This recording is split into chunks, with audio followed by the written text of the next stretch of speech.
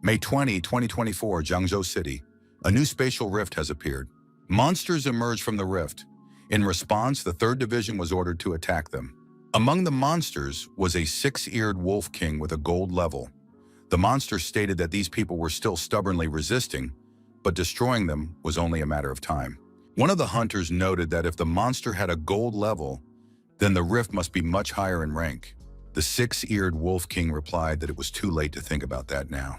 One of the hunters said that he would take care of this monster himself, while the others should destroy the others. The hunters rejoiced. Mr. Wen Yuan had appeared, so now they would not perish. The female hunter reported to the leadership that with the help of Lord Wen Yuan, they had successfully defeated the clan of 6-eared wolves that had attacked them. The leader praised them for their excellent work. The chief noted with regret that this was yet another new level C rift. It was already the 6th in the last decade. At this rate, it would become impossible to defend Jiangzhou. The man added that the academy would no longer be able to cope with this on its own. Starting this year, martial arts university students would be exempt from cultural exams, and the passing score for masters would be halved. Classes at the school were over. One student asked another if he had been daydreaming again during class. It would be a shame if he couldn't get into the martial arts university because of his low grades in cultural subjects. The young man said dreamily that he would like to sit next to the beautiful Yanjun. Why did Su Bai deserve all this? Lin Yanjun said that they would soon be graduating. Was Su Bai going to apply to the academy or the martial arts university? Su Bai's student replied that he didn't know. He had no idea. Go to the academy? His grades were average. What use were foreign languages or advanced mathematics nowadays? Go to university? His family was not wealthy. They couldn't afford such a luxury. Besides, he had no special talents. What should he choose? Su Bai thought he had fallen into another world. Shouldn't he have some kind of supernatural talent or ability, such as awakening the system? He began to doubt whether he had really been transported here. Lin Yanjun suggested that the young man go with her to the academy. She had a way to help him get there directly. Su Bai was surprised. What kind of method was that? Lin Yanjun asked him to keep quiet and not attract attention. The girl displayed a large table in front of him and said that it was her own system. Yanjun asked what was wrong with Su Bai. Why was he sweating so much? Was he okay? Su Bai assumed that no one else could see it. The other students were outraged. Su Bai should immediately take his hands off their goddess. Wasn't it enough that he was sitting next to her? Su Bai needed to be taught a lesson. The teacher entered the classroom and told everyone to calm down. She announced some good news.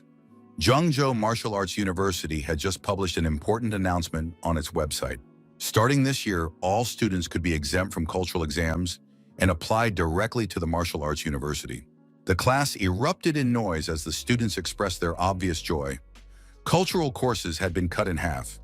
Now they were definitely going to apply to the martial arts university. It would be nice to become superhuman as well. The teacher said that if the students already had awakened abilities or knowledge of martial arts, they should come to her office to register. Su Bai thought this was interesting. He had just awakened his abilities and could now enroll in the martial arts university without taking any exams. Lin Yanjun wondered, was he really going to go there?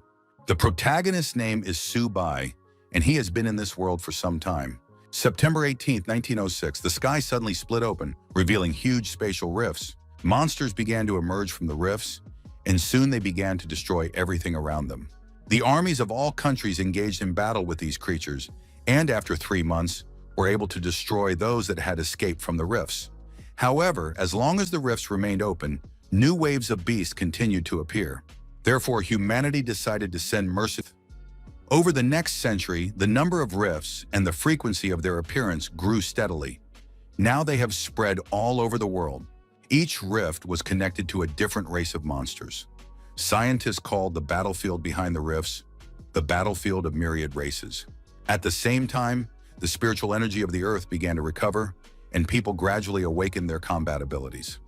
As the battles progressed, conventional firearms became useless, while people grew stronger and stronger. As a result, superpowers replaced firearms as the primary force. The war between humans and the myriad races continues to this day. From the reforms at Jiangzhou Martial Arts University, it is clear that the situation is becoming increasingly dangerous. Su Bai decided that if he had the system, he had to protect his family in this crazy world. The fastest way to become stronger was to enroll in a martial arts university supported by the army. Fortunately, the protagonist now has the ability to tame beasts. He only needs one tame monster to enter the university without exams. The first step is to go there. Subai calculated that the more than 2,000 coins he had saved up should be enough. The system said it would automatically find a suitable beast. But why was there still no response? The young man was greeted warmly and asked how he could be helped. Subai announced that he was a monster tamer and asked what creatures were available. The girl pointed to a black cat. It was expensive for an ordinary monster, but it had the blood of a dark cat and could easily evolve to the silver level. Subai thought the price was too high. Next, the young man was introduced to a 4-eared dog descended from a 6-eared wolf. Again, the price was prohibitive. The manager asked which monster the young man liked best. However, the young man was nowhere to be found. Subai left the establishment, thinking that they were trying to cheat him. Why was everything so expensive? Was it just because these animals had a drop of monster blood? What had happened to his system? None of the monsters were suitable. Subai returned home. There was a small aquarium in the room. He noticed that the system was finally responding to something. Could it be the little turtle? Subai thought his system was broken. Could his first tame beast really be a turtle? But it's so tiny. What can it even do? The hero understood that he couldn't go to the battlefield yet to tame a stronger beast. Later, he would have to find someone better. The turtle suddenly grew, increasing in size right before his eyes. Subai was delighted. Now that was something else. The blood of a black turtle. How much was it worth? Now he didn't want to part with it. Su Xiaomei's sister entered the room and asked menacingly what her brother was going to do with Xiaoba. After all, it was their father's treasure. Subai said he hadn't done anything to the turtle. At that moment, the little turtle crawled into the grocery bag. The brother and sister looked into the bag and were surprised. Why was this turtle eating so much? Xiaomi said that their father had already fed it in the morning. The protagonist suggested that Xiaoba's appetite had increased significantly. Was he about to evolve? In that case, they would need to get more food. Half an hour later, the young people's parents entered the room. Their faces reflected extreme surprise. Had the house been robbed? The parents saw a large turtle. Could it be Xiaoba? Xiaomei tried to run away with a bag of groceries from the turtle chasing her. The woman was surprised. Could turtles really run that fast? Subai said he would try to explain everything now. The kitchen was indeed in shambles. Subai thought that his parents were already having a hard time. It would be better not to tell them that Xiaoba was a bottomless pit. He had to come up with something else. Xiaomei expressed extreme dissatisfaction with what was happening, while the turtle Xiaoba was completely satisfied after a hearty meal. Subai assumed that the little turtle was finally full. At that moment, a huge energy beast appeared above Xiaoba. Xiaoba's flashed shadow disappeared in an instant. His lineage had not yet awakened, but he began to eat much more. In this regard, Subai decided to ask for help. The manager greeted Subai and asked if the young man had decided who he would take. The protagonist replied that he had not come to make a purchase this time. The young man announced that he had a pet with the blood of an unusual beast flowing through its veins. An administration representative overheard the conversation and decided that it was worth looking into the matter. The man told the manager that she could leave. The manager asked if the young man would like to take a walk and talk. He had heard that the young man's pet had the blood of an unusual animal. Could he take a look? The man thought that this guy was not lying. The animal's blood was indeed of the highest quality. He asked how much the young man wanted for it. Subai thought that he had to work hard to extract the blood from Xiaoba. It must be worth at least 100 coins. The man offered 1,000 coins. Seeing the young man's reaction, he said it was a joke. With such quality, it was unthinkable to ask for such a low price. Of course, he was mistaken and offered 10,000. The protagonist's eyes lit up. 10,000? The shopkeeper misunderstood the young man's reaction and said he couldn't offer more than 15,000. Subai had no idea that Xiaoba's blood could be so expensive. The hero struggled to hold back a smile and agreed. The shopkeeper wished the young man good luck and added that if he found anything interesting, he could feel free to contact him. Subai realized that the blood of exotic animals was a valuable substance. It turned out that this turtle was not ordinary at all. The phone rang. It was Teacher Lee. He said that the academic list had been published and that there was important news. Subai had to come to school to fill out an application. He shouldn't be late.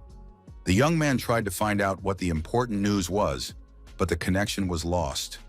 He was in a narrow alley. The protagonist received a message from the system. 3 people nearby were particularly aggressive towards the owner. They were no more than 10 meters away. Subai realized that these hooligans were already very close, and indeed it was true. The gang leader said that, judging by the shop owner's behavior, the young man had something valuable hidden away. They needed to search him. Subai said he just wanted to sell some things. He assessed his opponents and realized that only one of them was a fighter. That wasn't so scary. The bandit laughed and said that the guy was clearly afraid of them. Then Subai took out the turtle. Xiaoba hid in the shell. Subai swung and threw the turtle right at the gang leader's head. The turtle hit the bald man's head and flew to the side. The bandit thought it was very painful. Subai continued to fight back and kicked his opponent in his most vulnerable spot. The pain was unbearable. The other 2 bullies shouted that this young man was clearly asking for trouble. How dare he touch their boss? Subai ran away and asked the turtle how it was feeling. Xiaoba replied that it felt nothing. Subai noted that the turtle really did have incredible protection. Xiaoba wrapped his paws around the young man's fist, and Subai struck the bullies who were chasing him with the turtle. The villains were neutralized. The bald leader of the gang raised his head and shouted angrily that he would now destroy this boy. Subai told Xiaoba to hide his head and swung again. The turtle hit its target, and the bald gangster flew far backward. The villain fell on his back and screamed loudly, writhing in pain. Subai approached the thugs lying on the ground and said that they had brought trouble upon themselves. The young man looked at the turtle and wondered what it was eating. Xiaoba, ignoring what was happening, continued to drink the liquid. Subai shouted at the turtle to spit it out immediately. He snatched the bottle from the turtle's paws and realized that it was a potion of qi and blood.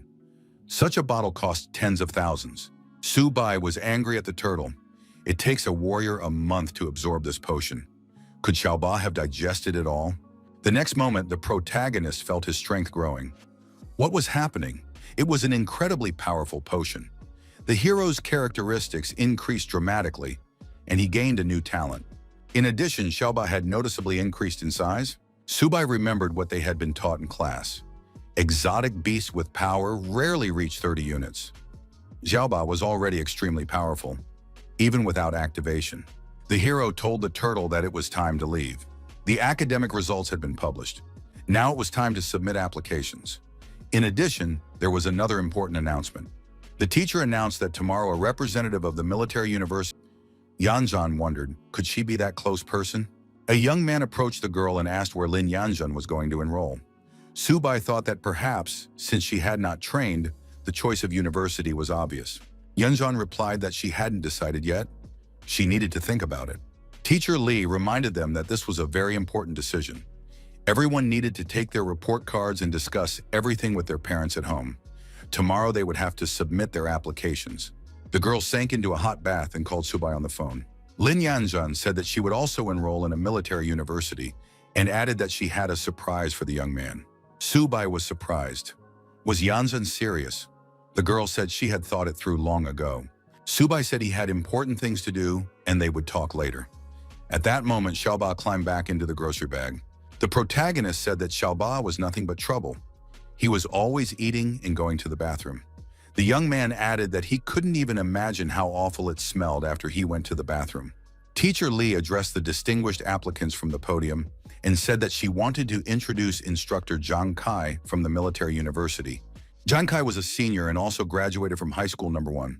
The instructor stated that a year ago, 126 students from the first school were admitted to the university, but only 65 of them survived. 2 years ago, 98 were admitted and 32 survived. 3 years ago, 86 applicants became students, and only 11 of them are still alive. Zhang Kai added that he did not want to intimidate anyone, but he reminded them that admission to a military university was not just about getting a certificate. Applicants face dangers, difficult decisions, and the sacred duty to defend their country. The military university trains those who are strong in spirit and ready to become even stronger. Everyone liked the instructor's words, and the hall erupted in applause. After that, it was decided to begin assessing the abilities of the young people. Instructor Zhang Kai approached one of the applicants and asked if his name was Subai. The young man confirmed this. The instructor announced that the young man had been selected for direct admission to the military university and should prepare for the entrance exams. Subai was surprised. Was this really true? Zheng Kai added that a bus was already waiting for him at the school gate to take him to the university. The applicants looked at each other. Why had he received a direct invitation? Did he have some influential connections? Envy flashed in their eyes. After a huge monument with the educational institution's motto engraved on it towered above them. The sight was truly impressive. The girl told everyone to continue following her. Each of them would be given a training uniform and then taken to the dormitory. She pointed to the building and explained that the men's rooms were located there. They could change and rest. She would announce the time of the exam later. Subai headed for room number 303. From inside, he could hear a story about how the path of a martial arts master begins with an awareness of the importance of resources. The young man continued his story, adding that his father had once purchased 3 drops of blood from an extremely rare beast in Yushang, and then commissioned a master apothecary to create 3 vials of first-class elixirs. One of them was now in his hands. The listeners were amazed. Was it really the blood of a beast? The door to the room swung open, and the protagonist entered. He greeted them, introduced himself, and said that he would also be living there. The young man with the vial introduced himself as Han Jigan. The other applicants also gave their names, Tao Jiakun and Fang Chao. Fang Chao said that they could do without formalities. After all, they were now neighbors. He also said that Han Jigan had rare animal blood. Jigan repeated his story about the 3 drops. Subai wondered if it was the blood he had recently sold. One of the applicants asked how much such a rarity would cost. Jiagang replied that it wasn't that expensive. Each drop was valued at just over 30,000, and altogether they cost less than 100,000. Not a bad price. Subai thought that the shop owner had cheated him and made dozens of times more. He was definitely a swindler. The young men looked out the window and noticed a beautiful girl walking across the courtyard. If there was a beauty contest on campus this year, she would definitely be worth voting for. With her long legs and slender figure, she was simply a goddess. The attendant noticed that this was a men's dormitory and wondered who this beauty was looking for. The applicants buzzed with excitement. A real beauty queen had appeared on their campus. Who would get such a girl? The girl announced loudly that she was looking for a young man named Subai. The attendant shouted to the entire dormitory, "Who here is Subai?" The young man had to respond because a beauty was waiting for him. The protagonist told his roommates that he would be back soon and left the room. The young people were stunned. The applicants looked at each other. Could it be that the beautiful woman had come for this guy? How could he have kept this a secret? Lin Yanjun said that Subai looked great in uniform. The protagonist smiled and replied that he would not deny the obvious. Yanjun noted that the young man had become even more attractive.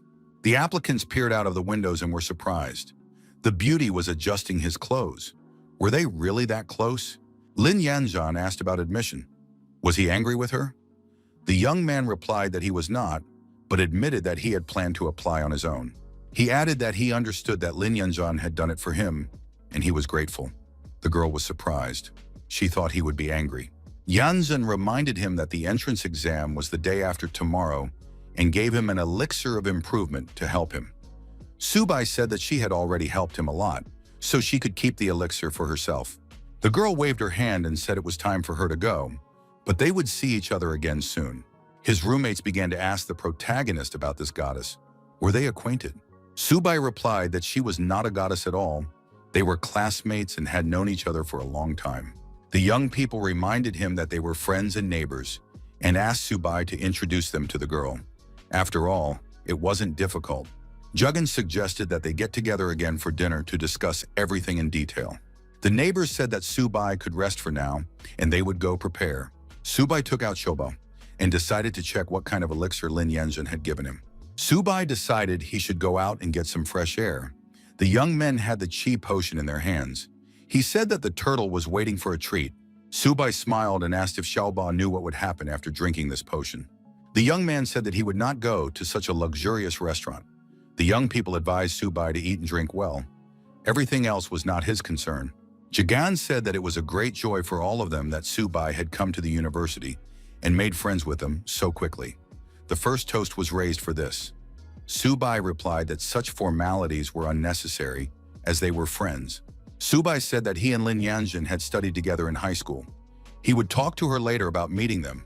The protagonist noticed that he needed help. Subai added that he had the blood of some rare animal and wanted the young people to help him sell it. Fangke examined the vial and said that it was even better than Jiagang's. Jiagang agreed and added that he didn't think he would ever see anything like it. Jiagan said that he couldn't give an exact price right now. However, he needed to contact his father, who would come and give his assessment. Su Bai said they had to hurry because the food on the table would get cold. His father answered the phone and asked if his son had spent all his pocket money again. He had sent his son to university so that he could become a strong master, not so that he could party every day. Jiagun assured him that he was not calling about money. He had something extremely serious to discuss. The young man told his father that his roommate had 7 drops of blood that he wanted to sell. The quality was even better than the blood his father had given him. However, he couldn't name a price. The man was excited. Could the blood really be of better quality? Jiagun suggested that his father come and see for himself. The man found out the address and added that he would take Master Cao with him. An hour later, Master Cao had already examined the sample and said that it was incredible. The energy here was the best he had ever seen. With this blood, first-class purification pills could be created. The man asked if Master Cao was sure of his words. The specialist replied that there could be no mistake. Even when tested with first-class equipment, the value of the essence would be even higher than he expected. Who would have thought that Su Bai would have such a rarity? Master Cao asked how much the young man wanted for the blood. Su Bai said that his friends had told him that the blood of rare animals could not be sold for money, but could be exchanged for potions of equivalent value. The man noted that since Su Bai was now his son's friend, he would not pressure him. He would take all the drops and send 14 bottles of bloodshi in return. The man asked if Su Bai wanted to become part of the Han family. In the future, they would be able to provide the young man with all the necessary resources. Su Bai thanked him for the offer and said he wasn't interested yet. Mr. Han suggested that the young man think about it some more. A girl entered the room and said that this guy didn't want to become part of their family. Lin Yanzhan added that in that case, no one should force him. Su Bai was surprised. What was Yanzhan doing here? Jiagan was also surprised. Had the goddess lost her way? The girl replied that she had seen them by chance. Master Cao was extremely surprised when he saw Lin Yanzhan. Mr. Han smiled and said that there had been a misunderstanding. Su Bai and his son were studying together and were good friends. Lin Yanzhan suggested that the young man accompany her to the campus. Su Bai agreed and added that he had just finished everything here. Su Bai said goodbye and said he would see Mr. Han again in the future. Master Cao wished the young man well. Jigan asked him to wait for him and added that he would also return to campus. His father told his son that they were not done yet. Mr. Han told Jiagan to make sure to get close to Su Bai. The future of the Han family might depend on it. They had to make sure that girl didn't get in the way and come between their friendship. The son replied to his father that he understood. The next day arrived, the training ground of the military university campus. The instructor announced that in the next few days there would be a special test for all first-year students. The location for this event would be the battlefield of myriad races. The cadets were surprised. Wasn't that too dangerous? The instructor replied that the main thing was to survive. It didn't matter if they failed the test. However, the area had been cleared, and nothing would threaten their lives. The instructor added that a squad would be formed from the next 50 people. Each would have their own teacher and a bronze-rank supervisor. He wished the cadets victory. Lin Yanzhan told the protagonist that they were in the same group. The young man realized that the girl had arranged it that way on purpose. Their roommates were happy that they were on the same team. A woman approached the young people and told them that the 8th squad should gather. It was instructor La Yuxin. Yuxin warned that she would be giving out all the assignments. The students noted that their instructor was very beautiful. Yuxin pointed out that the first thing the cadets had to do was write their wills. The instructor added that they had one day to do so. Tomorrow at 9 o'clock in the morning, she would be waiting for them at the teleportation square. They would be going to the battlefield, so they should not be late. Lin Yanzhan asked what Su Bai was thinking about. The protagonist replied that he had nothing to write in his will and would return to the dormitory. The girl said that in that case, they would meet tomorrow. The cadets noted that this was very cool because tomorrow they would be going to the battlefield. Jigan suggested that the protagonist rest before tomorrow's performances. The young man replied that he had a lot to do, so he wasn't going anywhere. Jigan saw an interesting turtle and said that its shell was harder than usual. Su Bai admitted that it was his pet xiaoba and that it was a real gourmet. The young people said goodbye and said they were leaving, but would see each other soon. Su Bai wished them a good time. Su Bai noticed that xiaoba did nothing but eat. The young man had bottles of potion in his hands. He said that today he would let the turtle eat its fill. However, as soon as they were on the battlefield, it would be better to show her what she was capable of. After eating, our hero checked the indicators and noted that the blood chi powder had done its job. The characteristics were impressive. Now there was hope that Xiao Ba would be able to prove himself on the battlefield. The next day arrived. An order came to report to the chief instructor that they were fully ready. The person responsible for conducting the test said that they were waiting for orders from the instructor. An order came to prepare for teleportation. By this time, the portal had already been activated. The cadets were surprised. Only at a military university could one see such a massive teleportation system. Lin Yanzhan asked Subaya to be careful. The young man advised the girl not to worry and added that they would definitely succeed. After a while, the cadets found themselves on the battlefield. The combat officer asked why the deputy battalion commander had come out personally. The instructor said that enough had been said. It was necessary to assemble a team to defend the cadets together with him. La Yuxin said that they were heading to military zone F-269, a jungle where the animals had already been eliminated. The cadets' task was to separate the hearts of ghost cats from their bodies on the battlefield. The new recruits reported to the leadership that they were ready for testing. The combat officer told Teacher Liao not to worry. Clearing the battlefield was not dangerous. Sending these new recruits into real combat was like sending food to the enemy. They didn't need it. But why was the deputy commander personally leading the defense group? Yushin thanked Deputy Battalion Commander Li Da for his concern. The officer replied that these new recruits from the military university were future soldiers on the battlefield, and protecting them was his direct responsibility. The imperial capital is the highest center of military command in the Dragon Nation. The chief of staff received a report about an emergency situation. According to the latest intelligence from the battlefield of all races, a huge number of ferocious animals had broken through the line of defense. 12 powerful golden-level ghost cats had joined the attack. They were targeting 12 military bases on the southwestern border. The chief of staff ordered the immediate tracking of the ferocious animals, and all military bases strengthened their defenses. Right now, first-year students from all military universities are undergoing training on the battlefield of all races. These students are the future of the nation, and they must not be harmed in any way. Military Base F-269. An order has been issued to clear the battlefield as soon as possible. The danger is increasing with every passing minute. Lin Yanzhan said that the fur, flesh, and claws of these ghost cats can be used to make weapons or medicine. Su Bai replied that now it's no wonder why so many people are rushing to the battlefield of all races. Rare materials are everywhere. Xiaoba will feast at night. Su Bai said that they needed to collect more animal hearts to exchange for qi blood powder when they returned. Then Xiaoba would be able to level up again. The protagonist noted that the last warning had been received. It concerned the novice warrior. This time the threat was level 5. Yanzhan asked what was going on. Su Bai approached instructor Liao, who was sitting on a tree branch at the time, and said that something had happened. A large group of ferocious animals was approaching them from the southwest. This was reliable information. The instructor climbed down from the tree and told the protagonist that this was a battlefield for all races. This was no place for frivolous conversation. Did the young man realize the consequences of causing panic among his classmates? Su Bai declared that he was not joking. A huge number of ferocious beasts were indeed approaching. The instructor asked if Su Bai really felt the animals attacking. She was sure that there were no animals within a 2-kilometer radius. Su Bai told the deputy battalion commander that he was not joking. There were at least 100 ghost cats moving in their direction. They were now 3 kilometers away. The deputy battalion commander was surprised. Was the student really claiming that his premonition ability was superior? Instructor Liao suggested that Su Bai was just nervous because it was his first time on the battlefield and that he shouldn't take everything so seriously. Lin Yanzhan noted that conclusions should not be drawn until the situation was clear. She believed what Su Bai was saying. The protagonist added that the animals were indeed approaching and urged them to believe him, as he was an animal tamer with a special sense. Instructor Liao was surprised. Did the student really have such an ability? But why hadn't the school noted this? Suddenly, a huge monster, a large white ferocious cat, jumped out from behind a hill. The beast was immediately attacked.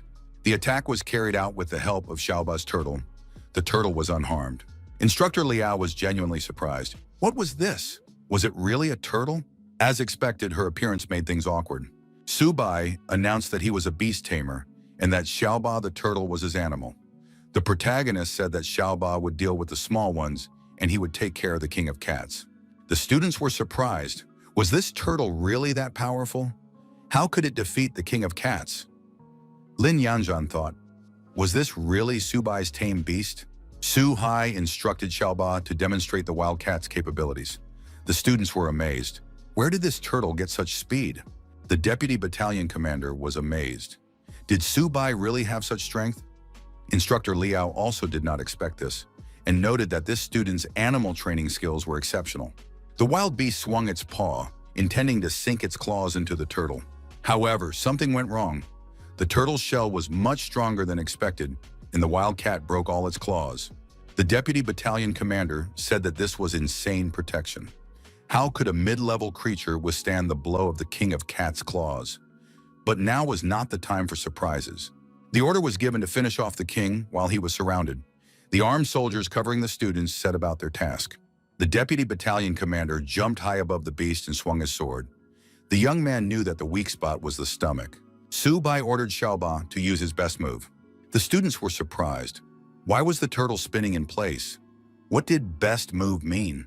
The book said that the weak spot of the king of cats was its belly. Su Bai prepared to attack the beast. The young man swung hard and kicked the turtle, giving it the necessary acceleration. The turtle crashed into the king of cats at tremendous speed. The deputy battalion commander noted that Xiaoba had hit the weak spot precisely. Would the beast survive? Bleeding profusely, the huge beast stopped and began to sink to the ground. The monster was finished. The Cat King lay in a pool of blood. Soldiers and students surrounded him. Students cheered. The Cat King had been defeated. The deputy battalion commander thought, had they really won? Lin Yanzhan threw herself into the protagonist's arms and said that Su Bai was simply incredible. After all, he had defeated the silver-level king of cats. Jagan also admitted that Su Bai was incredibly cool. But where did the young man get such a turtle? They wanted one too. Su Bai wondered what Xiaoba was eating there. They had to return immediately. However, the turtle paid no attention to anyone. It had the coveted crystal in its paws. There was a rumbling in the sky. The deputy battalion commander said it was dangerous. The king of cats was calling his own kind with his last howl. Could there be an even more dangerous creature? Operations headquarters. The man said that, according to the analysis of energy waves from the front line, a huge number of animals of unknown level had been detected at base F-269. They were extremely dangerous. Mr. Wenyuan expressed his hope that the military would be able to provide immediate support. The officer said he would assemble a group of scouts to escort Mr. Yuan to the battlefield. Wenyuan replied that it was not necessary. He could not wait and would go there himself. Mr. Yuan added that he would be on the battlefield in 20 minutes. The officer replied that he would immediately give the appropriate orders. The soldier thought this was terrible. If Hu Lin got angry, the whole of Zhangzhou would not be able to restrain him. The monster that appeared in the sky said that humans were just a lower species. Teacher La Yuxin was shocked. How was this possible? How could it speak human language? An animal that understood human speech must be at least gold level and should not appear here.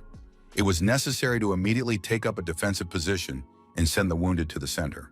The monster descended to the ground and asked how these inferior beings dared to destroy its kind. The deputy battalion commander was amazed. Why was this monster eating the king of cats? That was impossible. How could something like this appear in this area? The system informed the protagonist of an extremely high danger. A gold-level beast had been detected nearby. It was necessary to leave this place immediately. Everyone present realized that it was indeed a gold-level beast, a mutated ghost cat king. It was in a bloodthirsty berserk state. The students thought that even their teacher had probably never encountered such a creature. Lin Yanzhan announced that she wanted to go home. She didn't want to die. The deputy battalion commander said that they shouldn't expect any support. The officer held his sword forward and shouted for them to take the wounded and retreat. He would cover everyone. After that, the deputy battalion commander rushed to attack the mutated king of ghost cats. After the monster's first attack, the officer was thrown far back. The mutated king said that such warriors posed no threat to him. Su Bai ordered Xiaoba to immediately protect the deputy commander and throw the turtle forward. The shell of this turtle was exceptionally strong. Therefore, Xiaoba was ready for battle. Xiaoba was attacked and thrown aside. Deep scratches remained on the shell. Subai asked anxiously if Xiaoba was okay. Blood appeared from the protagonist's mouth. Lin Yanzhan was surprised. Was Subai really injured? Instructor La Yuxin was amazed at how this young man could have been hurt. The deputy commander suggested that it was because of his talent as an animal tamer, the fusion of origins. La Yuxin objected that this was impossible and decided to check. There were no visible wounds or injuries. Could this guy really have the legendary animal tamer skill, merging origins? Subai calmly stated that he was fine. La Yuxin announced that Subai was indeed taking the attacks of the silver-level cat upon himself to protect the tamed animal. She ordered that he be helped immediately. Jiagan agreed and added that the young man should not be left alone. Soldiers and students from all sides rushed at the monster. The silver-level cat king growled that they were just a bunch of bugs in front of him. Lin Yanzhan shouted at Subai to be careful and covered him with her body. In the next moment, there was a powerful explosion. Subai realized that he had finally absorbed the crystallization of the silver-level cat king. The little turtle's level rose to bronze. Its shell could now absorb energy to restore its protective barrier, tripling its defense. Instructor La Yuxin immediately realized that she was looking at an evolved animal. The deputy commander was amazed. Could this creature really be of epic level? Lin Yanzhan asked Subai how he was feeling. He replied that everything was fine. Subai ordered the turtle to destroy the beast and indicated the direction of the attack. The silver-level cat king was struck and thrown far back. The deputy commander thought that Subai's tamed animal was only bronze level, but it already radiated a terrifying pressure. The monster rose on its hind legs and growled that it would destroy everyone. The soldiers noticed that the cat king had fallen into a rage and gone berserk. They had to retreat urgently, or better yet, scatter in different directions. The berserker growled that no one would leave alive and sent wild black cats after them. Everyone except Subai began to retreat in panic. He ordered the turtle to stop the berserker and put an end to his madness. The huge bronze turtle delivered an energy blow to the black cats, and the beasts, tucking their tails between their legs, were forced to retreat. Subai ordered the turtle to unleash its full power. A loud roar sounded, and a powerful energy stream burst from its mouth, aimed directly at the berserker. People were amazed by the power of this wave. Mr. Wenyuan, watching from a high tree branch, thought, "Is it really over?" The battlefield looked terrifying. What they had to go through. The deputy commander gave orders and supervised the clearing of the area. Mr. Wenyuan came closer and was delighted to see that Lin Yanzhan was unharmed. Instructor La Yuxin was surprised. What brought this gentleman here? The officer reported that he was the deputy commander of the military base. One of his units had joined forces with the university's teachers and students and engaged in battle with a large group of ghost cats. They managed to destroy more than 800 creatures, including several bronze level and one silver level. A representative of the gold level was also spotted. Losses are currently being counted and the wounded are being treated. Wenyuan was astonished. Could it be that a golden level creature had appeared? It was hard to believe that it had been defeated. The deputy commander reported that it was Subai who had done it with his tamed beast. Wenyuan asked if it was true that Subai had destroyed the Cat King. The young man modestly replied that it was a joint achievement of the deputy commander and the teachers, not his personal victory. Wenyuan asked if Subai would like to continue his training at the Zhangzhou fortress after graduating from the institute. He was willing to personally mentor the young man.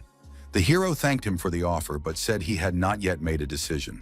The officer reported that the battlefield had been cleared and was awaiting further orders. Mr. Yuan ordered everyone to return to base. An order came in. All candidates must pass through the portal one at a time. The students were required to return and train properly, as this was the strongest group the deputy commander had ever encountered. The officer noted that these guys were special. Student Subai stood out in particular. He had enormous potential. Instructor La Yuxin couldn't even imagine how powerful he would become in the future. Upon his return, Subai was delighted to be back at the academy. The students were happy. It had been a truly exciting adventure. Lin Yanzhan breathed a sigh of relief. The heroes were greeted with honors. Student Subai was recognized as a true hero. The instructor said that he had already read their battle report. All of these students were true heroes of the university. Their grades would be the highest in history. Subai said he wanted to return to the dormitory, take a shower, and get a good night's sleep. The young man noted that this time they had truly accomplished something great. Surely the university would count their military achievements. Jiagan wondered how many resources these merits could be exchanged for. After all, Subai had defeated a golden-level animal, which was a huge achievement.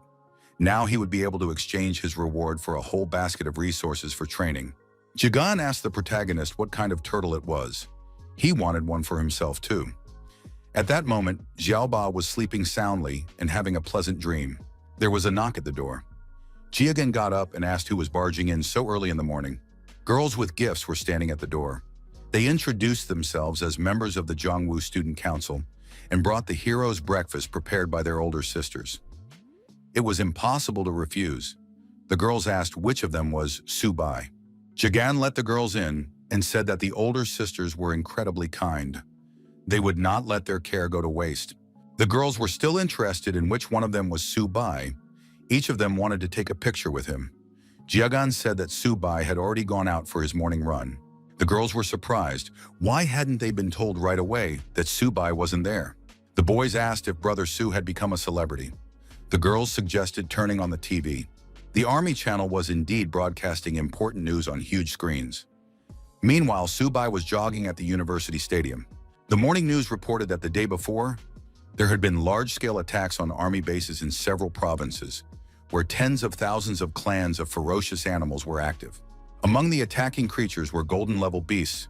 Many students from different provinces were injured. In these battles, the teachers and students of the military university heroically repelled the attacks. They managed to destroy one ferocious gold-level beast as well as many others. Among the students, freshman Subai distinguished himself by single-handedly holding back a gold-level beast. Under the guidance of instructors and a bronze-level expert from the army, he performed an outstanding feat. All front lines were destroyed, but the military university emerged victorious from the battle. The country's army decided to collectively award the students and instructors of the university with a second-class merit award, the Great Wall Silver Medal. Student Subai will be awarded a first-class merit award and will receive the Great Wall Gold Medal. Everyone in the stadium cheered. The human race would now surely be victorious. Everyone wanted to meet this student. Subai thought it would be best to leave the stadium as soon as possible and hide in the dormitory or library. His sister contacted him and happily said that he was being shown on TV. Subai replied that he had already seen it. The girl added that his parents wanted him to come home. They were going to reward him. His father said that his son deserved the great honor. All the neighbors were talking about him. His mother said that his third uncle's younger sister had called. She said she wanted to introduce Subai to her girlfriend. Xiaomei said that her brother should come and visit them. Otherwise, his fans would break down their door. Subai agreed. The test had just ended, and he had a 2-day break. He would pack his things and go home.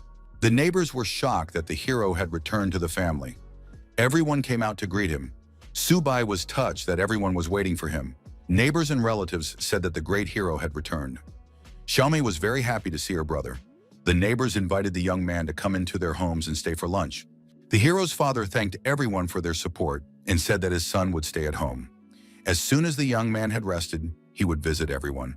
The children continued to line up and offered to introduce the young man to their sisters and friends. Once home, the hero said that if he had known how everything would turn out, he would have sneaked out at night. Xiaomi said that it was useless.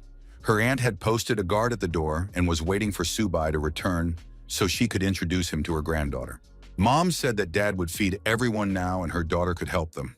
Subai found himself in his room and thought that now he could finally get some rest. The young man logged into the system and checked the necessary information. Something surprised him. An animal for the contract had been found. A small kitten. Xiaomi asked her brother what had happened. Subai asked if their family had gotten a cat. Xiaomei pointed to the kitten and said that it was Bai. He was eating right now. Xiaomei approached Bai and said he was very cute. A few days ago, she had stumbled upon him on the road and brought him home to raise. Subai thought that if his sister liked the kitten, it should stay. It was a cute creature. He was surprised when he realized that this stray cat had the blood of a white tiger. Xiaomei noticed that the kitten liked her brother. Subai decided that he needed to be tamed. He said he wanted to discuss something with his sister. Could he, the Lord of Beasts, take this Bai? The answer was a categorical no. Xiaomei said that her brother couldn't take her little Bai away from her too. Subai suggested they come to an agreement. After much persuasion, Xiaomei declared that she didn't need a new laptop or pretty dresses. There would be no deal. 2 days passed. A small white kitten rode in the protagonist's backpack along with the turtle. The hero finally returned to the university. Xiaoba told Bai that this was their boss's school. From that moment on, the turtle promised to protect the kitten. Bai said that Xiaoba was pressuring him. Passers-by recognized the hero, the gold medalist. Many girls went to the dormitory to meet him. Su Bai suggested that he would now have to wear a mask on the street. An announcement was made over the loudspeaker that student Su Bai should report to the principal's office immediately. Su Bai wondered why the principal wanted to see him. At the meeting, the director said that Su Bai was a worthy person. Thanks to his actions at the military base, the university had decided to reward the young man. He asked what he wanted. Su Bai replied that his success was only possible thanks to the university and his mentors. The hero knew that the director was notorious for his stinginess. It would not be easy to get him to pay for food for Xiaoba. Su Bai said that it was not necessary to spend too much. 100 gold-level animal cores would suffice. The director was frightened. Where would he get even one, let alone 100? Maybe Su Bai wanted to take his position. Su Bai added that 100 silver-level animal cores would be acceptable. The director refused again. With his military merits, the hero couldn't even count on a single piece. Then Su Bai said he was willing to exchange his gold medal for 50 silver-level cores. After all, he had sacrificed for the university. The director said that the strong protect the weak. It is both a duty and a mission. Saving students is Su Bai's mission as a strong person. Su Bai suggested ending the unnecessary conversation. 50 silver animal cores, period. The director acknowledged that the army and the university would not forget a hero like Su Bai. The leader said that he had made a decision. He was ready to allocate 10 bronze-level animal cores. Su Bai replied that this was not enough. The director decided that the young man was simply bargaining. Su Bai thought that the old man, as expected, turned out to be very stingy. The director said that in addition to the award, he had something else to tell the student. The university had chosen Su Bai as the freshman captain for the 100 Universities League competition. The young man realized that the reward was just a pretext and that the director wanted to tell him this. He said that it was unfair. The director stated that as a student of a military university, Su Bai should bring glory to his educational institution. In addition, the awards from the league would be substantial. Su Bai said that experienced players participate in the 100 Universities League and that it is not easy to get a rank. The man replied that he shouldn't be so timid and told him to get ready. Tomorrow morning, Su Bai must show up at the training hall without being late. The director thought that young people were becoming more and more difficult these days. Su Bai decided that the rumors about the director's stinginess were completely justified. The next morning in the training hall, the director announced that this time the 100 Universities League competition would be held by the army. Although the Ministry of Education had allocated fewer resources than to other prestigious universities, he still hoped that the students would perform at their best. The director suggested starting the roll call and first named third-year student Hu Qingshu, who used the abilities of a medium bronze-level tree. After that, the roll call continued and other students were called. One of the students said that this was unfair. Their military university was founded later, so the resources allocated for training were much less than those of prestigious schools. The director replied that 10 representatives from the university would participate in the competition this year. All those present were the best students in each year. He then announced that Su Bai would be the team captain for these competitions. The protagonist decided that the director had made a mistake. The director added that this decision had been made by the university committee after discussion. One of the students objected. Qingshu was stronger and more experienced than everyone else. Why was a newcomer made captain? Another student also said that Su Bai was only at the initial bronze level in terms of strength, a whole rank below Qingshu. The director reminded everyone that they had all seen the news in recent days. Su Bai had destroyed a ferocious gold-level beast. If anyone wanted to be captain, let them do the same. Then Su Bai would immediately give up his place. One of the students said it could have been a coincidence. No one present believed him. Qingshu was ready to challenge him right then and there. Su Bai thought that the old man had gone too far. Now he would become the target of universal criticism. The director said that there were no more announcements and that the students could go and prepare. There were less than 3 weeks left before the competition. He was counting on everyone. Su Bai quickly left the room and said he had urgent business to attend to and needed to return to the dormitory. The students were indignant. Where was he rushing off to? One student said that Su Bai was actually a real coward. He was simply incapable of dealing with a ferocious, golden-level beast.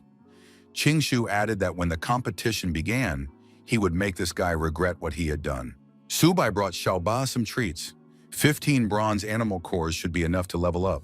Su Bai handed the core to the turtle, but the cat tried to take it away. The young man said that he also had something in store for Xiaoba.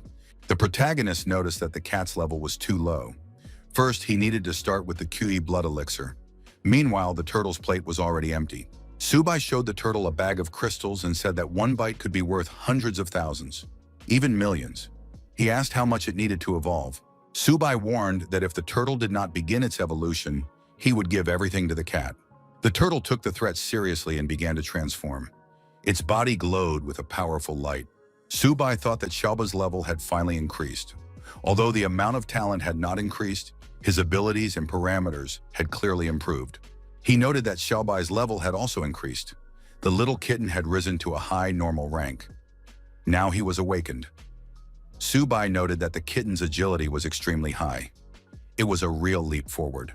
Both pets had completed their enhancement. It was simply fantastic. Su Bai thought that now all that remained was to wait for his animals to show their skills in the arena of the 100 Universities League competition. Zhengzhou Military University Library. The students did not expect it to be so huge. The woman at the library said that this institution existed even before the university was founded. The library is the cornerstone of Zhengzhou's heritage. She was surprised that the newcomer had 180 access cards. The woman showed him where to find books on animal training, which interested the young man. He was free to search for the information he needed throughout the library. Su Bai looked around and realized that there were a huge number of works on animal taming here. It would take a long time to go through them all. He picked up one book and noticed the name Luofanya on the cover. He had heard that name somewhere before. Su Bai opened the book and read, "Heaven and earth converge, eternal soul, divine weapon, sacred animal weaponry, roots of herbs and trees, merging of streams." The protagonist took the book with him. He remembered that he had already encountered a technique called merging streams. But what did eternal soul and armament of sacred animals mean? King Shu and the other students saw Su Bai. One of them said that animal tamers had no future, no matter how long they studied. Su Bai did not expect Master Luo Fan to be so powerful. He created 3 divine techniques: merging streams, weaponizing sacred animals, and eternal soul. It is said that he fought alone against the invasion of all races. Unfortunately, he was still outnumbered and died on the battlefield. Su Bai decided that he must study this book carefully. While reading, the young man felt the book begin to levitate. He was overcome with surprise. It seemed as if some force was penetrating his body. Su Bai approached the library administrator and asked if he could borrow the book. The woman replied that the book did not have a classification number. It did not belong to the library. But he had taken it from the shelf, hadn't he? No matter how hard the woman tried, she couldn't open the book. Su Bai was surprised because just a minute ago, he had been reading it without any problems. He took the book back, and it opened immediately. The woman decided that there must have been a malfunction and suggested that the young man take the book and return it after reading it. Su Bai was surprised. Could he really take it for an unlimited period? The answer was yes. The administrator contacted the director and reported that the student had taken the very book he had left on the shelf. The director was amazed. Could the student really open it? The administrator confirmed this, and the director was pleased. The head of the academy said that perhaps Master Luo Fan had finally waited a century for that very person. If he had known about this in the underworld, he would surely have been happy. 2 weeks passed. It was announced that the 100 Universities League competition would be held in 5 main areas, designated exclusively for combat. 2 teams would meet in each area. The reporter announced that 8 military universities in the province would gather for the tournament. One of the streamers told his subscribers that this year it was almost impossible to get tickets to the 100 Universities League competition, so he would be broadcasting live for small donations. One student was surprised. Did the military university of Longyan really dare to come? They would simply be crushed. A student from a rival university replied that we would see who else would be crushed. The spectators took their seats according to their tickets. The huge stadium was ready to welcome the participants. Instructor La Yuxin appeared in the locker room and asked if everyone was there. One student replied that Su Bai had not yet arrived, but the rest were already there. Surely he wouldn't run away at the last minute. At that moment, the young man appeared at the door and said that he was not going to back down, especially at the last minute. La Yuxin noted that in a few days, this student's strength had increased significantly. The instructor said that it was good that the captain was already there. The pairing was about to begin, and everyone needed to get ready. Su Bai replied that he had already thought everything through. The host addressed the audience and asked them to remain silent. Just a month ago, myriads of beast races had thrown significant forces into weakening the human army. At that time, small groups of ferocious animals attacked rear military bases, and military university students in those provinces were almost completely wiped out. The host asked the audience, should they take revenge? The crowd shouted that humans must defeat and destroy all ferocious animals. The host continued, if the human race has such spirit, can the beasts avoid defeat? With that, he declared the 100 Universities League competition officially open. He explained the format of the tournament: team battles. Up to 5 representatives from each team participate in each match. The losers are eliminated and the winners advance. The team with at least one fighter remaining is considered the winner. Now the pairs are randomly determined. Qingshu said that they would face Qingyun Military University. Longyun University had already faced Shinmen, but their lineup had not yet been determined. The academy director appeared nearby and asked what lineup Su Bai had decided on. Su Bai said that he would go first, and the other 4 would decide for themselves. The students were surprised. Was this really the captain's strategy? Qingshu asked if they should base their strategy on Qingyun Military University's lineup. What if the captain who went first lost? It would be a disgrace for the entire university. Su Bai told the team not to worry. He would not let them down. The director noted that the young man had grown noticeably over the past few days. His confidence and prudence were impressive. However, the director warned Su Bai not to go too far. He needed to leave his comrades at least a little booty. Otherwise, they would be offended, and it would be difficult for the young man to get along with the others later. After the first match, it was announced that Shinmen Military University had won. Instructor La Yuxin said that this year, Shinmen University was indeed strong. They had quickly defeated Longyang. Now it was Su Bai's turn. Su Bai headed to the arena and told everyone to watch him closely. Qingshu noted that he was interested to see the captain's abilities. Lin Yanzhen declared that Su Bai must win the competition. The rivals met in the middle of the arena. The opponent asked our hero, "You must be the freshman who destroyed the fierce golden-level beast?" Su Bai did not deny it. Our hero's opponent turned out to be Li Lingfeng, a middle bronze level owner and captain of the Qingyun Military Institute team. Su Bai opened his backpack and told Xiaoba to come out. Lingfeng was surprised. Is this really his animal? His opponent laughed. Did a freshman really bring his pet to the competition? Su Bai replied that he was in a hurry that morning and didn't have time to eat breakfast. The young man took food out of the bag, while Xiaoba stretched his legs intensely. The audience was surprised.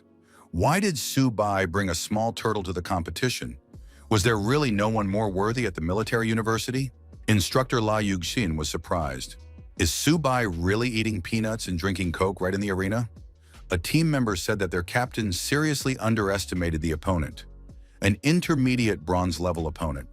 Will the captain be able to handle it? Su Bai said that Xiaoba had absorbed many animal cores and now should not disappoint. The turtle was determined to win. Li Lingfeng felt the powerful energy emanating from the turtle. Where could this animal get such strength? Could the turtle really be tamed? Xiaoba took the form of a black turtle. Lingfeng immediately admitted that the beast looked terrifying. The audience was also surprised. Where did such a huge turtle come from? Does it really have skin like that? It shines like armor. One eye is the size of a basketball. No wonder Su Bai was able to destroy a gold-level animal. Lin Yanzhen noted that Su Bai had become even stronger. But when did Xiaoba grow so much? Xiaoba told Shouban to hurry up. The turtle hurried, and the opponent was deactivated. Lingfeng was lying on the arena. He admitted that the turtle was very fast. Su Bai asked Lingfeng to hold on a little longer. He wanted to finish his Coke before it was all over. Lingfeng thought it was an unexpected attack, and now he needed to gather all his strength. His opponent told the protagonist that now they would definitely find out who was stronger. Lingfeng swung to strike. The turtle was approaching. The opponent changed his mind, turned around and started to run away. The turtle set off in pursuit. The audience saw Lin Feng's eyes on the screen. They were filled with horror. Instructor La Yuxin was forced to admit that Su Bai had indeed won. The director noted that the younger generation was simply monstrous. A student said that the turtle was too strong. One of the spectators wondered, why didn't Ching Yun, the captain of the university, dodge such a strong but slow blow? He was told that the turtle's speed only seemed slow because it was very large. Even the holder of the intermediate bronze level could not stop this turtle. Zhao Ba is invincible. The host announced that Su Bai and Zhangzhou Military University had won the first match. Now it was time to bring the second representative of Qingyun University, Zhang Xuan, onto the stage. A girl armed with a machete appeared on stage. She decided to rely on speed to win and not let the turtle get close to her. Xuan was a mid-level bronze player. The audience watched as Zhang Xuan used her speed advantage to dodge the giant turtle's attacks. Xuan decided she had found her advantage. One strike was enough for her to win. La Yuxin noted that Zhang Xuan was dodging in search of opportunities. At such speed, the turtle couldn't touch her at all. Qing Shu noticed that Su Bai was once again underestimating his opponent. Ren jumped high once again and said that the turtle was indeed strong. The girl jumped over the turtle, landed in the arena near our hero, and declared that she would now deal with the tamer himself. Su Bai thought it was too late to change positions. La Yuxin shouted that they were in trouble because Xuan was going to attack Su Bai directly. Yanzan shouted for the young man to be careful. Xuan approached to a dangerous distance, swung her arm, and declared that Su Bai had lost. The young man did not react in any way. The next moment, the turtle swung its tail, and Xuan, failing to reach her target, was forced to fly away. The students acknowledged that it was a magnificent swing. The move is called the divine tail of the turtle. Lin Yanjun breathed a sigh of relief. Her colleague said that their captain had won again. Isn't that too fast? La Yuxin added that this guy was really very strong. Su Bai admitted that Xuan was very close to him, so Xiaoba hit her too hard. Nothing personal, said the young man, and wished the girl a speedy recovery. Zhongshen was carried away from the arena on a stretcher. Su Bai said that now he would take more serious action. The protagonist asked who was next to come out and fight him. The next candidate was also defeated. This happened several times. In the end, the judge announced that Su Bai and Zhangzhou Military University were the winners. The audience noted that Su Bai was eating peanuts the whole time while the turtle was fighting in the arena. However, the victory was still awarded to him. They had never seen such an invincible opponent. Yanzhan thought that the young man had won 5 victories in a row. Su Bai thought, why does that sound so strange? It's as if they are calling me a turtle. After the matches, La Yuxin congratulated the young man. The director announced that Su Bai had single-handedly defeated the entire Qingyun Military University and brought great glory to Zhangzhou Military University. Jing Shu said that the morning matches were over. It was time to rest a little, and after the lunch break, the second round would begin. In the hall of the Fuchuan Military University, the instructor said that if they faced the Zhangzhou Military University in the next match, they would most likely send Su Bai into battle. One of the students admitted that his beast was practically invincible in close combat. What should we do? He asked.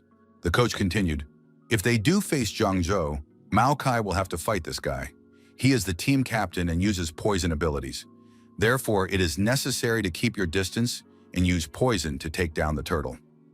Mao Kai agreed and added that when the time came, he would keep his distance and use poison.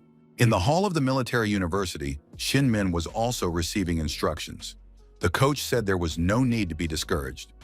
Su Bai is strong, but his weaknesses are also obvious.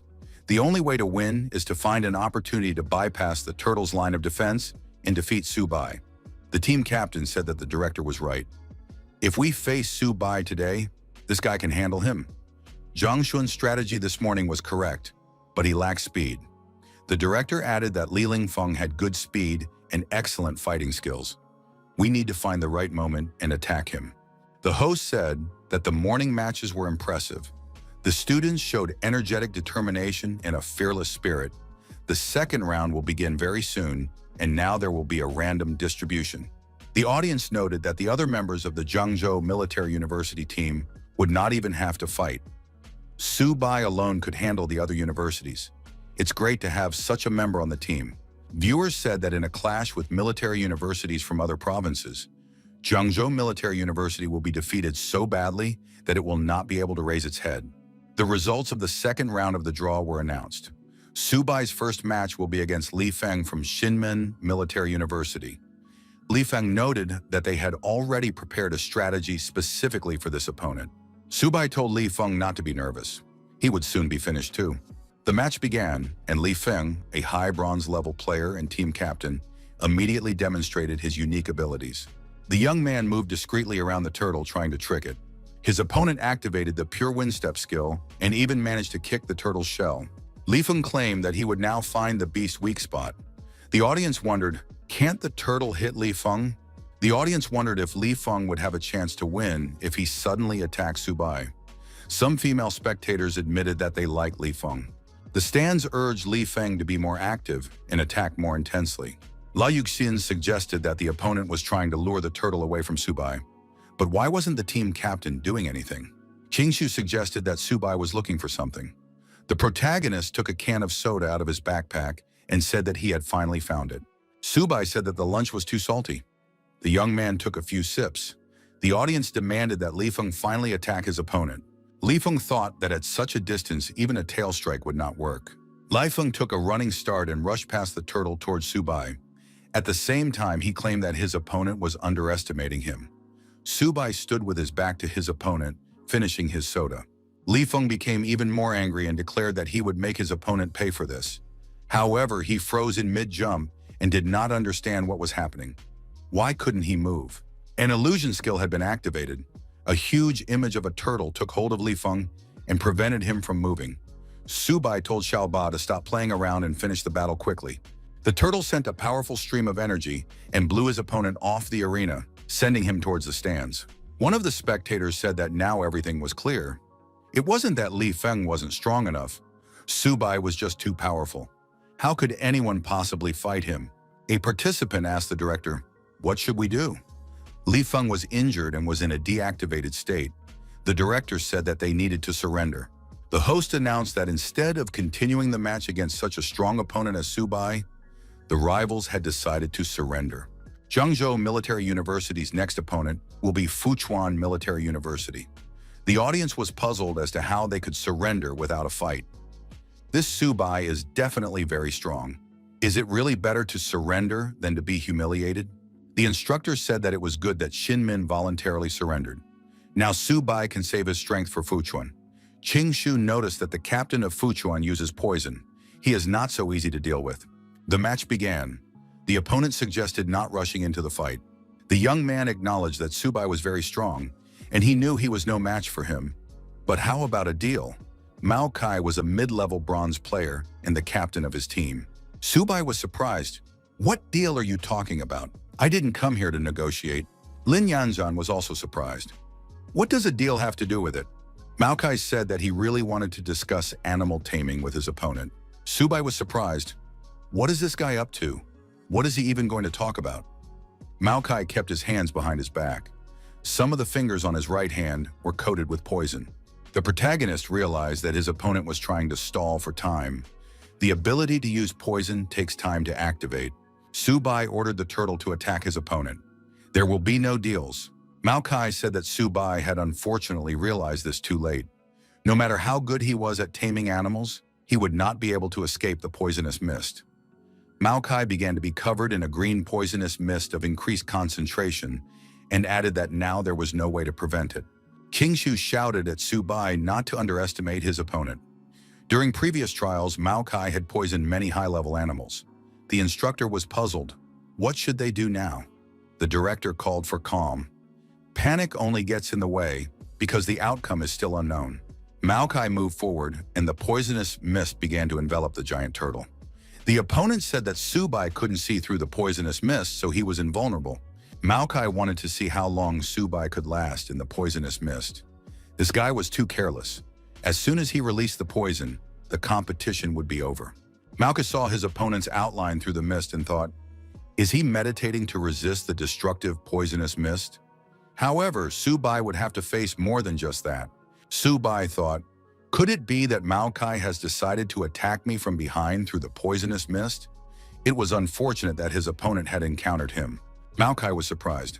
How is this possible? How did this guy withstand my powerful poison claw strike in this poisonous fog? The director announced that it was the merge stream skill. It was a high-level tamer talent. Subai had already learned to use the tamed animal's defense on himself. Subai said, it's time to wrap things up. This poisonous mist has already gone bad and is starting to stink. Maoki saw the outline of a huge turtle above him through the green mist and thought that he was now defenseless. His colleague admitted that Subai was too strong. He had thrown the poisoner out of the poisonous mist. Lin Yanzhan declared that she would not let Subai get past her. The host announced that since Mao Kai from Fuchuan Military University was unable to continue the battle, he also chose to surrender. Zhangzhou Military University was declared the winner of the provincial competition. Subai thanked the turtle for its help. The director said that Subai had brought glory to the university this time, for which he was grateful. The young man asked the director to allocate additional resources to him to improve his level. He needed to level up. The director thought that this guy wanted to use him, but he was not so easy to fool. The director said that since they had won the provincial competition, the army would award the young man points for his achievements. He would be able to go to the transportation department and exchange the points when the time came. The team members were upset. How do the points relate to them? Only the captain participated in the competition. The director said it didn't matter. In 3 days, they would go to Luo City to participate in the regional competition. Who wanted to participate? Subai expressed his desire. The director said that everyone could go back and rest. They needed to prepare for the regional competition in 3 days, and he was counting on everyone. Subai asked the director, "What about resources?" The director said he would be waiting for an amazing performance from the team captain. "See you in 3 days." The news reported that the Ministry of Prodigies had shown its best side in this competition. The most dazzling was Subai from Zhangzhou Military University. He won the competition, defeating 5 opponents single-handedly in all 3 battles. Strong young people will make the country strong. The young man found himself in the training hall and thought he had finally found a quiet place. Subai took the white cat out of his backpack and said he understood. Xiaobai was nervous. Subai said that he was only able to exchange his military merit points for 4 silver-level animal cores. Therefore, it was better to consume them little by little, chewing them well. The white cat purred, its eyes expressing satisfaction, and began to devour the silver-level animal cores. Suddenly, Xiaobai began to grow in size, glowing intensely. Subai learned the necessary information. The high normal level had been raised to the initial bronze level. The little kitten was evolving into a sharp golden-white tiger. Subai said that in that case, Xiaobai could eat a few more cores. Subai told the cat to eat calmly. No one would take them away. After that, he would be able to raise his level again. The protagonist thought he had given all the cores to the cat, but there was no reaction. What went wrong? However, Xiaobai did evolve and began to increase in size again. The protagonist noted that this was even cooler than Xiaobai's previous evolution. Subai activated the information board. He realized that the tamed animal was a sharp, golden-white tiger with an average bronze level. The guy thought it was worth it. He spent 4 silver-level animal cores. These attributes defy the heavens. The young man declared that the regional competition would depend on Xiaobai's performance. In the imperial capital, in a suburban villa, a video of Subai's performance was being watched. The man suggested that this Subai had many secrets and was quite interesting. The man told his assistant to find out everything about this guy. It was quite possible that his turtle was even more ferocious than the one Luo Fan had before. 3 days later, the Luohe Military University competition took place. As expected, the competition field for this university was several times larger than the previous one. The director looked at the stands and said that the spectators of Luohe Military University were trying to scare them. Subai asked the director why there was an empty seat there. The director replied that he had heard that only 9 military universities were participating in the competition. 1 university had voluntarily withdrawn. This meant that 1 university would be eliminated during the random selection, a game of chance. The eliminated university would immediately advance to the next round. Subai decided that it was worth hoping that they would not be eliminated during the random selection. The young man hoped to play more matches to earn military points for his beasts. Qingshu asked the director for permission to participate in the competition this time. Other students told the director that they also wanted to participate. The director reassured them that this time everyone would have a chance to compete. The dice were rolled and the host announced the pairs. The first pair was Luohe against Fuquan. The university that advanced in this round would go on to the second match. The director said that Subai was indeed their lucky charm. They would skip the first round and go straight to the next one. Instructor La Yuxin said that the young man was lucky and offered to buy him a lottery ticket. Subai was upset because he had missed the round. The host announced the start of the first round of the match. The representative from Fuchuan held on with all his might, while the representative from Luo, he continued to attack. 2 hours later, the end of the first round was announced. Next, the results of the second round would be announced. The university that skipped the round was again Zhangzhou. The audience assumed that there was some kind of shady dealings going on. How was this possible? Perhaps Luohe University was afraid of facing Su Bai and deliberately let them pass. An army representative called for order. After a thorough investigation, it was found that there was no evidence of bias or foul play. The competition continues. Director Zhang Zhou said that was great. They had at least taken third place in the competition. If they won one more match, they would be able to compete in the final. Su Bai thought, why was there another skip? Why aren't they giving us a chance to compete? An hour later, it was announced that the exciting moment was coming soon. The final match of this round was about to begin. Qingshu was delighted. It was finally their turn. Each of the students wanted to go first. The director asked them to calm down. Even though they were very lucky, they couldn't be overconfident. The director said that Luo Yonghao and Bai Ningbin would go first and second. After them would be Wang Qingjing and Hu Qingshu. Su Bai would go last in the grand final. The students agreed and promised to bring glory to the university. Su Bai thought that he was already exhausted and had no chance. Luo Yonghao went first, trying to defeat his mid-bronze level opponent with his low bronze power. In the end, he almost lost. Bai Ningbin was next. He immediately went into a berserk state, completely abandoning his defense and fighting fearlessly. He constantly forced his opponent to retreat. The victory went to Zhangzhou Military University. Wang Qingqing, the beauty of the university, showed her serious combat skills. It was a soft whip technique that combined offense and defense. She sent her opponent out of the ring. Zhangzhou was winning. Instructor La Yuxin announced that they had won again. The director suddenly felt that the strength of the other students had skyrocketed. Perhaps this Su Bai had influenced them? Next, Zhangzhou's representative, Hu Qingshu, was called to the ring. He suggested that his opponents come out together to save time.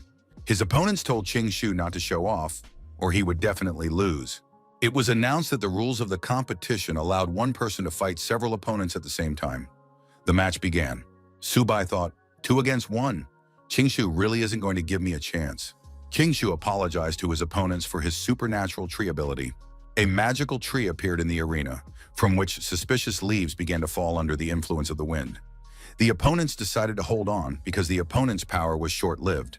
Su Bai was surprised. Could a user of a wood ability really create such a maple tree? Hu Qingshu's power was truly terrifying. The director thought that Qingshu's power had grown again. The student was clearly demonstrating which family he came from. The opponents fended off the leaves and wondered, is this guy not tired yet? Qingshu moved to a new level of attack and activated Breakthrough. The intensity of the falling leaves increased significantly. The opponents were deactivated and fell to the arena floor. It was announced that Zhangzhou Military University had won this round of the competition. The tournament host congratulated Zhangzhou University and Luohe University on advancing to the national finals. The director said that Qingshu had surprised everyone this time. The student thanked the director for his support.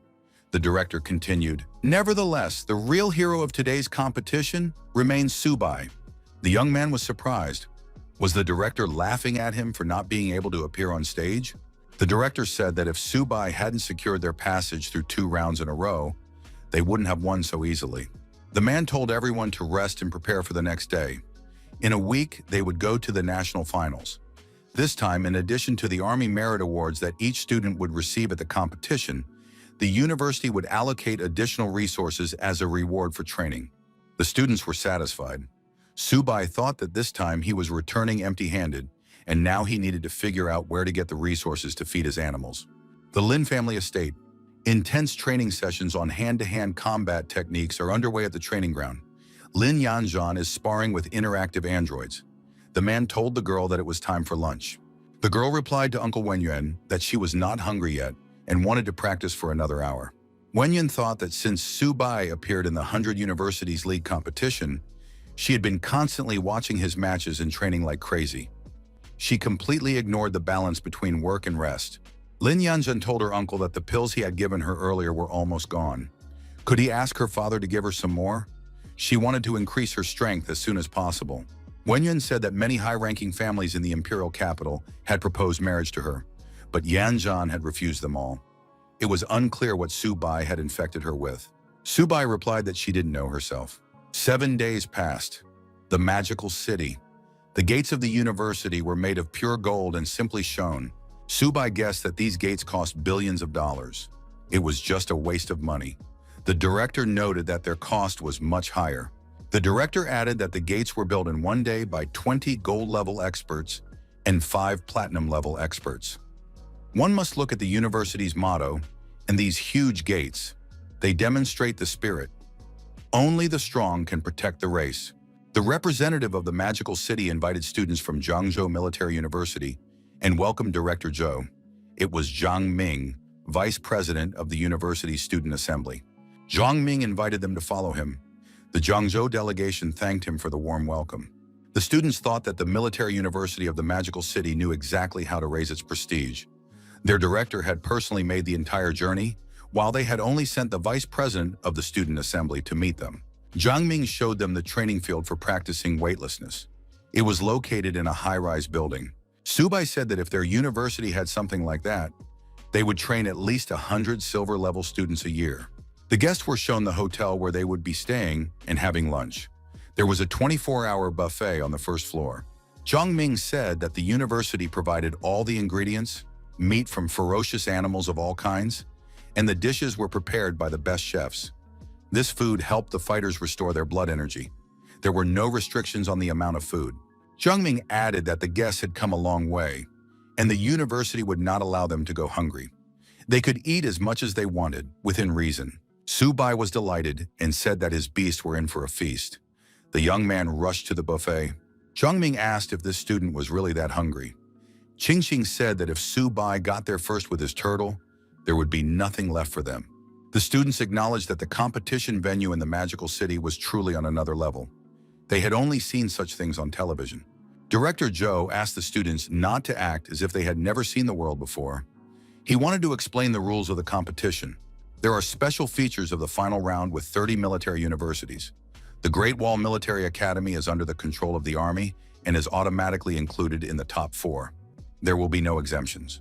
The student was surprised why the Great Wall Academy was automatically included in the semifinals. Everyone agreed that this was unfair. The director explained that it was a training base for military geniuses. It is the only university on the front line of defense against invaders of different races. The students were surprised. Is it really a training base for military geniuses? Subai thought it was very powerful. Director Zhou added that this was why the national finals were full of hidden talents. No one should be underestimated. Subai should be allowed to participate, and Qing Shu should be his support. The host announced that the teachers and students should take their seats. The finals of the competition between hundreds of universities were about to begin. The draw was announced. 3 matches would be held simultaneously.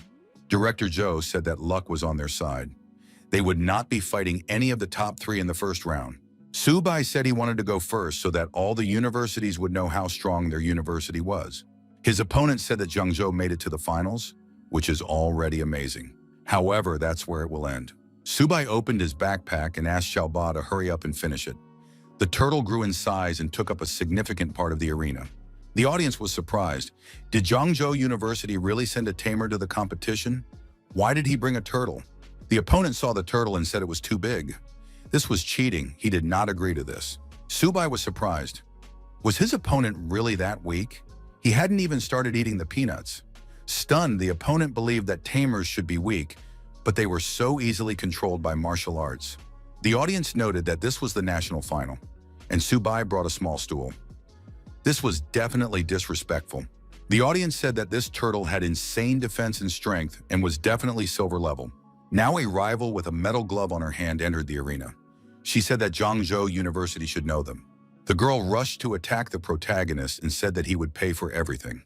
Subai was looking at comics on his smartphone at the time and did not react. Xiaoba began to spew flames from his mouth and literally blew the girl off the arena. She never reached her goal. The judge declared Zhangzhou University the winner. A colleague said in surprise that this guy not only ate peanuts, but also brought a stool. The director noted that Subai really didn't know how to keep a low profile. How could he humiliate his opponents like that? Director Joe wondered how he could look the Yokohama University leadership in the eye after this. Kingshu said that it was too early to rejoice. Soon, Subai would face a real test. He would compete against the captain of the Imperial Capital University team. A powerful warrior who had never been defeated would face this captain. However, the fight was short, and the referee declared the Imperial Capital Military University the winner. The young man apologized to his opponent for hitting him too hard. Director Joe noted that this fighter uses fire and is at the top of the silver level. The student said that a silver-level fighter who uses fire is a terrifying force from the Imperial Capital University. Chingshu noted that if the Great Wall Academy did not enter the fight, only the Magic City University would be able to compete with him.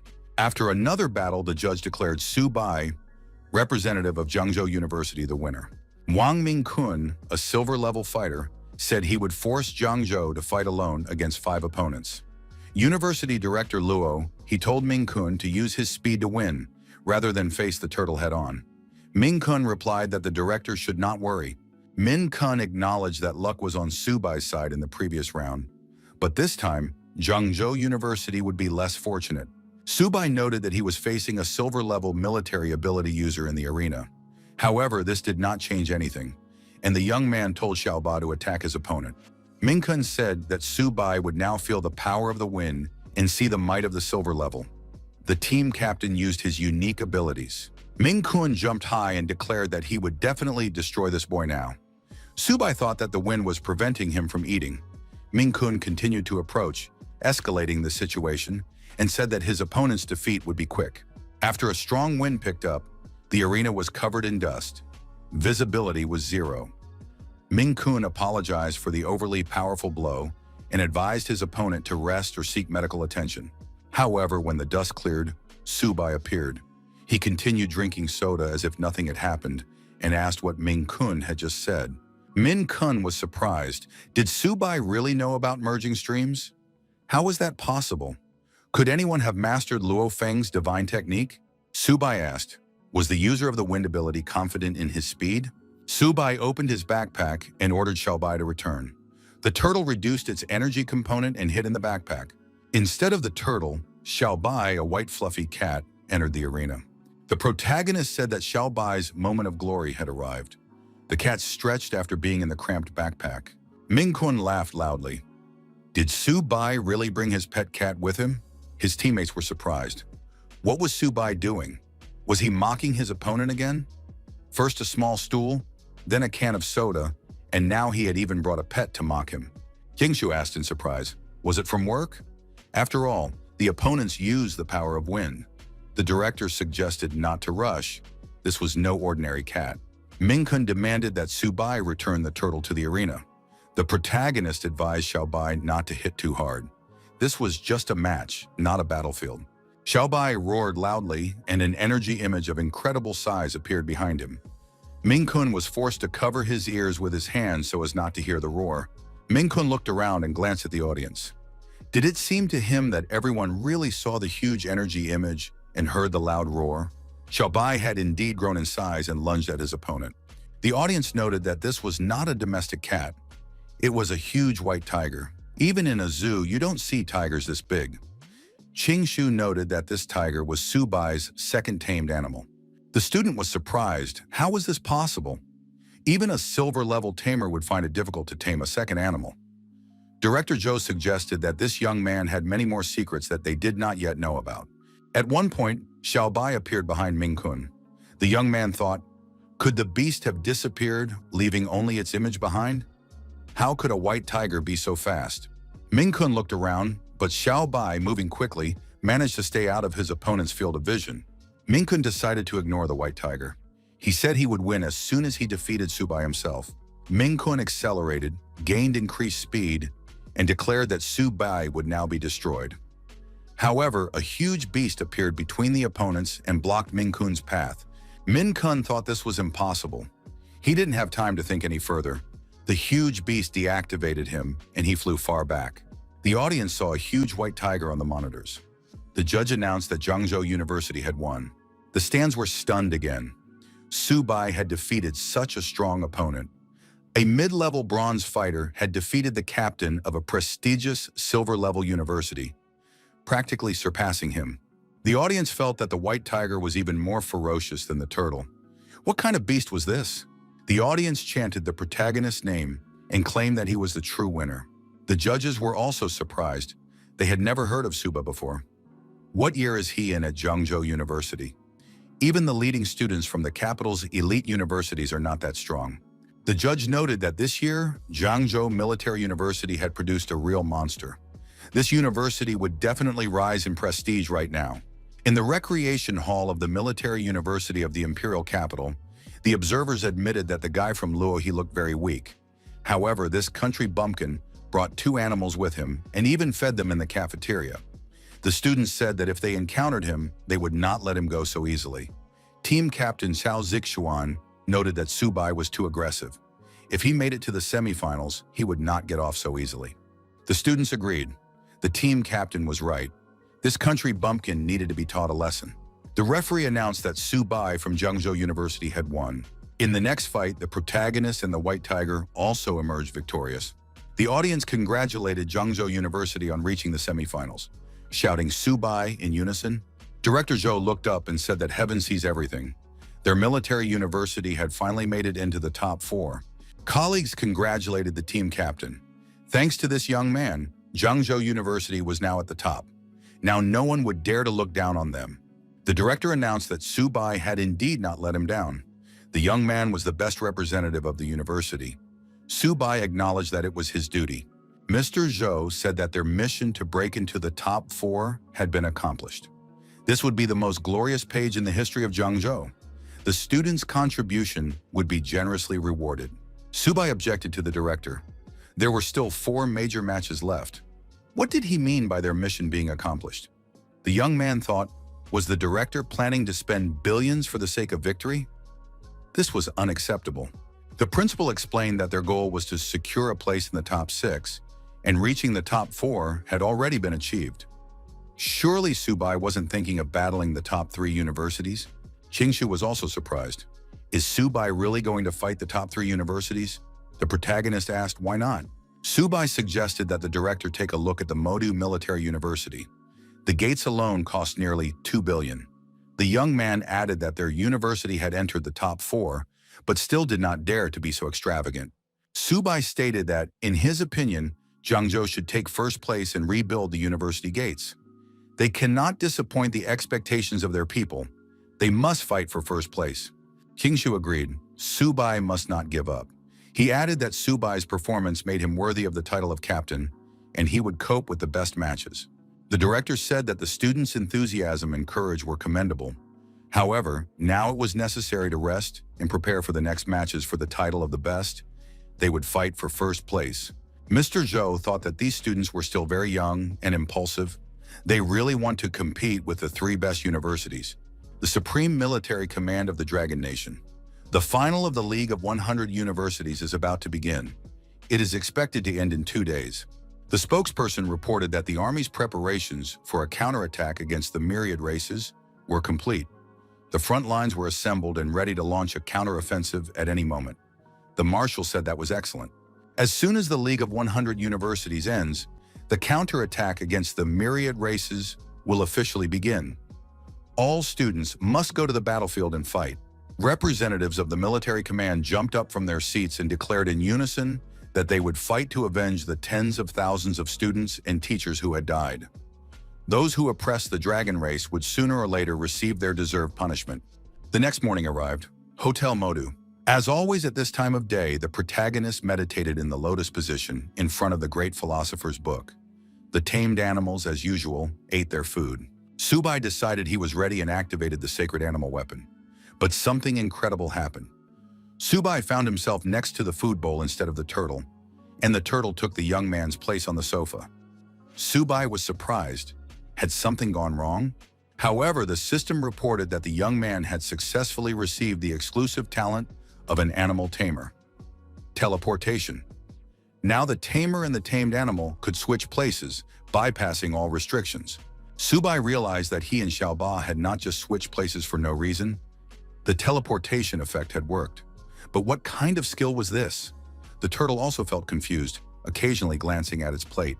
Subai put the animals in his backpack and thought that the new skills wouldn't hurt him. They could lead to unexpected effects on the battlefield. The protagonists called on their tame beasts to fight against the three best universities.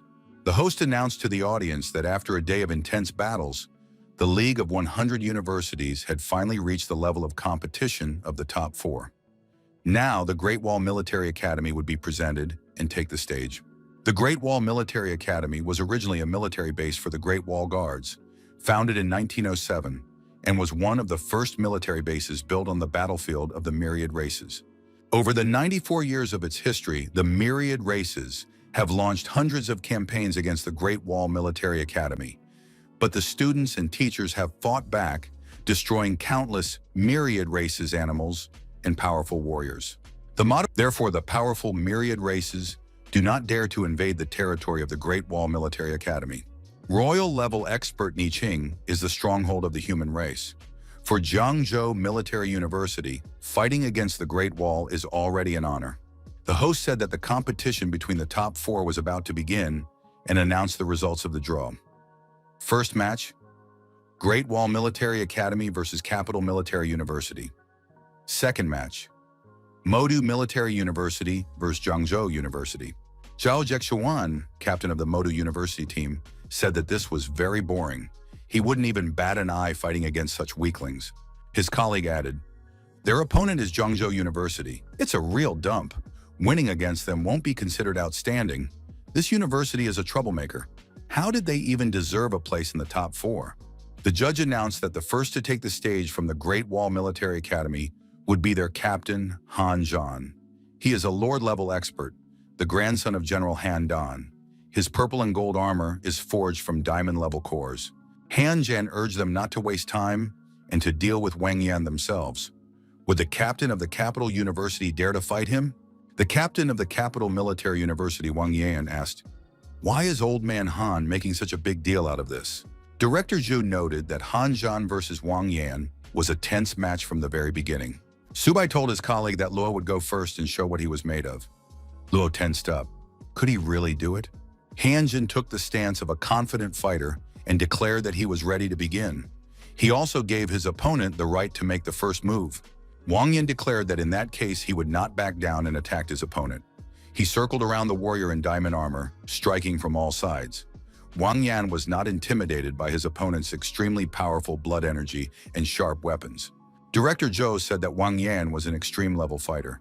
With the wind blowing, his figure was almost invisible. Subai was surprised. Was this really the power of an intermediate silver level? The judges recognized Han Zhan's strike as sky-splitting. 3 years ago, he used this strike to destroy a diamond-level enemy. The power was so great that it even forced Wang Yan to stop. The host said that Han Zhan had indeed used an extreme attack skill with control. It was simply incredible. His colleague added, "It was magnificent." Han Zhan had carefully thought out his tactics. He was truly worthy of being the #1 military commander. Wang Yan showed top-class skill, spinning his weapon in his hands. He continuously delivered stabbing and slashing blows to his opponent. However, Han Zhan delivered a straight strike, and Wang Yan lost. The audience agreed that it was too cruel. Wang Yan was forced to admit that Han Zhan was magnificent in this battle. He also conceded defeat. The host announced that the first round of the battle between the top four had ended with a victory for the Great Wall Military Academy. The audience agreed that the Great Wall Military Academy was indeed very strong. Director Zhou asked Luo Yongqian if he was ready to show what he was capable of. The student replied that he was ready. Luo Yongqian stepped into the middle of the arena and said he was ready. The director reminded him that their goal was to give everyone a chance to participate. If he couldn't handle it, he should just admit defeat and not put too much pressure on himself. The student assured the director that he would not disgrace Jiangzhou University. His opponent, Zheng Leixiao, entered the arena. The host announced the start of the second round. Zheng Leixiao noted that it would be fun. Leixiao asked his opponent how he wanted to be played. Luo Yongqian was taciturn and attacked his opponent with a blow from his two-handed sword. Leixiao remained on his feet and asked, "Is that all?" Leixiao struck his opponent several times and found himself out of his reach. After a short fight, Luo Yongqian was struggling to stay on his feet. His body was covered in bruises and cuts. Lei Xiao asked what words were carved on his opponent's body. Luo Yongqian gathered his strength and attacked his opponent again. Lei Xiao dodged and said he was ready to have some fun again. Qing Shu told the director that this was too much and outright humiliation. The student suggested allowing Luo Yongqian to surrender. Su Bai said that this should not be done now. Yongqian was defending his dignity and the dignity of Zhangzhou University. Lei Xiao said that if Yongqian didn't admit defeat, it would be even worse. Wasn't he afraid? Yongqian replied that Zhangzhou Military University would never admit defeat. Lei Xiao hit his opponent in the chest and asked if he still didn't know defeat. Lei Xiao said that it was very amusing. He wondered how long his opponent would last. It would be better to just accept defeat. Yongqian continued to take blows, but insisted that he would not give up. Completely exhausted and unconscious, Yongqian fell face down on the ground. The audience shouted that Lei Xiao had no humanity. It was too cruel. The referee announced that Modu University had won the first round. Su Bai said that Modu University had gone too far. Bai Ningbin said that now it was his turn. He would not allow this guy to behave so arrogantly. Director Zhou advised Ningbin to be careful and not to fight recklessly. Lei Xiao was delighted. Had another contender arrived? Ningbin said that Lei Xiao was too talkative for a fighter. The second round began. Ningbin immediately rushed into the attack and shouted that he would take his opponent's life. However, Lei Xiao dodged effectively and noted that his opponent was acting too confident. Ningbin attacked continuously, while Lei Xiao continued to defend himself effectively and repeated that he would not give his opponent a single chance. The audience believed that a draw should be declared. If they continued to fight for so long, they could die. Even hundreds of meters away, the smell of battle could be felt. It was terrible. Lei Xiao asked in surprise, was Ningbin really that desperate? Lei Xiao grabbed his opponent from behind and put his sword to his neck. Ningbin managed to block the attack. Lei Xiao said that in the end, his opponent was just bronze-level trash from a nameless military university. Lei Xiao added that his opponent had lost. Ningbin objected, saying he did not agree with that statement. Ningbin reminded him that Zhangzhou Military University never admits defeat. After that, he stabbed himself and his opponent behind him with his sword. Lei Xiao was frightened and asked if Ningbin was crazy. Where did he get such methods? Ningbin replied that destroying Lei Xiao was goal enough. That was how Zhangzhou fighters fought. Lei Xiao shouted that he did not want to die. He had not agreed to this, and asked his director for help. The director immediately appeared in the arena and declared that Modu Military University conceded defeat in this round. The host repeated these words in surprise. In this round, the Modu Military University admits defeat. Director Zhou also jumped into the arena and rushed to his student Ningbin. Director Zhou said that the students of Modu University were behaving inappropriately. They humiliated their opponents in the arena, and when faced with the threat of death, they began to beg for mercy. The director of the rival organization told Old Man Zhang not to think that just because their Zhangzhou University had made it into the top 4, they had the right to challenge Modu. At that moment, a representative of the medical service appeared in the arena. Director Zhou noted that the lives of their fighters are also valuable. The opponents said that words are no longer needed. They will settle it in battle. Zhu Kong shouted for student Su Bai to enter the arena and make the opponents pay for this. The young man must show what it means to mess with Zhangzhou. Su Bai, warming up his hands, said that the director could count on him. He would make the opponents pay dearly. Director Zhou noted that student Ningbin had brought glory to Zhangzhou University. Future generations would not forget him. Qingjing took the young man by the hand and said that they were proud of him. The main thing was for Ningbin to recover. Su Bai would definitely teach his opponents a lesson. Jia Xuan asked the director for permission to enter the arena. He was ready to wipe out this trash from Zhangzhou. The director told the young man not to rush. The final battle was still ahead. The protagonist stepped into the middle of the arena and declared that he was challenging the Modu Military University to a fight. Would they have the courage to accept the challenge? The audience shouted that they would make Modu apologize for such behavior. Su Bai must put his opponents in their place. Zishan was surprised. Did Zhangzhou even deserve an apology? Huang Sheng told the director that he was ready to go out and teach them a lesson. Their rivals had to learn the difference between them. The director agreed and said that Huang Sheng would go out this time. Su Bai asked his opponent if he had come to apologize. Huang Sheng replied that only weaklings ask for apologies. Why should the strong apologize to the weak? Strength is truth, power is truth. Su Bai agreed that this was well said and suggested that the host put forward another fighter for the opponents. Fighting one-on-one takes too long, and he doesn't have the time. Subai looked at the director of Modu University, pointed his finger down, and told the opponents to come up here. The director was surprised. Since when did Zhangzhou University dare to provoke Modu? The director told Zixuan to show with force that Modu's honor could not be trampled on. Zixuan appeared in the middle of the arena next to Huang Sheng and said that if Zhangzhou University was so arrogant, he was ready to fulfill their wish. Captain Zixuan added that he would now show that barking without strength was simply self-humiliation. The judges noticed Cao Zhishuan's double swords, 1,000-year-old cold iron and molten lava iron. Were these swords really forged from such rare materials? The handles contained platinum cores from powerful creatures. The judge noted that the Cao family and Modu University were truly willing to invest in this young man. Each sword was worth a fortune. Another judge noted that the fire and ice battle god had graduated from Modu Military University and left behind his most powerful technique. Could Cao Zixuan really have mastered it? Zixuan told Subai not to say later that they had intimidated him. He could summon his beast, otherwise the young man would not stand a chance. Subai thanked him for his kindness. The protagonist declared that he did not need a beast to deal with these two opponents. At the same time, he began to radiate increased energy. Huangsheng was surprised. Had the beast tamer decided to fight without a beast?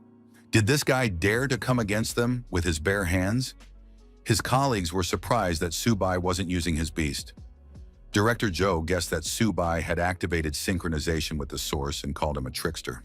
Zixuan became angry and called his opponent presumptuous. However, with this action, he had simply signed his own death warrant. Huangsheng added that the weak must know their place. Subai activated the spirit of sharp metal and the ghost of sharp metal. The protagonist also activated the possession of the spirit of earth. Subai took an aggressive stance and said it was time to settle the score with Modu University. Zixuan guessed Subai's abilities from his appearance and asked in surprise how this was possible. Subai asked Zixuan if he had ever felt helpless. Zixuan acknowledged that his opponent deserved his respect, but that was all. Team Modu's captain continued to swing his exclusive swords.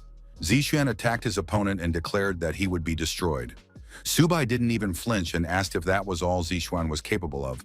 Subai effectively dodged the attack and declared that his opponent was still too slow. Huangsheng suggested that the captain surround his opponent. Subai did not wait for the encirclement and delivered a series of powerful blows to Huangsheng's body and face.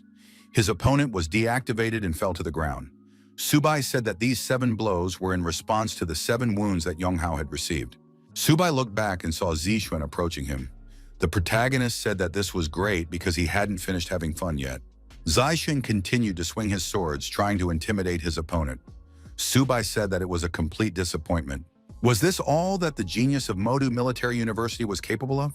Subai knocked his opponent far away with a punch and said that they were too weak to stand up to Zhangzhou University. Subai continued to attack and asked why this genius wasn't responding. Was Jiashuan just going to take the blows? Subai punched his opponent again and said that he was getting bored. Zixuan managed to block the blows at the last moment by putting his swords in the way. In the end, Zixuan was defeated anyway. He found himself lying on his back. Subai stepped on his head and added that he liked to beat up guys like him. Zixuan was forced to initiate an explosion and, seizing the moment, jumped aside. Subai noted that his opponent lacked skill, but his attitude was impressive. Zixuan once again shouted loudly that he would destroy Subai. The student informed the principal that Zixuan was using a very dangerous technique. Had Subai overstepped his authority with his taunts? This could be dangerous. The principal suggested that Zixuan might have lost control of himself. Zixuan, exuding excessive energy, shouted again that he would take his opponent's life and jumped high to strike. Subai noticed that something interesting had finally appeared. Zixuan approached his opponent and declared that it was impossible to defend against his swords. Was Subai a turtle in his past life? Subai asked his opponent if that was the limit of his power and attacked.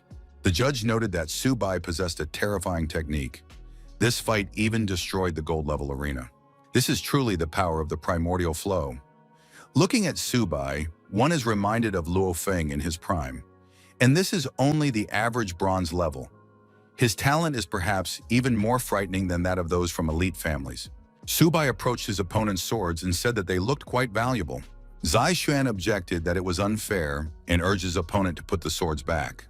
Subai ignored the request and said that judging by the behavior of Modu University, they were definitely not going to apologize or compensate for the damage. In that case, these two swords would serve as compensation. Zishan shouted that this was too much and rushed at his opponent again with an indomitable desire to destroy him. Subai stepped aside and asked if Zishan had enough strength left. His opponent rushed past him. Subai said that the captain of the Modu team was greatly overestimating himself. Our hero put his knee forward and Zishan's face met it. As a result of the collision, Zishan was forced to fly far back, losing drops of blood in the process. Subai continued his attack and asked how Zishan dared to mock his university friends. Our hero delivered a series of crushing blows to various parts of his opponent's body and said that this was punishment for his unworthy behavior. The host announced that Zhangzhou University had won this round by a landslide. Zishan showed with his whole demeanor that he was not ready to continue the confrontation. Subai looked away and wondered why Han Zhan was staring at him so intently. He had been watching him from the beginning, like a hawk. Our hero stared back at him. Han Zhan smiled and said that he would look forward to meeting Subai from Zhangzhou University. Subai held the trophy swords in his hands and thought that they must be worth a lot if Zishan was so nervous. The director of Modu University told the young man to stop. The man declared the fight over and demanded that Subai return the weapons to Modu Military University. Subai pointed out that the referee had said that the arena was a battlefield and that weapons captured on the field were not subject to return. They were legitimate trophies. The protagonist noted that he was not without a man. If Modu University compensated for medical expenses and moral damage, he was willing to return the swords. The audience supported this decision. The Modu Military University had gone too far and should apologize. Subai asked the director if this was the survival of the fittest philosophy that the people at Modu University believed in so strongly. The director said that this was outrageous. Subai remarked that he was treating them the same way Modu University treated others. Director Jiang Zhou said that Subai was a good man. How would Modu get out of this now? Would they dare to turn up their noses again? The director of Modu Military University, a diamond-level master, said he would teach this insolent boy a lesson. Zhangzhou shouted that things could end badly and that Subai should immediately step aside. The director of the military university, a diamond-level master, said that Director Modu was prepared to go against a student. This was outrageous.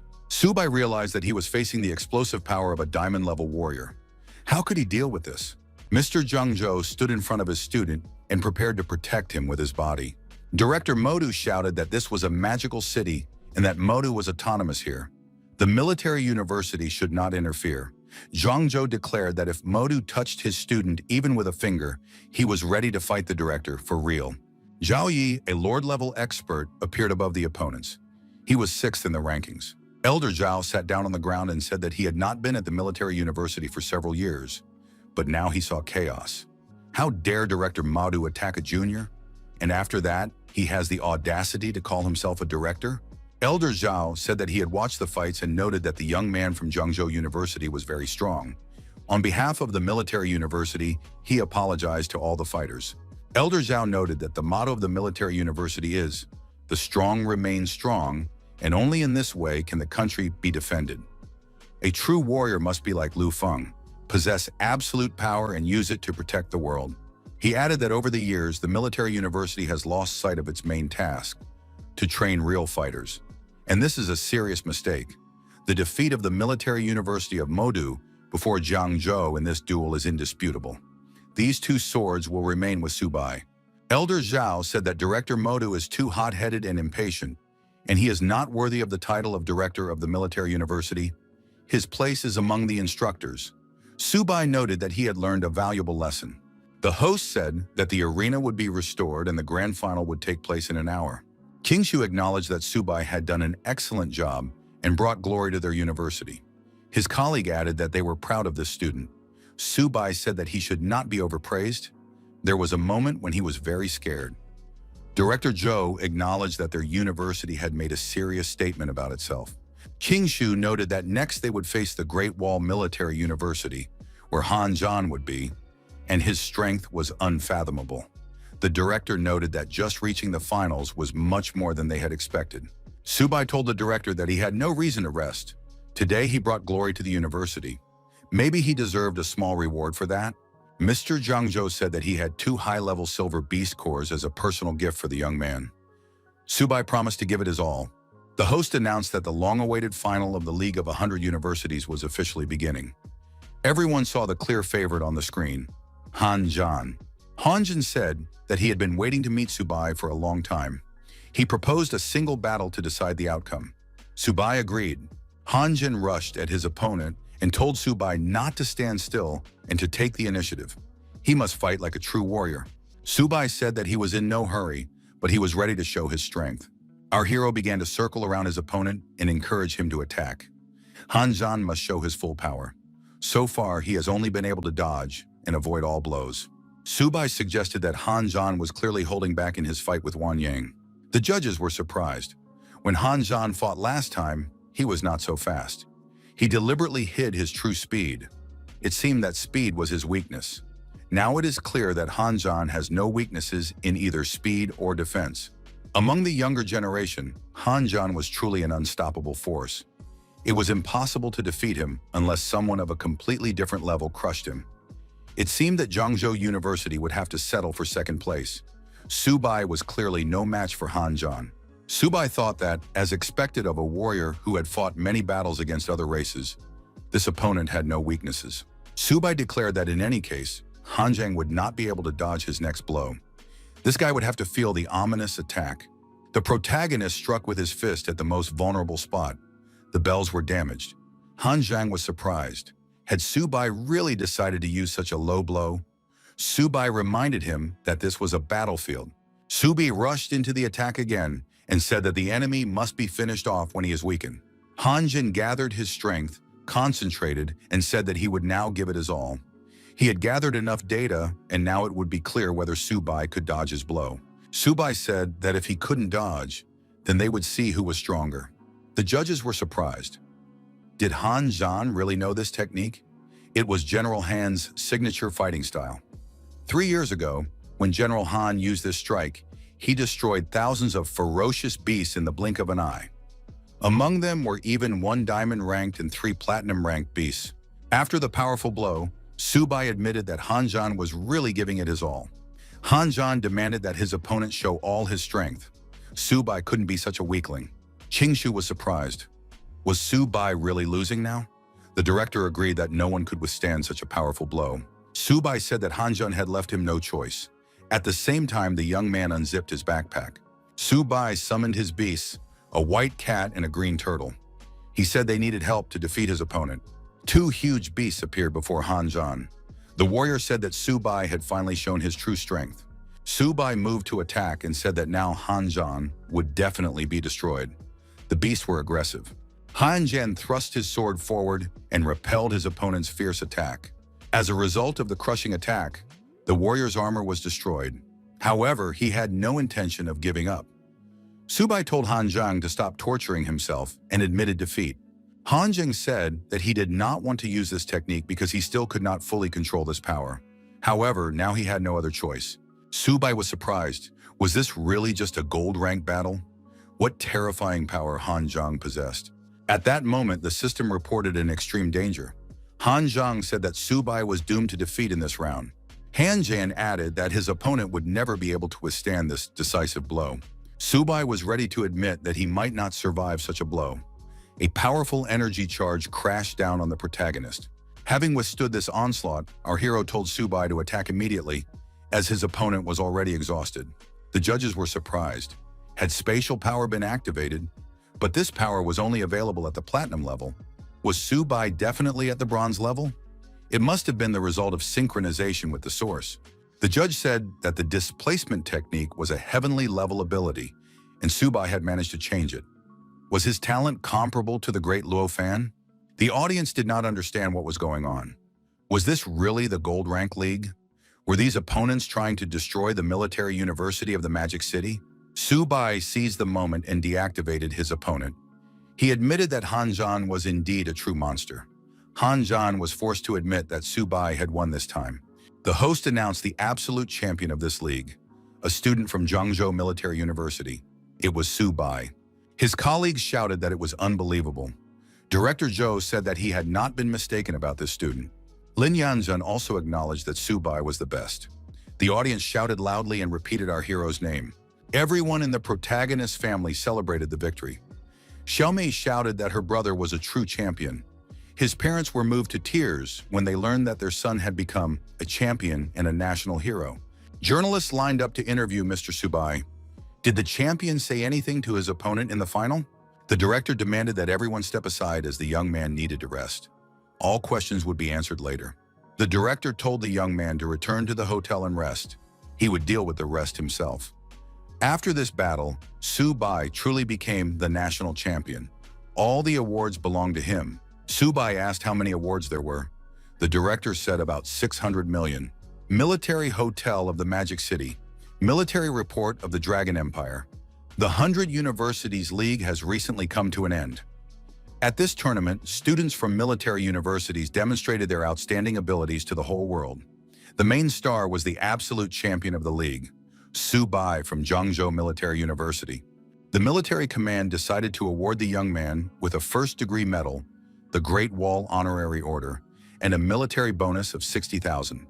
The leadership hopes that other students from military universities will follow this young man's example. Regardless of the strength of the enemy, they will fight to the last. Zhangzhou University is expected to soon become the main national base for training beast tamers and ability carriers. The audience acknowledged that this young man was a true phenomenon. He single-handedly defeated all the leading military universities. However, he was injured and almost lost consciousness. Where is he now? Subai woke up, stretched, and asked how long he had been asleep. A girl appeared in the room with breakfast in her hands and said, "Finally, Subai is awake. The director ordered us not to wake you up." Subai asked what Manny was doing there. The girl said she was following the director's orders. She had to wait until the young man woke up. Now they were returning to Zhangzhou. The car was already waiting downstairs. Subai took his clothes and said he would get ready and be ready to return. However, before they returned, he wanted to take his animals to the Magic Military Restaurant and throw them a feast. Manny noticed that the Magic University was going through difficult times this time. Subai returned to Zhangzhou University. The young man was asked if he liked the gates of the Magic Military University. This year, they had 50 billion in funding. The hero returned in triumph. The gates were once again more impressive than those of the Magic Military University. The best universities should look dignified. The director reminded everyone that this year, Zhangzhou University had won a crushing victory in the League of Hundreds of Universities, which was a historic achievement. Next, the floor was given to the team captain, the best fighter of the tournament, Subai. The young man stated that there are no unbreakable legends. No matter how strong the opponent is, if you don't give up, you can defeat anyone. The director added that thanks to this victory, the state had increased funding for the university. Subai acknowledged that the main difference between them and the leading universities was the resources available for development. The protagonist suggested hiring alchemists to create elixirs. This would allow them to bridge the gap in resources for cultivating students. The young man expressed his hope that in the future, everyone would work together to elevate Zhangzhou. The director said that when the young man first received the Great Wall Gold Medal, he already knew that Subai would become a great man in the future. The young man noted that he was doing his duty and reminded the director that he still owed him $500 million. The director said that the young man must have made a mistake. Subai was indignant because he had brought the university 50 billion in profits. $500 million was nothing compared to that. The director said that the young man was indeed brave to say such a thing. The most he could offer was 100 million. He added that he would transfer 10,000 military credits to the young man, which could be exchanged for resources. Subai remarked that the director thought he was a beggar, but he had shed blood for the university. The director kicked the young man out of his office. Subai called the director a heartless old man. Had he forgotten who had elevated this university? Mr. Zhou suggested that the student take a break. Subai thought that a smart person knows how to wait. 100 million is also money, and it must be taken. It should be enough for the time being. At the entrance to the dormitory, the girls asked if Subai lived there. They wanted to see him. The administrator said it was a mistake. The champion was not there at the moment. Subai was resting in his dorm room. At that time, the tamed animals were consuming resources. The young man told them to move more slowly so they wouldn't choke. These words were ignored. Subai said that the cat and the turtle had performed well in the league. They should continue in the same vein. The protagonist noticed that Xiaobai had risen to the silver level. The money had not been wasted. It was necessary to continue in the same vein. After a while, Xiaobai's level also rose. The animals had a good appetite. Subai said that Hanjan had trained until he was 20 and had only reached the silver level. However, thanks to these animals, he had risen very quickly. Suddenly, a young man ran into the dorm room and exclaimed that Subai was his god. The protagonist asked Jiagan what had happened. Jiagan said that he had awakened his ability. Now he was a proud and powerful beast tamer. Jiagan took a turtle out of his backpack and asked Subai to look at it. Jiagan said that his old man was very happy when he learned about the awakening of the beast tamer's power. He insisted on spending a lot of money to hire someone to capture an exotic bronze-level beast. But what potential could a bronze beast have? Jiagan declared that if you were going to tame a beast, it had to be a turtle. Anyone who didn't have a turtle wasn't a real beast tamer. Subai wanted to tell Jiagan that not all turtles are the same.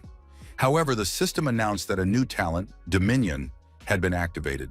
Now the young man could use the blood of sacred beasts to help those who sincerely admired and subconsciously desired to become beast tamers. By awakening their abilities, the tamed beast would receive the blood of sacred beasts and become their descendants. Jiagan wondered why Subai now looked even more excited. Subai agreed. If you're going to tame a beast, it has to be a turtle. Anyone who doesn't have a turtle isn't a real beast tamer. Zhangzhou Military University. Many students came here to train as beast tamers. Now this university is one of the best educational institutions. Everyone wanted to study with Subai. The girl asked the students to calm down. If they chose this university for further education, they were welcome here. Now everyone could release their tamed animals. The young man took his green turtle out of his backpack, setting an example for the others. The girl was surprised. Did everyone really have turtles? Was this an entrance exam or a gathering of turtle lovers? The girl asked if Ho Guan was really a tamer. The young man confirmed this and presented his tamed animal. The girl noticed that the student had zero mental energy. He was just a warrior with strong qi and blood. This animal was an ordinary, wild, soft-shelled turtle from the market. The women from the admissions committee examined all the candidates and were even more surprised. Each of them claimed to be a beast tamer and wanted to be admitted to the beast taming department. They all wanted to be in the same class as Subai. At that moment, the protagonist was walking past the students. He wondered why there were suddenly so many turtles at the school. One student turned around and recognized the young man. It was Subai. A moment later, Subai was forced to speed up and run away from the students who were chasing him. Everyone demanded that he help them get into this department because each of them had a talent for animal taming. Subai wondered why there were suddenly so many of them. Military conference room on the front line. The speaker reported that, according to intelligence, the myriad races had detected their movements. They had sent 13 clans, including the Ghost Cat clan, the Six-Eared Demon Wolf clan, and the Brown Bear clan, to gather forces near this base. The exact situation was still unclear. The marshal stated that the myriad races had begun to act on a larger scale. Whatever their goal, it was necessary to strike first. The order had already been given. 3 fighters from the current 100 Universities League would be sent to the Bishui Reservoir for reconnaissance. The officer reminded him that this is a restricted area. Is the marshal really prepared to send students from the 100 Universities League there? They are not even graduates yet. It is too dangerous. The military advisor suggested that Mr. Ni Qin reconsider his decision.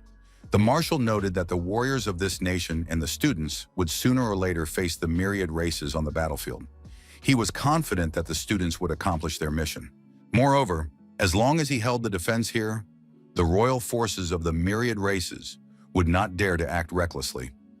This made the reconnaissance mission critically important. The order must be carried out. Subai burst into the room and said that trouble had struck. The school was turning into a turtle breeding company. The headmaster noted that this student had arrived just in time. The director announced that the head of the Hao family, Chao Ming, was present. He had come today specifically to discuss with the young man the return of the Cao family's divine weapons. Also present were the honored guests, members of the Cao family. The young man was surprised. Did they really want to take Cao Zixuan's swords back? After all, the director of the Military Magic University had said that they were a gift. The honored guests declared that this was very presumptuous. These 2 divine weapons belonged to their Cao family. They would not have discussed this if Elder Zhao had not intervened.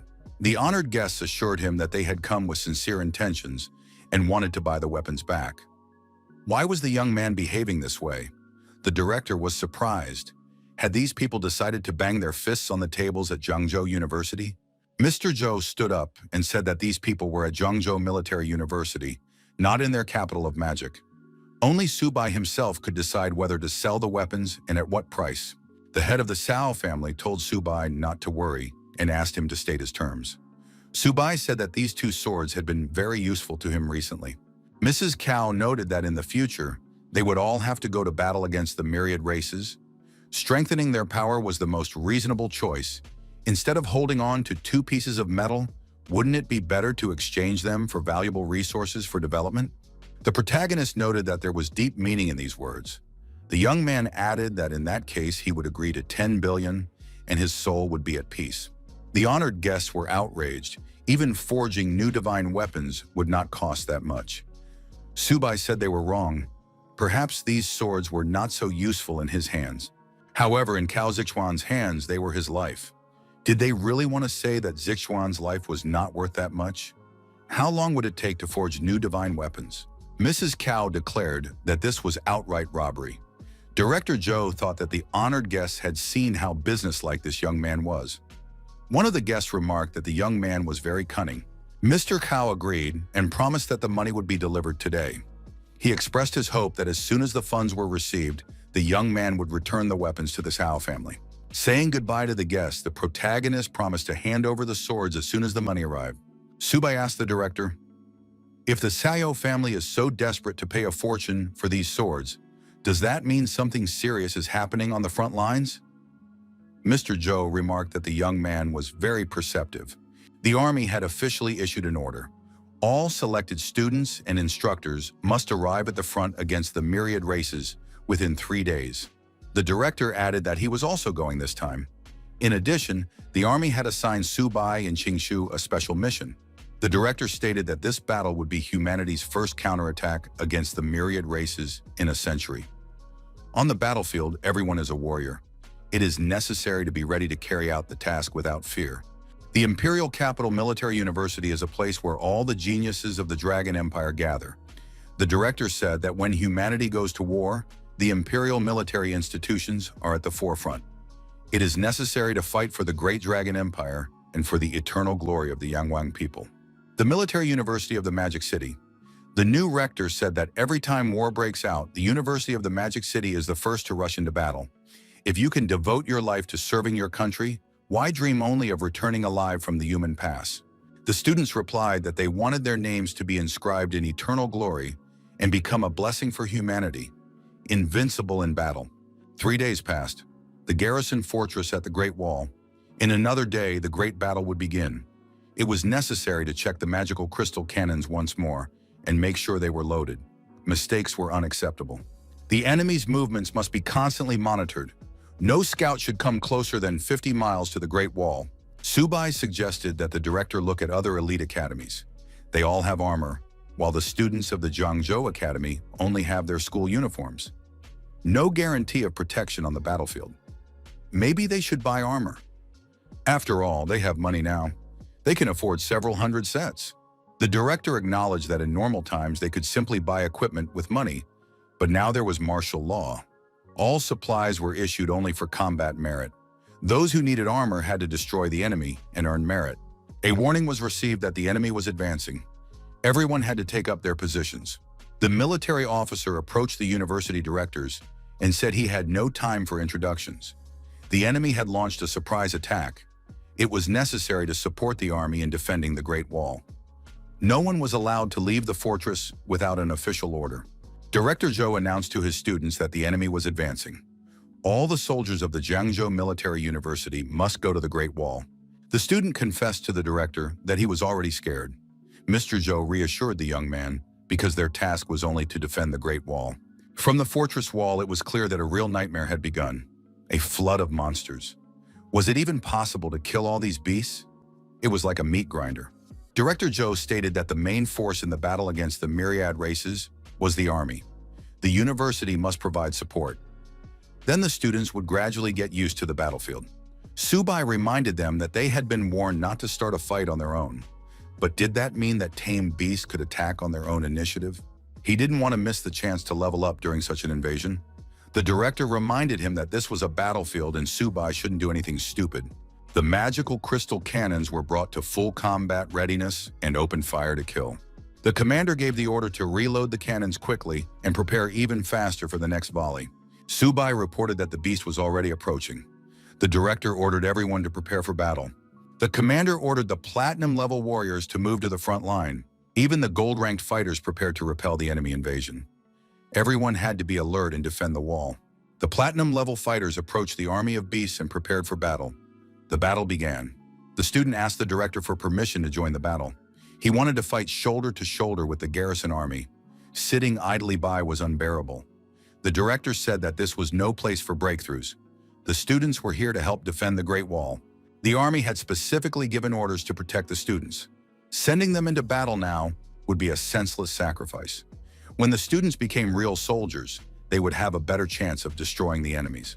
The magical crystal cannons fired a volley, and powerful beams struck the enemies. The Platinum Warrior was surprised. What was going on? They had been ordered to cease fire. The military commander was also surprised. Why were the cannons still firing? What was this strange force? Who had given the order to continue firing? However, the shooting did not come from the cannons. Xiaoba attacked the beasts. Subai ordered the turtle to continue firing. The director said that Subai was simply unbearable. Qingshu agreed. Was this even possible? Could beast tamers really do such a thing? Subai continued to give orders to the turtle and told it to attack a group of bronze-level monsters. Subai adjusted the direction of fire. Couldn't Xiaoba see that there was a silver-level monster there?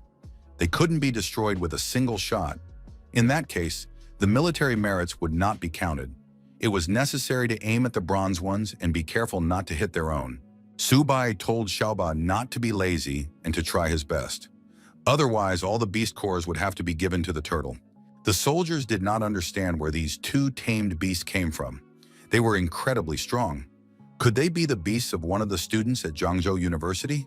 Could a student who had not yet graduated have tamed such terrifying beasts? Platinum-level warriors surveyed the battlefield from a bird's-eye view. Some were among the destroyed animals. Director Zhou had to admit that Subai was a real trickster. But how did these two beasts become so powerful so quickly? The young man replied that it was all thanks to the resources and support provided by Director Zhou. Mr. Zhangzhou acknowledged that this student had destroyed many beasts and earned military merit. The other students had been on the city wall the whole time and did not have time to participate. The general was informed that the battle report was ready. All 200 magic crystal cannons were now reloading. There were just under 6 hours left until their next use. More than 125,000 ferocious beasts were destroyed in this battle. The battle lasted half an hour. It was a great victory. General Huanshen was satisfied. An order must be issued. The main force is to rest and recover. Tomorrow, another major battle awaits them. The adjutant said there was something else. The commander of the 35th Division reported that Subai, a student at the university, had not left the city, but with the help of his tamed beasts, he had been able to replace the magic cannons and destroy a huge number of enemies. The commander requested that this student be awarded military honors. General Huanshan said that it was a very good tactical move to use tame beasts instead of cannons. This student should be awarded standard military merit based on the number of enemies destroyed. In the central square of the base, the students considered this unfair. They did not participate in the battle at all. How then could they earn military points?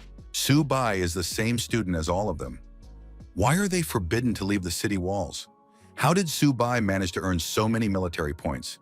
There is clearly some kind of fraud or manipulation going on here. Could Subai really have earned more than 40,000 military merit points? That's more than $400 million. Even a gold-level fighter doesn't earn that much. What did Subai do? Zishan was angry at the protagonist and said that he would definitely defeat him. Subai replied that there was no need to be angry. A significant part of the military merit this time was obtained thanks to the powerful support of Uncle Kao. Subai added that he had read many books on weapon forging. Now he knew how to care for divine weapons and could help Cao Zi with this for a nominal fee. The next day arrived. The officer reported to the Supreme Commander that the reserve forces of the Great Wall Garrison were fully assembled. Zhou Yi, the honorary director of the Military University of the Magical City, reminded them that the day before, they had been attacked by 100,000 ferocious beasts. However, that was only a reconnaissance mission. Today, a real invasion awaited them. People never sit idly by waiting for death. The honorary director ordered everyone to take up arms and defend the land. The soldiers shouted that they were going on the counterattack, raised their weapons, and prepared to defend their homeland. Subai asked the director, "Are they really going to attack this time? Or will they stay to guard the city gates again? How long can they hide like a turtle in its shell?" Mr. Zhou replied that there was no need to panic. They were ordered to stay here until a place was found on the battlefield. The artillery commander issued an order to the Psionic Legion to begin a full-scale, unlimited bombardment. A massive bombardment began, and the beasts were completely destroyed. The student said that this scared him a little. Subai reminded him that after the battle, the myriad RAS was a real hell on Earth. No living creature could withstand such a barrage of attacks. A warning came in that the enemy was releasing drill bears, a heavy armor legion. The commander of the advance guard said that the first wave of the bear attack must be stopped. The task must be accomplished at all costs. The heavy armor legion must prepare for a head-on collision. The opponents collided head-on. The huge drill bears possessed incredible strength. However, the advance guard, the heavy armor legion, was unshakable and did not give up. The commander repeated that the heavy armor legion must hold back these beasts at all costs. The number of attacking bears only increased. The beast Subai asked the director why the leader of the myriad races looked like a human. The director replied that platinum-level experts from the myriad races have the ability to take on human form. When they reach the diamond level, they are almost indistinguishable from humans. Even living side by side with them, it is impossible to notice anything unusual. The student asked the director when the high command would give them a mission. Mr. Zhou noted that the battle was already raging, so the order should come very soon. The military officer arrived with the order and announced that all reserve fighters must support the main forces, assist with the evacuation of the wounded, and clear the battlefield. All military university students will be divided into small teams to carry out tasks together. A list of team assignments will be announced. The first squad would include Subai, Hu Qingshu, and Han Zhan. Subai would be the squad leader. The squad could help clear the battlefield or go to the Misty Mountains to support the main forces. Further actions would be determined by the commander. The military officer added that all squads must immediately assemble and begin carrying out orders. Some students were surprised. Why aren't the squads formed by university? Hanjin told the protagonist that they hadn't seen each other in a long time and asked when they would have another good fight. Subai suggested talking about the fight later. But what was their mission? Qingshu noted that something strange was going on. The three of them had been assigned to the same squad and given some vague task. Han Zhan asked the commander if he knew what it was all about. Subai reminded him that the military order stated that the commander could decide how to proceed. Now he was beginning to understand something. Subai informed his director that they were departing on a combat mission. Zhang Zhou advised the young man to exercise caution. At the decisive moment, life is paramount. Subai said he understood and ordered his squad members to follow him. Han Zhan asked what their mission was. Subai and his squad arrived at the battlefield and said that the ground was littered with the bodies of destroyed beasts. It was a brutal sight. However, he could smell the beast's nuclei. Hanjin noted that dying on the battlefield was the highest honor for a warrior. Subai said that the older comrades should rest in peace, and the younger generation would continue on their path. Qingshu asked if everything was okay with Subai. Subai replied that he was fine. However, such is the fate of a soldier. Hanjin asked the commander if his tame beasts were violating military discipline by eating animal carcasses right on the battlefield. Subai replied that he did not think so. The beasts were helping them by lightening the task of clearing the battlefield, which was not easy. Voices could be heard in the distance. Someone had recognized Subai and his team. Subai told the cat and the turtle to calm down. They still had a mission to complete. The protagonist hid the animals in his backpack and said that they had to finish the job first, and then he would help them eat their fill. Subai told his colleagues that they needed to move forward. Qingshu asked where they were going. Subai warned that they were heading towards the Mist Mountains. However, they had to hurry. Members of another squad noted that Subai and his team did not even wait for the other university squads assigned to scout the mountains. They just rushed straight to the Mist Mountains. Why were they in such a hurry? The commander of the second squad said they should get ready. They would also be moving out. Their task is to assist in reconnaissance of the area. But if they stay away from particularly dangerous areas, everything will be fine. The commander of the second detachment said they needed to speed up. The sooner they entered, the more military merit they would earn. Subai said that the thick fog was unlikely to dissipate anytime soon. Visibility was almost zero. They would have to navigate by instruments. It would be better to stay close to each other. Jingshu noted that with such weather and difficult terrain, it would be easy to fall into an ambush here, especially if the army decided to take this route. Subai remarked that in such conditions, it was much more effective to move in small detachments.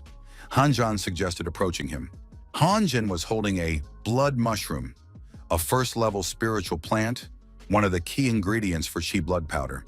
This fruit was more than 10 years old. In a shop selling materials, it could fetch more than 100,000.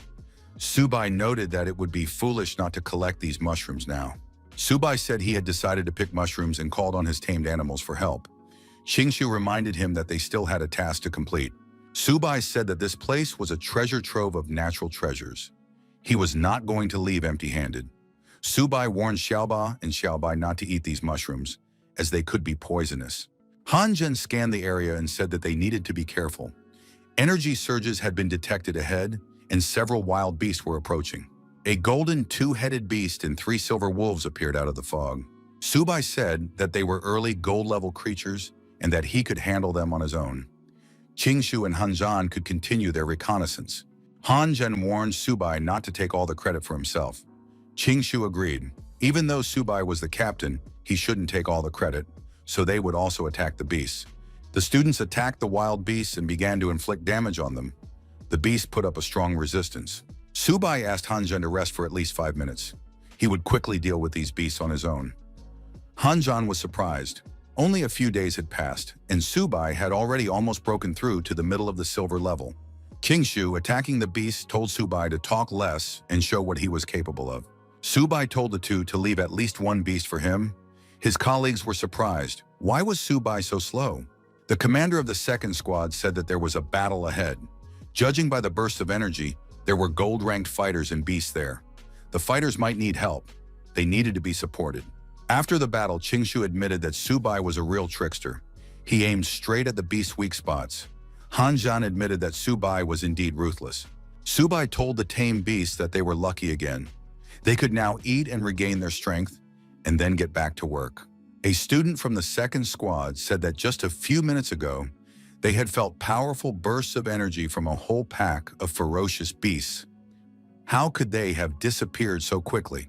The commander of the second squad approached Hanjan and said that it was not for nothing that he was considered the strongest genius of the Great Wall Guards. Hanjan said that most of these beasts had been killed by Subai and his tamed animals. The commander of the second squad was surprised. Could Subai really have dealt with all of them alone in 5 minutes? Subai wondered if Cao Zi had come so that he could repair his divine artifacts again. The protagonist added that he even missed those 2 divine swords. Cao Zi asked the hero, as the commander of the first squad, what his future plans were. Subai replied that it was a great place, and he was thinking of going deeper into the Mist Mountains to wipe out more ferocious beasts. Subai said that he also wanted to clear the way for the main army. Qingshu and Hanjan thought that this guy just wanted to collect more natural treasures. He wanted to earn more military merits. Cao Zi suggested going on the next expedition together. Whoever finds the resources first gets the spoils. Subai replied that he had no objection, so there would be no fair sharing here. He was fine with that. Subai declared that in that case, he would go ahead, and the others should not fall behind. Hanjan and Qingshu shouted for the commander not to run so fast. Cao Zi told his squad not to fall behind and to hurry up. Cao Zi looked ahead and was surprised. Why did those 3 stop? What was ahead of them? Cao Zi was surprised. Where did so many gold-level beasts suddenly come from? The golden-level beasts turned out to be members of a primate troop of incredible size. They occupied the branches of nearby trees and were clearly aggressive. The man with the average gold level was indignant. How could these beasts allow silver-level humans to go so far? Subai noticed that there was a humanoid beast in front of him. It was definitely platinum level. Hanjan suggested that it was from the clan of mystical snakes, one of the 3 royal clans. This was the strongest race, serving the heavenly devourer of the 9 underworlds.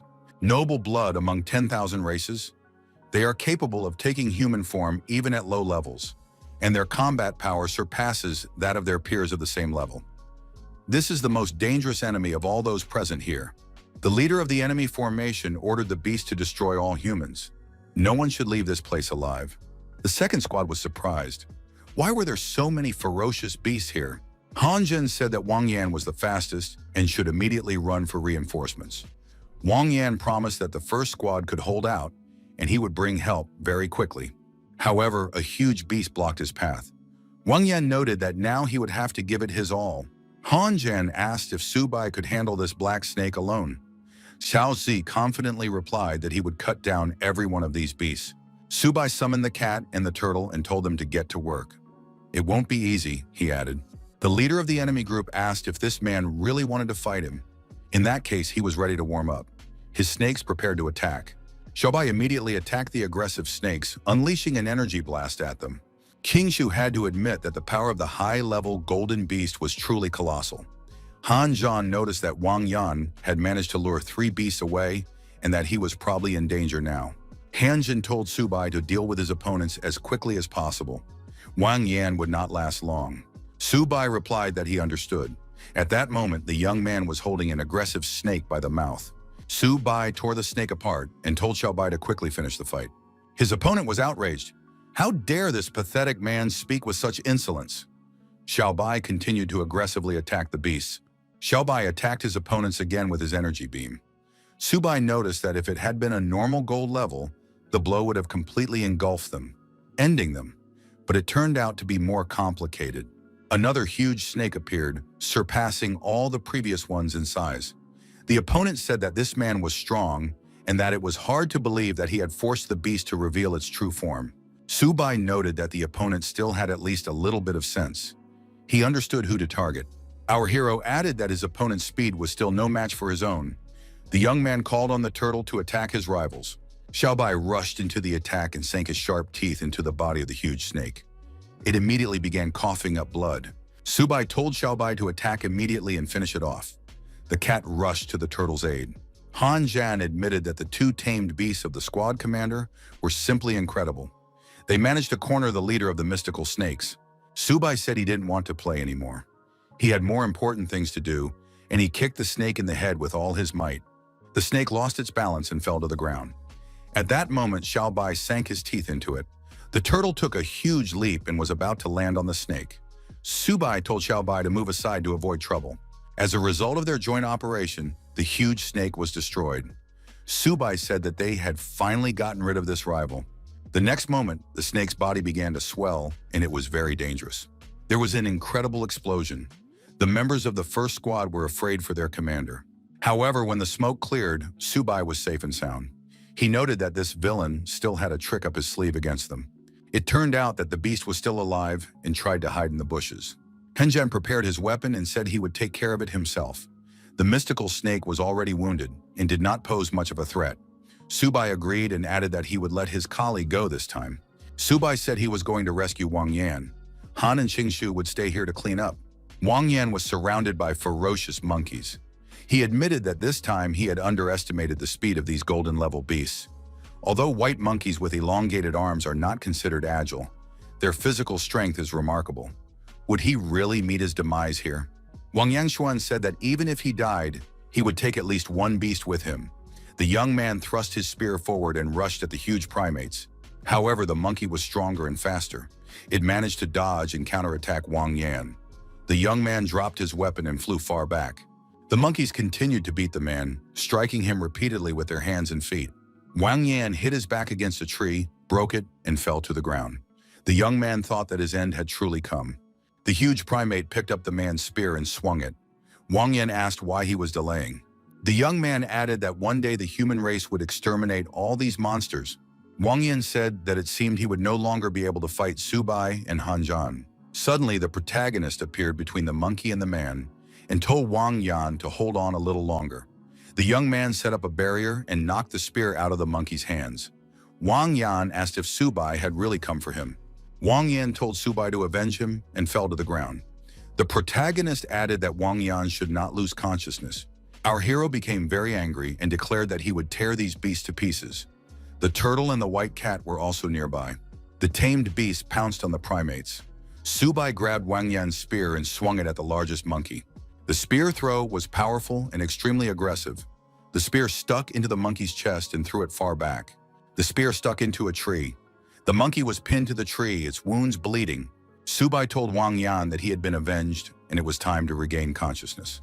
Suddenly, the system reported that a target with the potential to become the heir to the white tiger's blood had been detected. At the moment, she was in critical condition. The master could use the essence of the white tiger's blood to prolong the target's life. Subai told Wang Yan to come to his senses immediately. There was a way to save him. Subai added that he knew how to save Wang Yan, but in return he would lose his freedom and be bound forever. "Do you agree?" he asked. Wang Yan struggled to respond that he agreed. Subai demanded that Xiaobai immediately give 3 drops of his blood. The white tiger, without hesitation, measured out 3 drops of blood and handed them to his master. Subai told Xiaobai and Xiaobai to protect him. The protagonist turned to Wang Yan and told him once again to hang on. Subai used the 3 drops of blood as intended and changed the bloodline. The necessary processes began to take place at lightning speed. Wang Yan naturally cried out in pain, as it was almost impossible to endure such a thing. After a short time, Wang Yan stopped twitching and came to his senses. His body looked completely healthy, except for some bruises on his face. The protagonist asked how he was feeling. Wang Yan looked at his hands and asked how Subai had done it. After all, such a method was definitely beyond the power of an ordinary person. Even an expert at the king level would not be able to do such a thing. Subai reminded him that before saving him, he had obtained Wang Yan's consent. Now Wang Yan was bound to him forever. As for his secrets, Wang Yan had no right to reveal them. It was also forbidden to disclose any information related to Subai. Anyone who violated the ban would be cursed by heaven and earth, and their soul would be completely destroyed. Wang Yan asked in surprise whose voice he was hearing. However, the young man accepted the warning. Subai said that he had spent a lot of energy to save Wang Yan. His life was much more valuable than the 2 swords in Xiaozi's hands. The price was very high. Wang Yan jumped to his feet and shouted for Subai to take care of himself. Suddenly, aggressive snakes began to crawl out from under the ground. The protagonist realized that he shouldn't have let that beast go. Now he would have to deal with the consequences. Subai told Xiaobai to immediately deal with this abomination. The order was carried out, and the snakes were torn to shreds. However, the young man assumed that they were not material. "What is going on? Why are there more snakes after they are destroyed?" he wondered. Han Zhen and Qingshu came to help and asked, "Is Wang Yan okay?" Wang Yan said he was fine. Subai asked, "Why are those 2 taking so long?" Qingshu said that there was no end to these snakes. Someone was definitely controlling them. "We need to find this puppeteer. It must be that snake they didn't finish off earlier." Suddenly, a man appeared and said that some insects dared to challenge the 9 circles of Hell clan. Qingshu noticed that Subai had thrown this villain back to his true form, and in a short time, he took on human form again. How did he recover so quickly, he wondered. The protagonist said that this guy was not as simple as he had previously appeared. He added that it was just a copy. It was practically impossible to destroy. The young people saw that the monster was holding the body of Zheng Leiqiao in its hands. An aggressive Cao Si said he would destroy the scoundrel with his own hands. Han Zhan acknowledged that his rival had become much stronger and that it was necessary to exercise extreme caution. Cao Zi asked Subai to destroy this villain for him. He was willing to pay any price. Subai told Qingshu and Han Zhan to take care of the rest, and he would deal with this slippery snake himself. The villain threw Lei Xiao's body on the ground and said that this pathetic insect had a very loud voice. Subai warned that he would cut this scoundrel into pieces and make snake soup out of him. The clash between the rivals caused an explosion and thick smoke. The monster admitted that, as expected, the man was not so simple.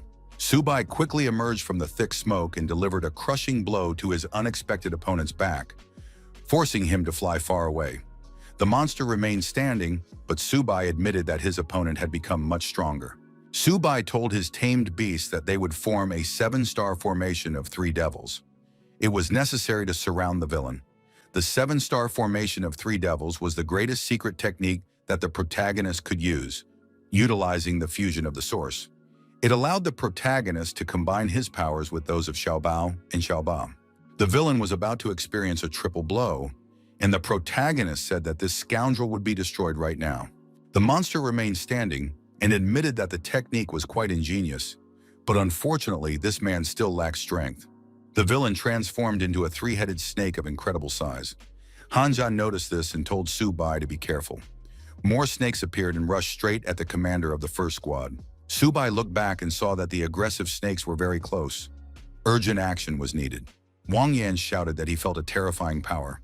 But that was impossible. Subai couldn't lose so easily. Cao Zi demanded that Subai immediately report whether he was alive or dead. Subai shouted loudly. Xiaoba and Xiaobai immediately joined in his cry.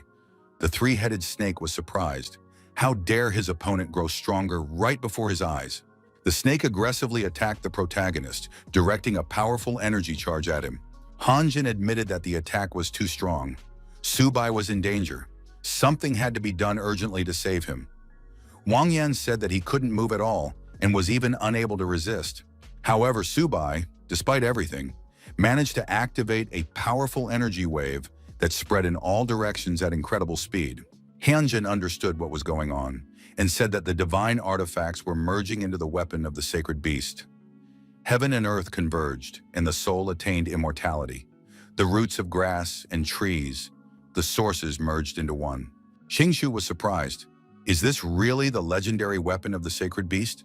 Wang Yan added that this was exactly what Lord Luofen had used to break through thousands of miles, fighting countless powerful enemies.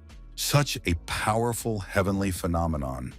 Could it really be the ultimate technique of that very person from 100 years ago? How is that possible? The young man wondered. The protagonist received a message from the system that he was not yet able to fully control the power.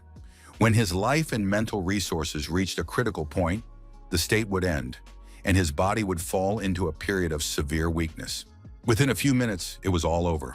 A deep mark remained in the ground, reminiscent of the unprecedented power of the attack.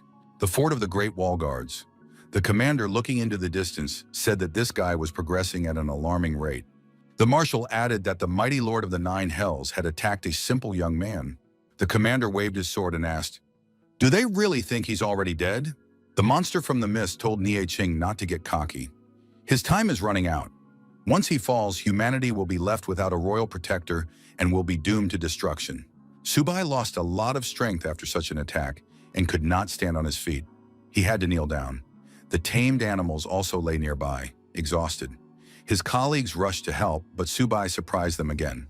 "Is he okay?" they asked. Qingshu noted that the battle had been successful. They had managed to kill the Dazan snake, a high-level mystical beast, one medium-level golden beast, two low-level beasts, and more than 80 silver beasts. They had indeed killed them all. Wang Yan said it was simply unbelievable. Now he would brag about it for a whole year. Han Zhan noted that the battle had been very dangerous. If Subai hadn't awakened the sacred beast weapon, they would have all been wiped off the face of the earth.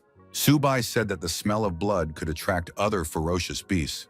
"It's better to leave here," he added. Suddenly, someone said that no one dared to leave. A human shadow appeared in the air, activating high-density energy flows. Qingshu told everyone to stay put and be on alert.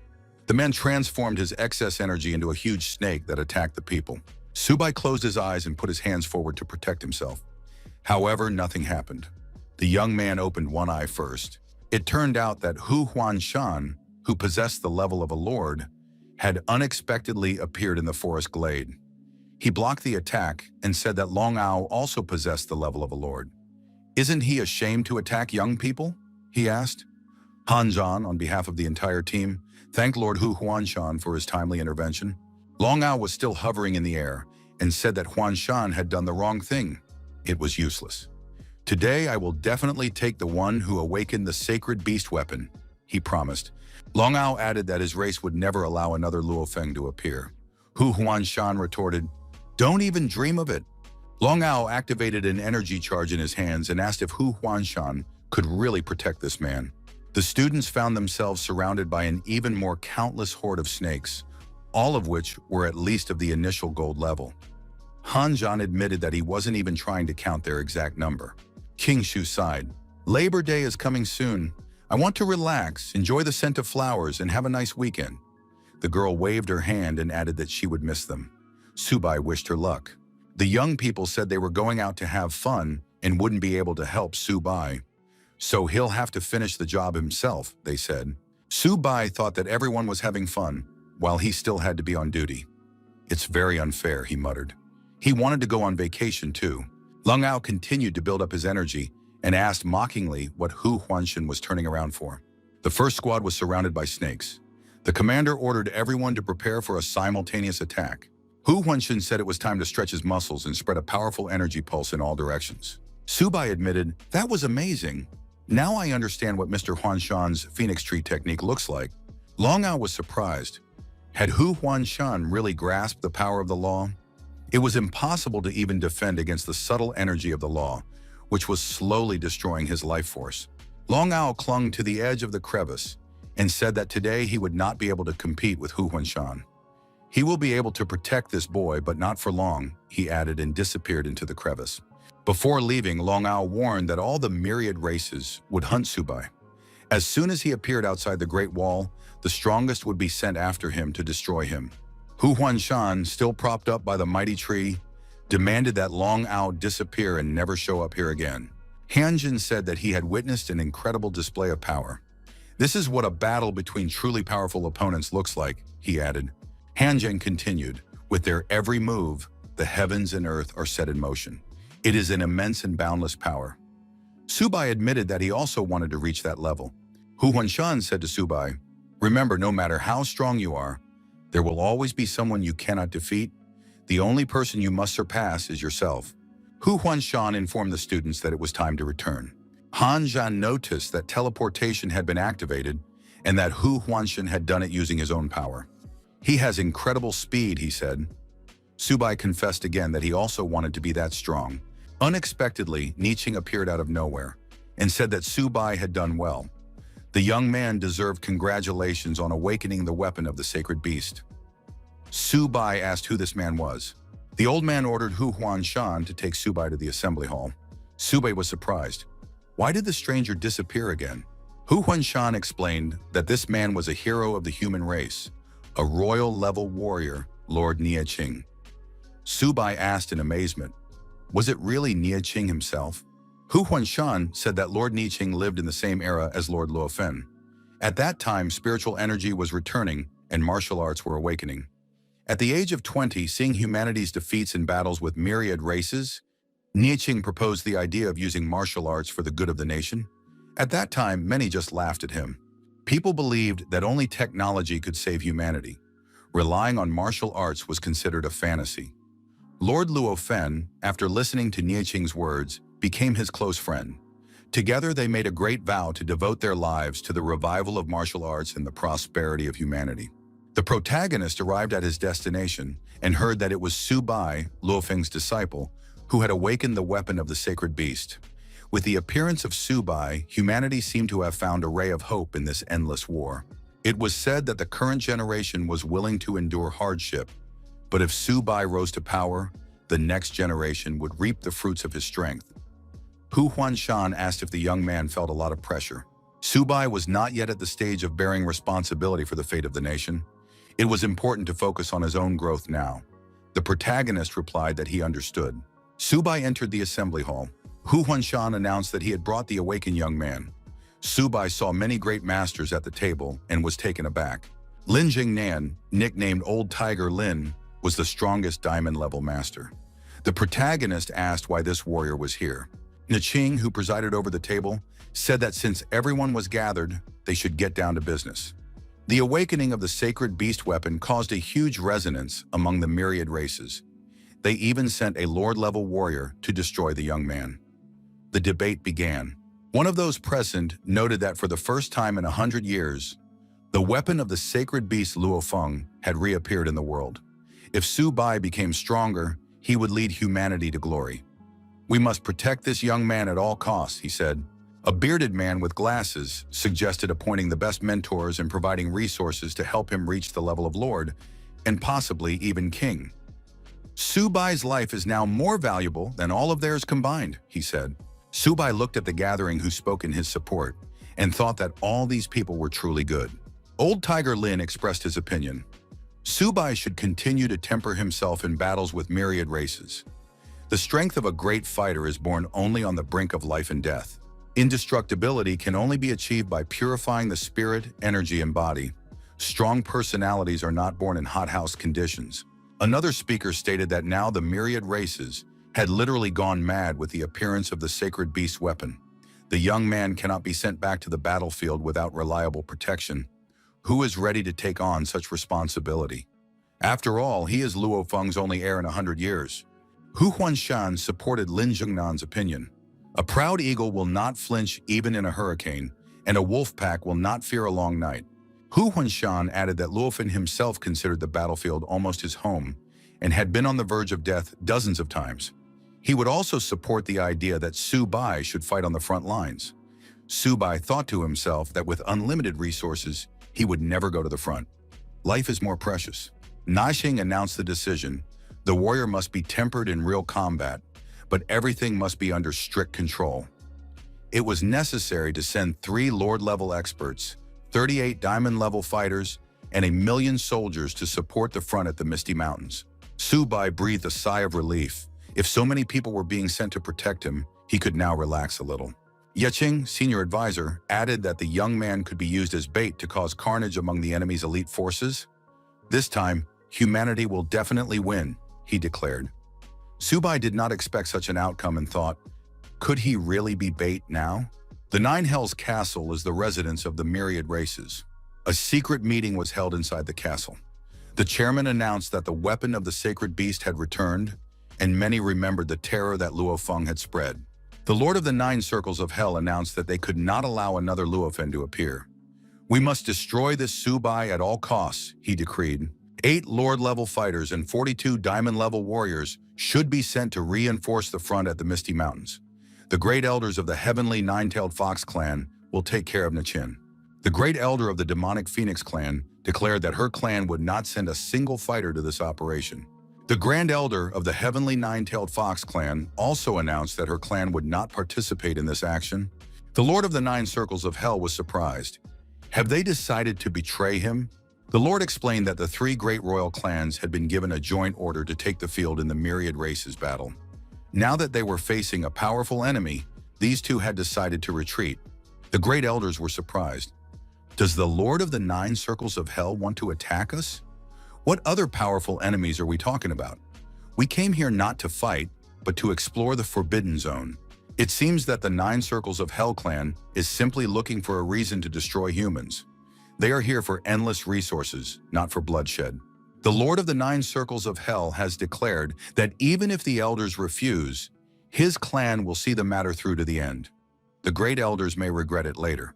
The great elders noted that the battle was near, and the human and myriad masters were already on the move. Have they still not found the Holy Maiden? That girl has always been wayward. We must expand the search area and find the Holy Maiden before the war begins, at any cost. Naxing handed Su Bai a heavenly jade pendant and said that as long as he had it, no one would be able to sense his presence. Even the king of the Nine Circles of Hell would not notice him. With this artifact, it would be easier for the young man to hide from the strongest of the myriad races. Su Bai thanked Niqing, adding that simply hiding his aura was not enough. It would be better to equip him with gear and resources to increase his strength. Niqing laughed and remarked that the young man really knew how to take advantage of crises. Naxing snapped his fingers, and a chest appeared in front of Su Bai. The young man's eyes lit up. Inside the chest were diamond-level armor, a 10,000-year-old ice heart, and a dragon soul of the same age. Su Bai also found many medicines. He was surprised. Is all this for me? Niqing confirmed that all of this now belonged to the young man, but it would be boring to give everything away at once, so the artifacts would be given out in stages. Su Bai said that he wanted to get the diamond armor first so that he wouldn't die in battle. Niqing noted that Su Bai was not yet ready for this armor. The young man admitted that this was cruel. The old man recommended that he train harder. Su Bai remembered how he once saw countless treasures and hesitated for just a second, and now he was crying, remembering that mistake. Su Bai noticed a man nearby and wondered, could it be old Tiger Lin? Lin Zhongnan told the young man to follow him. They needed to talk about something. Su Bai thought that he and Lin Yanzhan, Zhongnan's daughter, had nothing going on. They were honest with each other and innocent. Zhongnan suggested that Su Bai stay on the battlefield of myriad races. The young man replied that he was not angry and understood that old Tiger Lin wanted him to become a true master. The man admitted that he still did not understand what his daughter saw in Subai. The young man tried to explain that they were just good friends who knew what was acceptable and what was not. Lin Jingnan said that he did not want to discuss this anymore and would not interfere in their childish affairs. He handed the young man the armor and added that it was his gift. The young man must take care of himself and not die on the battlefield. Subai accepted the gift and thanked Uncle Lin. Jingnan ordered him to go to training immediately. Subai promised to train hard and not let old Tiger Lin down. The next day arrived. Students and military personnel paid their respects to the fallen. Kaozi said that Zheng Leixiao should rest in peace. Han Zhan noticed Subai's appearance. Han Zhan was surprised and asked where Subai got such excellent equipment. Neching addressed the warriors of the human race and announced that the army of the myriad races was already moving towards the Great Wall. There were more than 1 million enemies, but even if the humans were outnumbered, they would still win. Henjin noted that among the royal-level fighters, Lord Niqing was stronger than the king of the 9 circles of hell. To restrain Niqing, the myriad races would surely send several lord-level fighters to cooperate with the king.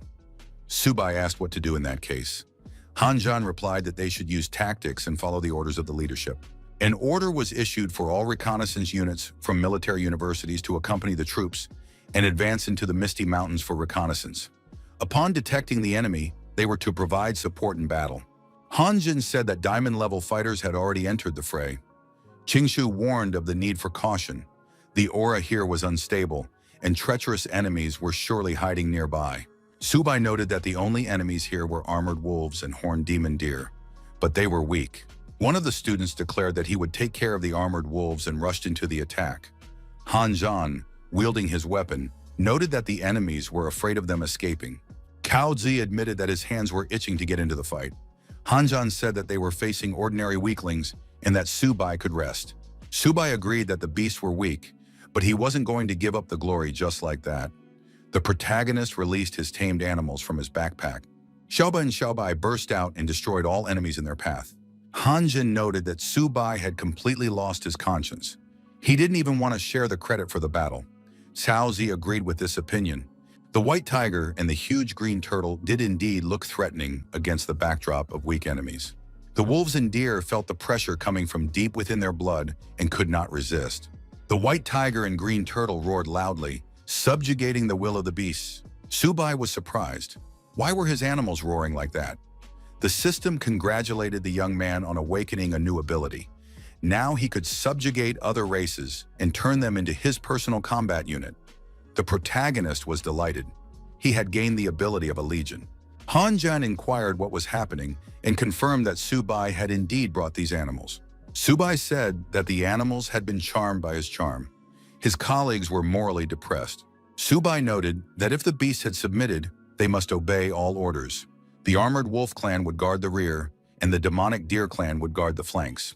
Han Zhen added that with such protection on the sides and rear, reconnaissance could be accelerated. Wang Yan wondered how Subai had managed to convince the armored wolves. The protagonist was surprised by the turtle's strange behavior. Had Xiaoba discovered some secret? The turtle was acting unusually. Suddenly, a giant centipede burst out of the ground. At the same time, Yaoba was accelerated and thrown high into the air. Han Zhan warned everyone to be extra vigilant. The toothed centipede was extremely dangerous and was known as the ghost of hell. Subai asked if the centipede was really that scary. The toothed centipede was indeed aggressive towards Xiaoba.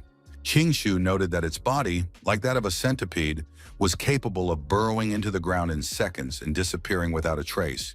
Its paws were like saws. Nothing could withstand them. Han Zhen added that where the serrated centipede passes, not even grass remains. It is a real disaster. Its sharp paws instantly cut its target into hundreds of pieces. Subai suggested that this was an exaggeration. What he saw did not seem like such a threat. Xiaoba felt confident in the company of centipedes, almost befriending them. The protagonist learned that the clan of toothed centipedes expressed a desire to swear allegiance. Subai decided to agree. Deep in the valley of the Misty Mountains, people were making their way through the valley. The woman surrounded by huge primates assumed that the people would pass through this place tomorrow. However, the attack by the human race began much earlier. An order was given to all units to go on full combat alert. The huge monkey was attacked by a centipede that burst out of the ground. The woman, the leader of the beasts, was surprised. How did these centipedes get here? It was necessary to send alarm signals to the king of the 9 circles of hell. The primates began to scatter in terror as a huge number of dangerous centipedes emerged from the ground. The woman tried to seal the place where the centipedes were emerging and summoned snakes from underground for support. However, the snakes that appeared were attacked by the centipedes and destroyed. The woman turned into a huge snake and tried to fight back against the centipedes that attacked her. The giant snake said that even her scaly armor could not withstand the attack. The centipedes won a decisive victory. The warriors who appeared afterwards saw the destroyed giant snake. It had been torn to pieces. But who did this to the mystical snake of the misty lands? Who could destroy it with such force? People were surprised. Could it be the serrated centipede, also known as the ghost of hell? Could it have appeared on the battlefield? The warriors said that it was necessary to immediately send a report and notify all armed forces. Toothed centipedes had been spotted in the Misty Mountains. If anyone from the human race encountered them, it was necessary to retreat immediately. Under no circumstances should they engage in battle with them. The first squad continued to advance deep into enemy territory. Han Zhan reported that according to the map, the entire ridge of the Misty Mountains stretched for more than 300 kilometers. They had been on the road for a long time, but for some reason had not reached Clearwater Lake. Subai was indignant. Did his colleagues doubt the route he had mapped out? Qing Shu suggested that they had gotten lost after all. Subai believed that this could not be the case. The problem was probably with the map. Han Zhan said that the map could not be wrong because it was a military map. Subai thought that he might indeed have made a mistake, as he had always been poor at navigating. Han Zhan was indignant. Why hadn't Subai warned them about this earlier? Qing Shu asked what they should do. Who would lead them to the Clearwater Lake if he was also bad at navigating? Subai was indignant. It turned out that everyone was confused about the directions, but for some reason, only he was being blamed. Han Zhan now did not understand how they would be able to get to this lake. Subai said that in that case, they would have to resort to the last proven remedy. The young man took a green turtle out of his backpack. Subai gave the turtle a crystal and said that it should lead them to the Clearwater Lake. The turtle ate the crystal and confidently moved further along the road. Subai said that now they should not get lost. Qing Shu said it was good that they had Xiaoba. Otherwise, they would never have found their way out of there. Han Zhan expressed confidence that they were now moving in the right direction.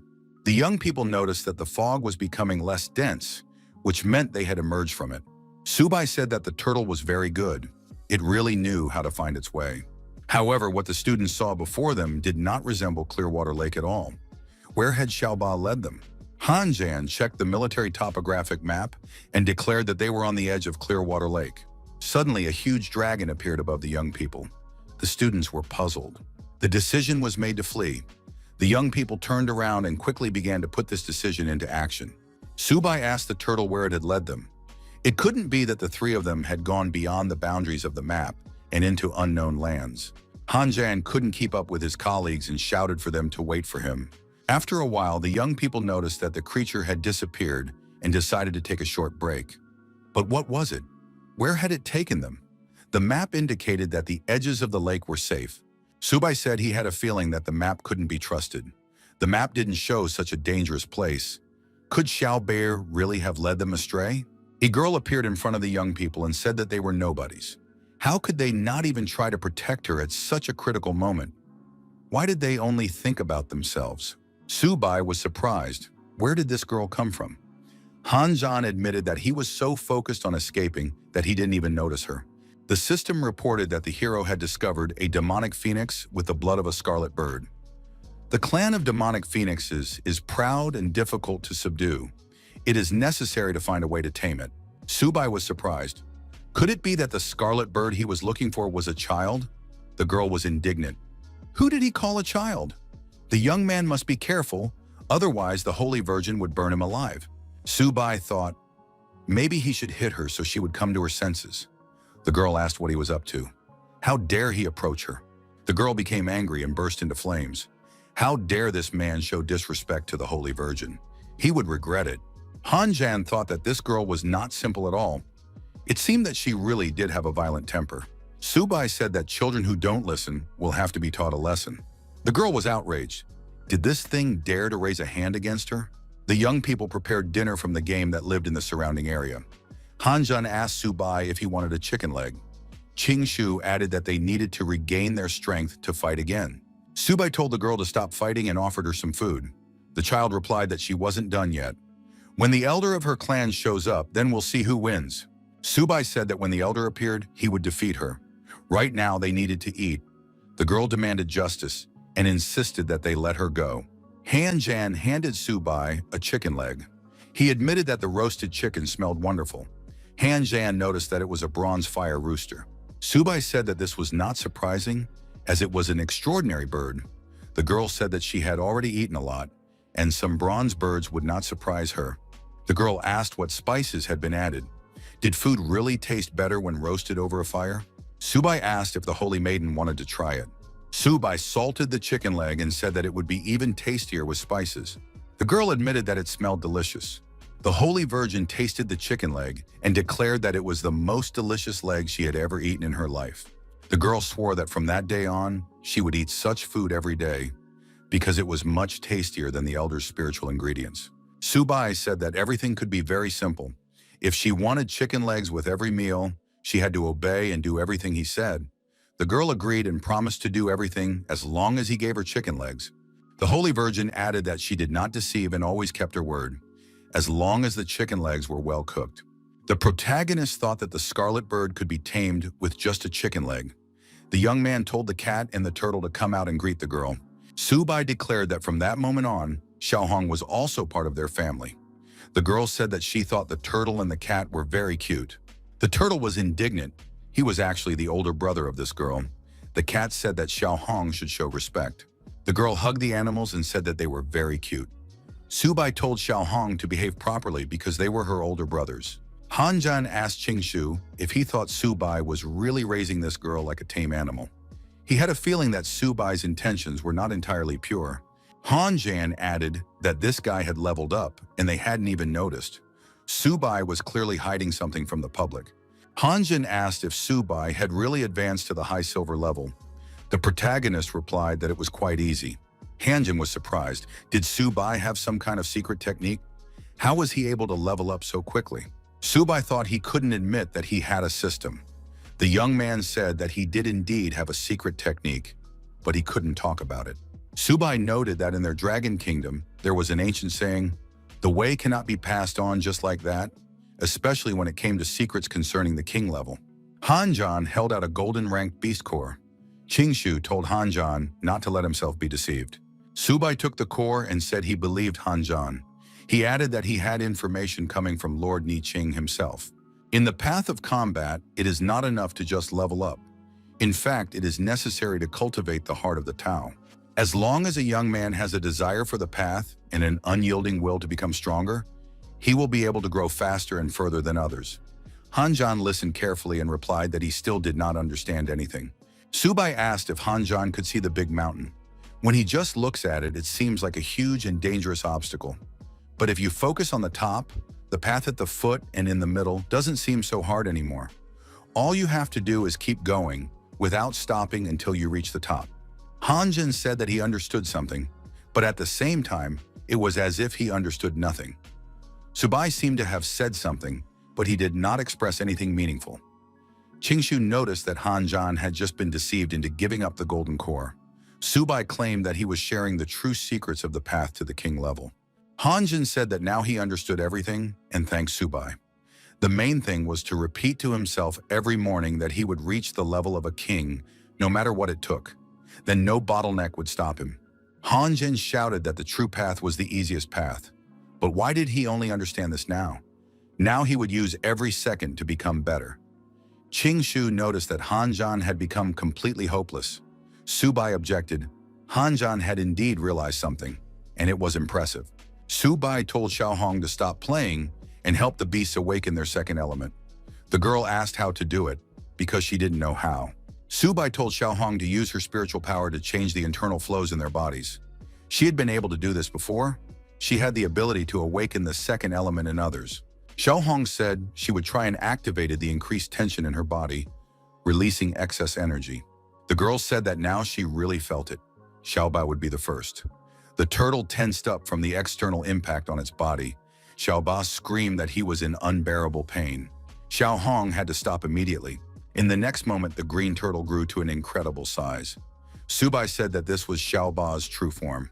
The protagonist stated that the turtle now had a glowing tail. The turtle continued to scream in pain and agitation. Subai received information that the mysterious earth turtle had successfully awakened the second element, the source of water. The young man said that now that the water element had been awakened, the protection of this dual system had become simply terrifying. In the end, the turtle was satisfied. Subai declared that now it was Xiaobai's turn. The cat tried to escape such an execution under the cover of darkness. However, Xiao Hong was on the alert. The girl energetically influenced the fleeing white cat. Subai told Xiaobai to hold on if he wanted to wake up. The big white cat also cried out in pain and resentment. As a result of the awakening, a huge white tiger appeared. It was of incredible size. The young man received information that it was now a sharp-toothed golden white tiger that had awakened the second element, shadow. Subai said that the white tiger with the blood of shadows was a dangerous dance of stealth and destruction. The next day arrived. Qingshu said that after resting, they should reach the pure water lake. Hanjan asked if Subai knew where they were now. The protagonist asked Xiao Hong where they were. Xiao Hong pointed in the direction and added that they were about 80 kilometers from the central restricted area of Pure Water Lake. Subai said that in that case, they would set off immediately. There was no time to waste. Subai asked the girl what kind of dragon shadow they had seen the day before. Xiao Hong replied that it was the Azure Dragon, the guardian of the restricted area near Clearwater Lake. She added that the dragon was incredibly powerful and that any creature that approached the heart of this territory would be destroyed. Xiao Hong said that this dragon was indeed very frightening. Even creatures at the Lord level who tried to enter did not return. Han Jin asked in surprise, "Is the dragon really so strong that it could eat them all?" Qingshu asked, "If the Azure Dragon is really there, why hasn't the King of the Nine Circles of Hell tamed it yet?" Xiao Hong replied that at one time, the King of the Nine Circles of Hell had gathered the elders of all three great royal clans, but even then they had been unable to subdue the dragon. Qingshu was surprised. Even the King of the Nine Circles of Hell couldn't handle the dragon? Wasn't it too dangerous to rush forward like this? Subai ordered the system to analyze the presence of Azure Dragon blood nearby. The protagonist decided that today he would tame this dragon. If it was really here, then all four divine beasts would be gathered. Based on the scan results, the system reported that Azure Dragon blood had been detected nearby. However, the carrier's current power was insufficient to tame it. The egoist thought, even the system warns that the Azure Dragon is very dangerous. Indeed, they should retreat. The commander of the first squad suggested that his colleagues step aside for a moment. The young man asked the girl if she knew the way through the Misty Mountains. Xiao Hong replied that the roads in the Misty Mountains change with the weather, so she didn't know the right way either. Subai said that this could be a problem.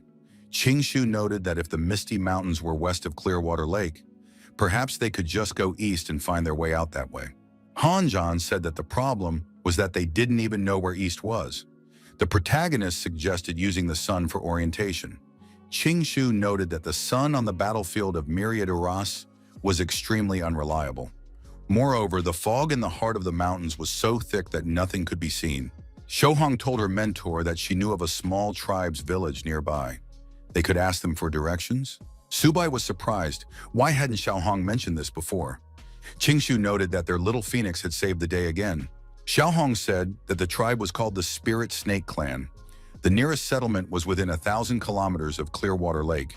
Subai said that was great and ordered the girl to take them there. They headed for the Spirit Snake Clan.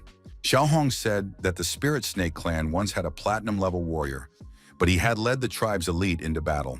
Now, only the elderly, sick, and wounded guarded the village. The strongest among them was the elder, who was at the peak of the gold level. The expedition made its way further through the forest. Peeking out from the bushes, Xiao Hong pointed to the village of the Spirit Snake Clan. Subai was surprised. There was a snake's nest right on their course. Han Zhan said that although the clan was small, judging by the number of snake holes in the aura around them, they had more than 10,000 wild animals. The exact number of creatures guarding the territory was unknown. Han Zhan suggested attacking from different sides to lure them out of their burrows. Once they were separated, they could be destroyed piece by piece. Qingshu said that was too dangerous. It would be better to catch one golden beast and interrogate it. It would have to reveal the location of the passage. Subai said that these two only think about how to fight. We must not forget that Xiao Hong is the holy maiden of the royal clan. Han Jin asked what Subai suggested doing, what his strategic plan was. The protagonist replied that he had a brilliant plan.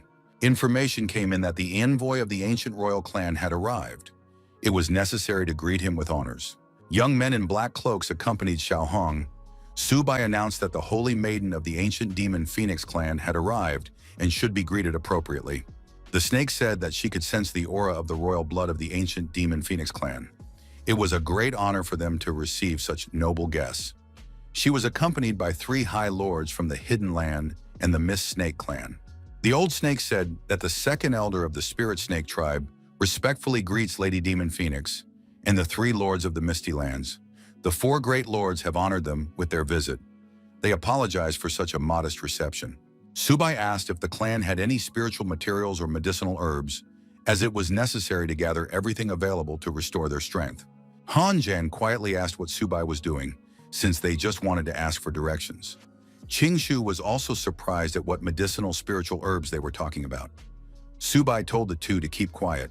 The second elder said that if the honored guests had come from afar, the spiritual snake tribe would definitely give them a proper welcome. After a while, the guests were offered small spiritual fruits as a sign of respect. Han Jin said that these were 4th-level spiritual berries filled with powerful spiritual energy.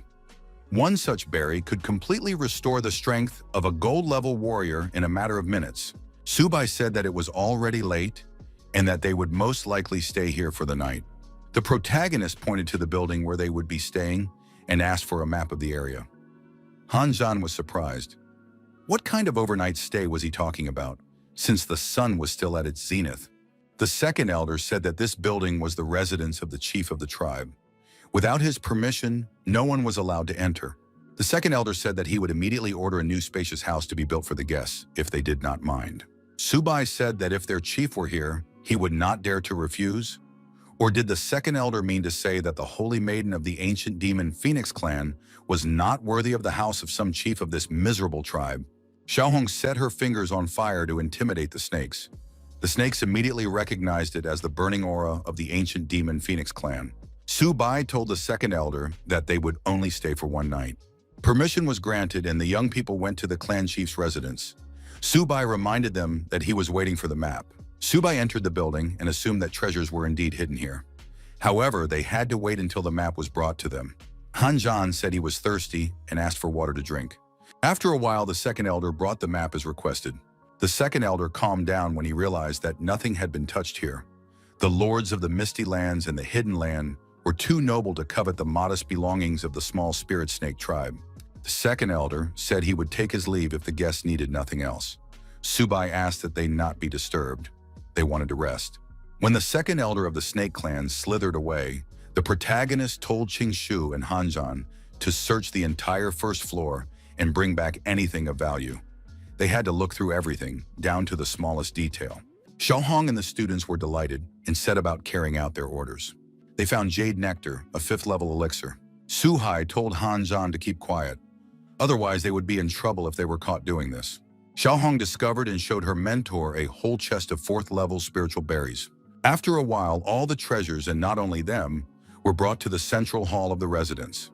Subai said that now they could begin, and everyone present began to devour the food supplies found there. After the meal, Han Zhan said with difficulty that his bottleneck at the highest silver level was beginning to weaken. Qing Shu noted that after he had eaten his fill, he had made progress. Subai said that after the meal, they could take a closer look at the map. After studying the map, Han Zhan declared that they needed to find a way out of there. Subai said that they would soon set out and gather all the members of the Spirit Snake tribe.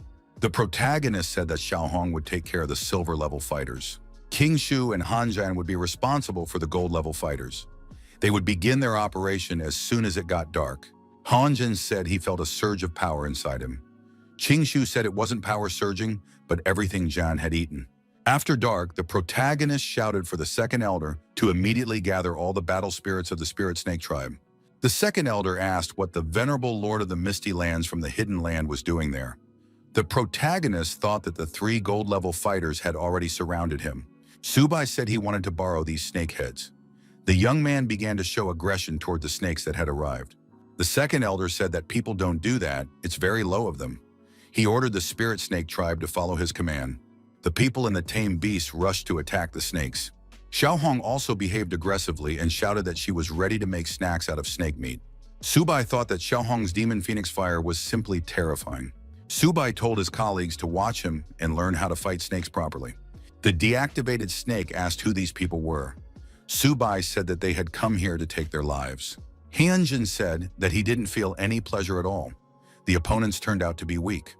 Subai said that they shouldn't relax because they were deep in the territory of the myriad races. The turtle and the cat felt that they could break through to the golden level. A little more, and they would reach their goal. Qingshu asked the squad leader if it was time to return to the main group. The protagonist replied that he had another idea. The young man noted that if they were in the heart of the myriad Ares lands, why not strike them right now? Qingshu pointed out that they were in a risk zone. Subai said that fortune favors the bold. The more dangerous the place, the more generous the reward. The squad commander added that everything would be fine, they just needed to follow him. The young man suggested spending the night there. At dawn, they would set out for Windy Mountain. Qingshu was surprised. What was he talking about? Qingshu noticed that this was the territory of the Black Leopard tribe. Hanzhan noted that Subai had become completely uncontrollable after being made commander of the squad. The next day arrived. Qingshu asked why they were using the same trick. Subai replied that this trick still worked. Why reinvent the wheel? He told the leopards that the venerable lords of the misty lands from the hidden land had arrived. Why was no one there to greet them? The leopard ordered that the elders be informed of the guests immediately. The lords of the misty lands had arrived. A huge black leopard appeared with swords in his hands. He asked, had the guests come here to die? The elder noted that the brown leopard's tribe had long harbored hatred for the representatives of the misty lands. Today would be the day of their revenge. After these words, the elder raised his swords and rushed into the attack. Hyunjan repelled the attack of the elder of the black leopards and said that Subai's plan had failed. The protagonist noted that he was unaware of the old feud and commitment to vendetta. Subai declared that they would have to fight their way through and called on his tame beasts for help. Zhaoba and Xiaobai immediately engaged in combat with the armed brown leopard. Subai noted that leopards are very fast and added that he was counting on Xiao Hong. Xiao Hong rose into the sky and her body began to radiate increased energy.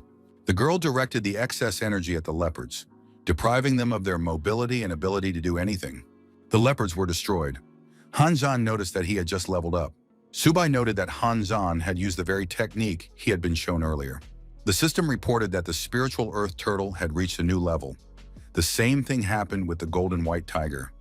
Subai noted that this was real progress. Subai noticed that Xiaobai had grown again. There were also changes in Xiaobai. The young man said that from that day on, the white tiger would become the master of shadows. Hyunjin noted that Subai had become stronger again. He added that he had gained the will to seek the Tao in faith. Why shouldn't he break through further? Subai said that Hanjun's faith was apparently not strong enough. That was why there was no noticeable progress. Subai, studying the map, asked where they would go next. Xiao Hong said that there was another place she had not been to. The girl pointed in the direction and added that it was the main city of the snakes of the mystical land. Subai said that in that case they would go there. Hanjun said that this was pure madness. It was a truly great city of myriad races. Even if they were currently at war with humans, there were bound to be powerful guards there. Hanjun noted that with their forces, going to the main city would be tantamount to seeking death. Going there was too dangerous. If the enemies found out that they were humans, there would be no escape. Qingshu noted that Hanjan was right. Going to the main city with just the three of them was too risky. Subai was surprised. Had his colleagues forgotten their faith and their desire to seek the Tao? If they wanted to obtain more resources and become stronger, they had to go to the main city. The young man added that when they reached the level of king, standing on the Great Wall and looking down on the myriad races, as if they were tiny ants, they would receive much admiration and make a great contribution to the development of humanity. Subai added that they were doing this for the greater good of the human race. Even if they did not return, they would still accomplish something truly grand. Hanjin said that he would act for the greater good of humanity. He was born great and, if necessary, would die gloriously. Subai said that Hanjan was the true spirit of a proud hero of humanity. Qingshu was surprised. Could this guy really be so easily infected by this idea? Su Bai demanded that Xiao Hong take them there, in the name of the greater good of humanity. The target was chosen, and the first squad set out to fulfill their mission. What was predestined for them from above. 3 days passed. Su Bai asked how far they were. Xiao Hong said they were almost there. Su Bai looked into the distance. The girl said that ahead lay the main city of the snakes of the mystical land. The protagonist said that it was not a city, but a real mountainous massif. Han Zhan admitted that he was beginning to regret his decision. Su Bai declared that there was nothing to fear. After all, they were the great heroes of humanity. Xiao Hong said that the main city of the snakes of the mystical land was the most majestic of all.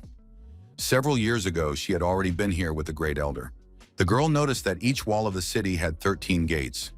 Usually, the ruling houses entered through the central main gate, and members of the mystical land snake clan entered through the side gates on either side. There were also side gates for those of noble blood, but even they had to undergo an aura check and pay an entrance fee. Su Bai was surprised.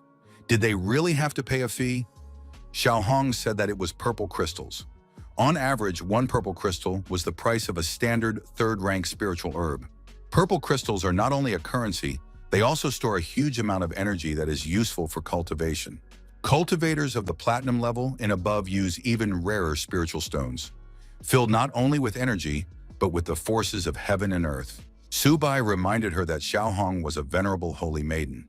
Did she really only have one measly crystal?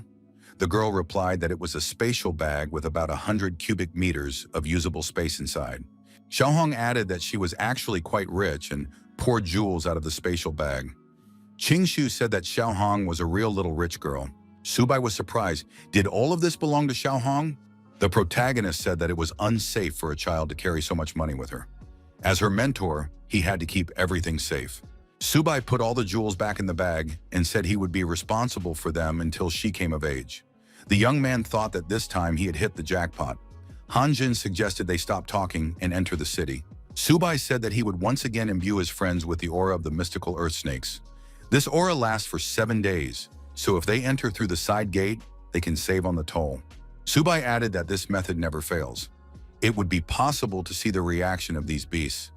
All the beasts present bowed their heads to the young people. The guards welcomed the 4 venerable elders back to the main city.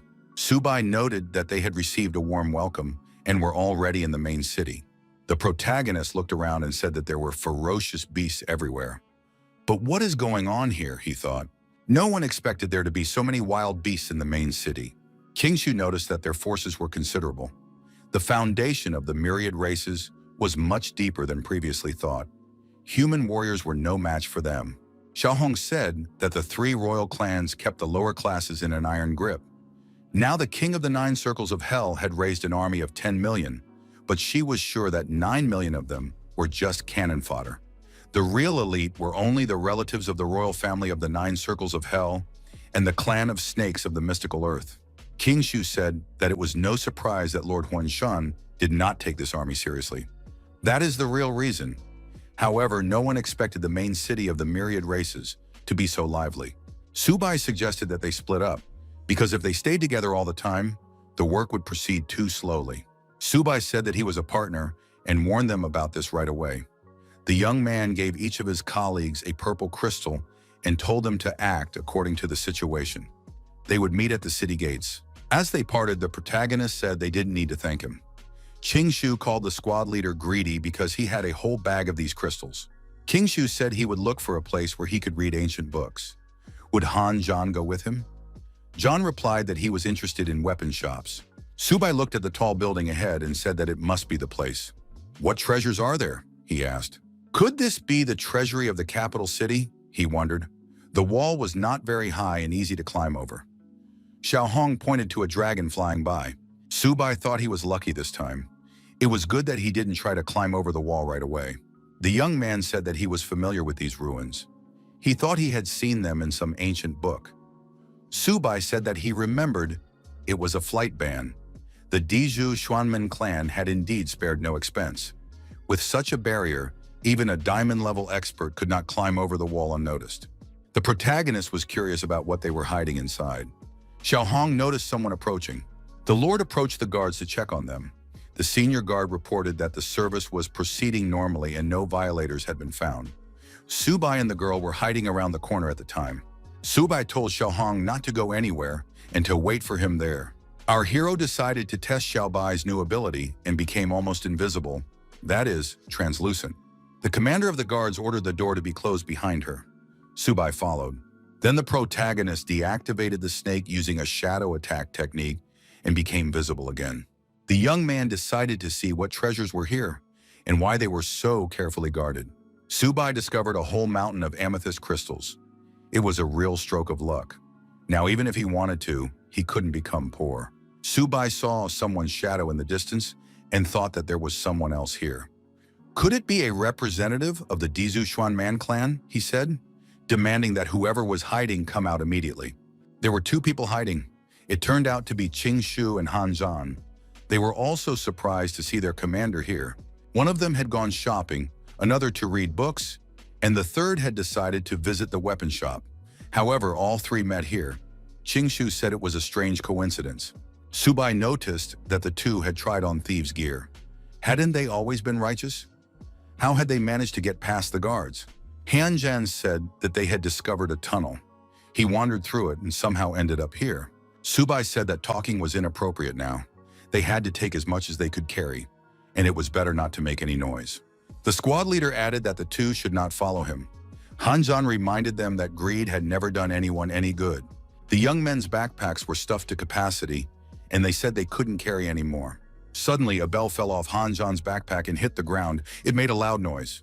The guards detected movement in the ancient temple and went on full alert. The sergeant of these guards was also discovered. When he regained consciousness, he said that the ancient temple was being robbed, that the barrier had to be activated at full power, and that no one should be allowed to leave. Subai said that they needed to flee, otherwise they would be doomed. Suddenly, everything around them shook. The criminals were running away, and they had to be caught. The elder ordered the entire city to be sealed off, every house to be searched, and the intruders to be found. The criminals ended up on the roof of a building, from where they could watch as the entire guard was put on full alert. Han Zhan suggested that they were in big trouble. Qing Shu agreed with this assumption and added that the entire city was blocked off, so there was no help to be expected. Subai said that he knew the saying, "The most dangerous place is the best hiding place." Xiaohong appeared in front of the guards and shouted that she had seen people. The girl pointed in the direction where these people had been spotted. The guards reacted quickly but were immediately deactivated by the protagonist and his friends. The young people made their way into the vault. Xiaohong asked what they were looking for. Subai replied that he had a feeling there were treasures hidden there. Xiaohong pointed out the hidden door to the master. Subai said he couldn't see anything. The girl explained that the door was sealed with a spell so that people couldn't find it. Xiaohong activated a hidden mechanism and the door opened. Subai said that the Xuanmen were very cunning. It was no wonder he hadn't noticed the door before. Xiaohong added that there was a powerful energy downstairs. The young people descended the stairs that were just behind the secret door. Downstairs, they discovered the Tree of 1,000 Wishes. The protagonist was surprised. "What is this strange tree?" Xiaohong said that it was forbidden magic. How did the Dizu Xuanmen clan dare to grow such a thing? Are they really aiming to become the fourth royal clan? Subai thought he had heard that name somewhere before. The Tree of 1,000 Wishes. The system reported that this tree contained countless fragmented laws of power. The tree was directly related to the Great Catastrophe. This chance could not be missed. Xiaohong added that the Dizu Xuanmen clan had committed a terrible deed. To grow the Tree of 1,000 Desires, they needed tens of millions of snake-like monsters. Subai climbed to the top of the tree and asked the girl what it was. Xiaohong replied that it was an 8th rank spiritual fruit. The Dizu Xuanman clan sacrificed countless lives to obtain this fruit. Subai picked the fruit and said that it was the size of a fist, but weighed more than 100 jin. The young man added that this was the first time he had seen such a spiritual fruit in his life. "What is this fruit good for?" he asked. Xiaohong said that this fruit contained incredibly terrifying energy. It helped masters of the Lord level increase the concentration of their blood. When the concentration reaches a certain level, they have to destroy countless of their own kind. That is why the method of cultivating the Tree of 1,000 Desires was declared forbidden by all 3 royal clans. Subai said that in that case, they really couldn't leave this tree here. The system explained that in order to transplant the divine tree, it was necessary to first awaken its divinity. One had to place a hand on the divine mark. Subai said that this tree could not be left here and reached out his hand to its trunk. The trunk expressed dissatisfaction. Subai touched the tree and said that he was ready. The activation of the tree's divinity began. The protagonist noticed the appearance of a spatial rift. But how is this possible? Could these be the small disturbances? He thought. Xiaohong asked in fear what the mentor had done. After all, space had begun to collapse. We must leave here immediately, or we may be sucked into the rift. If we don't leave now, it will be too late. Subai shouted for Xiaohong to hide immediately. They had to hide in the spatial bag. Subai announced that it was temporarily safe here. Xiaohong said that the master had indeed transplanted the tree of 1,000 wishes. The heavenly treasures he had collected appeared before the protagonist. The young man said that it seemed to have worked. However, why was the earth still shaking? Subai was outraged when he realized that the tree was devouring his heavenly treasures. The young man showed aggression towards the tree. Could it be that all his spiritual materials were stolen by this tree? He thought. Xiaohong was frightened and told the master to be careful. At the Great Wall Defense Army base, Nie Qing visually recorded the release of energy. The military man said that this energy was incredible and seemed to go beyond the laws of nature. The king was surprised. Could something even stronger than the king of the 9 circles of hell have awakened in the depths of 10,000 Ras? The soldier was surprised. Could it be an entity that surpasses the level of a king? Nie Qing ordered to immediately contact the reconnaissance team and find out what was going on there. The royal city of the heavenly 9-tailed fox. The 9-tailed fox assumed that it was a divine-level power. But how is that possible? The forbidden area has not yet been opened. Where could this divine energy have come from? Why did such a terrifying force appear right in the main city of the Diju Xuanmen clan? We must send scouts there. The royal city of the 9 circles of hell. The elder said that this energy was too terrifying. What is going on there? Why did such a nightmarish flow appear in the main city of the Dizhou clan? What is going on there? Asked the assistant. I don't understand, and I am going there immediately to obtain the necessary information. The Forbidden Lake of Bishu. A huge dragon lies dormant at the bottom of the lake. The Forbidden Tomb of Swords. The swords are on high alert. The Forbidden River of Falling Sky.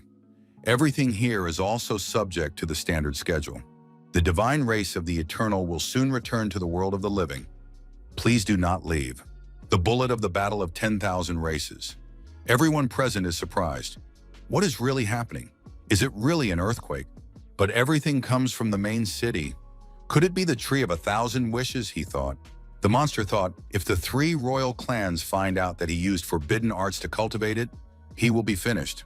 The animals saw that the Diju Xuanmen clan had gone on the offensive and decided that they needed to retreat. After all, it was impossible to fight in such chaos. Chaos broke out among the ranks of 10,000 RS. The brown bears were indignant. How could these beasts from the Diju clan just take off and run away? Subai also did not understand what was happening. Did he initiate all this? The elder appeared in the sky, exuding excessive energy. She asked the young man how he dared to touch the sacred tree. Subai thought that now he would have many serious problems. The 9th elder of the platinum rank ordered her assistants to seize the young man. Subai thought that if he didn't run away right now, it would be too late and he would be finished. The 9th elder began to pursue the commander of the advance guard. Subai tried to run away as fast as he could. At the last moment, our hero managed to activate a protective barrier and defend himself from the 9th elder's attack. The attack on our hero did not stop, because he had destroyed their clan's sacred tree. Now even tearing the young man to pieces would be too easy a punishment. Qingshu felt a sharp surge of energy. Could it be Subai again? Han Jan prepared his weapon and told Subai to run away first. He would personally delay the 9th elder. The monster woman attacked Han Jan, and the young man flew to the side. She asked, "Does he really think his armor can withstand my attack?" Subai asked if Han Jan could handle it. "If not, we can run away together." Han replied that they should leave, and he would cover their retreat. Han Jin said that the monster woman should try to catch his sword art. His opponent replied that these were all pathetic tricks. Such attacks could not harm her. The man would have to say goodbye to life. Han Jan changed his mind about taking such a big risk and shouted for them to wait for him. He also activated retreat mode. Subai threw a spiritual fruit to his friend and told Han to swallow it quickly so he could restore his energy. The monster woman continued her pursuit and said that none of them would escape her alive today. The first squad did not listen to the monster's words and only increased their speed, running away from danger. The female monster was surprised. Is this really the speed of the gold level? After 3 hours, our heroes continued to move at an accelerated pace. The monsters said that they couldn't let these people get away. The female monster did not understand where they could be hiding. This is the forbidden zone of the Falling Sky River. If you go further, you may end up at the Azure Pond. The students hid behind a rock and decided to take a break. It seemed they had shaken off their pursuer. Han Zhan asked what sacred tree they had been talking about and why the monster woman kept mentioning some tree. Subai said it was a long story. The main thing now was to regain their strength and get out of there as quickly as possible. The 9th elder of the platinum rank was nearby and declared that none of them would leave. They would have to identify them personally. Han Zhan grabbed his weapon again and told Subai to leave first. The monster ordered the return of their clan's sacred tree. In that case, I grant this man a quick death, he added. There was a powerful explosion, and Han Zhan was thrown far back by the shockwave. Subai was surprised. How dare they call this tree of desires sacred? The young man added that he had rid them of this evil. The 9th elder said he would see how long this man could hold out. Han Zhan once again said to leave this monster for him. He added that he was not joking. It is better to leave one than to perish all at once. The victory of humanity is what matters most. Subai and Qingshu, running away, said they would wait for Han nearby. The 9th elder rushed after them and asked, "Are these people still trying to escape?" Han Zhang appeared in front of the huge snake and said that he was his enemy today. The 9th elder threw Han Zhang far away and declared that this man was overestimating himself. His life is not worth the life of an insect. Han Zhan jumped to his feet and grabbed the snake by the tail. The young man declared that he was not finished yet. The 9th elder swung his tail and threw the man far away again. Han Zhang fell to the ground again, and this time blood flowed from his mouth. Subai and Qingshu managed to reach the Azure Pond. Subai was surprised. Why is it so quiet here? Is the Azure Dragon not at home? At the edge of the forbidden area, the monster asked its mistress, "Why is it so strange here?" Usually, any living creature that enters the forbidden area is immediately attacked. The monster said that their sacred tree was still in the hands of the fugitives. Under no circumstances can we let them go. Suddenly, the sky darkened, and a huge dragon appeared in the air. It was the Azure Dragon, and the monsters decided to retreat immediately. Subai treated his tame animals to crystals and told them to eat as much as they wanted. Qingshu was surprised. How can Subai eat so calmly? The pursuers could appear at any moment. Subai was surprised. Does Qingshu still not understand? This is our forbidden zone. They wouldn't dare come here. Otherwise, those 2 elders of Yuanling would have been here long ago. The protagonist noted that in any case, they couldn't stay here for long. They had to decide where to go next. Qingshu suggested returning to the Misty Mountains and joining up with the main forces. Subai replied that they had already caused too much commotion on foreign territory. If they moved back, they might encounter the Yuanling clan. Subai suggested returning to the heart of the 10,000 races and launching a surprise attack. Qingshu decided that the commander of the detachment had gone mad. There would be not 2 platinum masters hunting them, but many more. The protagonist said that this time they would take a different route and make a small detour. Qingshu asked if Subai knew the way. Subai replied that he knew the way. Besides, they could always try to find Han Zhang. Trees die if they stand still, but people live as long as they keep moving. Subai said that they were about to set off and that the assistants should hurry up. Subai told his colleagues that he had recently realized something. If you encounter an opponent of platinum level or higher, you can forget about fighting. The only thing that makes sense is to use your strength to speed yourself up and slow down your enemy. In that case, there may be a chance to escape. Qingshu agreed. The gap between the gold and platinum levels was too great. Moving through the forest, Subai held back his friend and told him to be careful. Movement has been detected on the right. The young men noticed wild beasts leading a captive, and that captive was Han Zhan, his hands tied behind his back. The beast claimed that no one could save this man now. Subai said that if they rushed in recklessly, Han Zhan would be in serious danger. First, they needed to calculate everything. Qingshu asked what Subai was up to again. The protagonist replied, "One clever move can decide the outcome of the whole day." Han Zhan said that these beasts were behaving like true savages. Their behavior violated all conventions. The beast declared that he was ready to destroy this man right here and now. Suddenly, two young men in dark robes appeared in the nearby forest. They demanded that the wild beast stop immediately. "What is he doing here anyway?" they asked. The wild beast reported that he was acting on the orders of the 10th elder and was escorting the man back to the clan's territory. Han Jan was delighted. "Have they really come for me?" Subai hit the prisoner on the head with his hand and told him to be quiet. Subai clarified, "Is this the escort squad? They are tasked with supervising the transport of the prisoner and collecting military supplies from the Cat clan." The beast said that the supplies had already been delivered. The envoy noticed that the transmission was crackling, so a new batch was needed. Subai was surprised. "Does this guard dare to question the clan's orders?" The beast replied that it was an honor for him to serve the messengers. The guard, the messengers, and the prisoner arrived at the territory of the Ghost Cat clan. Subai said that he would interrogate the prisoner himself and that the guard should immediately summon the clan elder. The elder arrived and apologized. He had not known about the messenger's visit in advance. Subai stated that they had come for supplies and spiritual materials. The elder was surprised. The last shipment had been delivered only 10 days ago. Why again? The messenger explained that a catastrophe had struck the front. They had suffered enormous losses and needed new materials to hold their positions. Subai was furious. After so many years of war, isn't every single clan out of 10,000 races teetering on the brink? When the king of the 9 circles of hell gave the order, the Dezhou Xuanmen clan threw all its skilled fighters into battle. Subai continued, "Now the Cat clan is unable to spare even a handful of supplies." The elder said that these words opened his eyes. "If so, our clan will give all our supplies, 10,000 units of low-level spiritual materials." The messenger said he would report this to the king of the 9 circles of hell, and the clan would be recognized for its merits and awarded an honorary title. The elder told the messengers to follow him. In addition to the low-level materials, their clan had prepared spiritual stones for the respected messengers. Subai expressed his immense gratitude to the elder and promised to report this to the king. The envoy ordered the elder to prepare provisions. The interrogation of the prisoner would begin right there. Hanzhong demanded to be untied, adding that there were only a few cat demons here that could be easily deactivated. Subai replied that if they did so, where would Han Zhan get the spiritual fruits to heal his wounds? He asked his colleagues if they felt anything strange in this cave.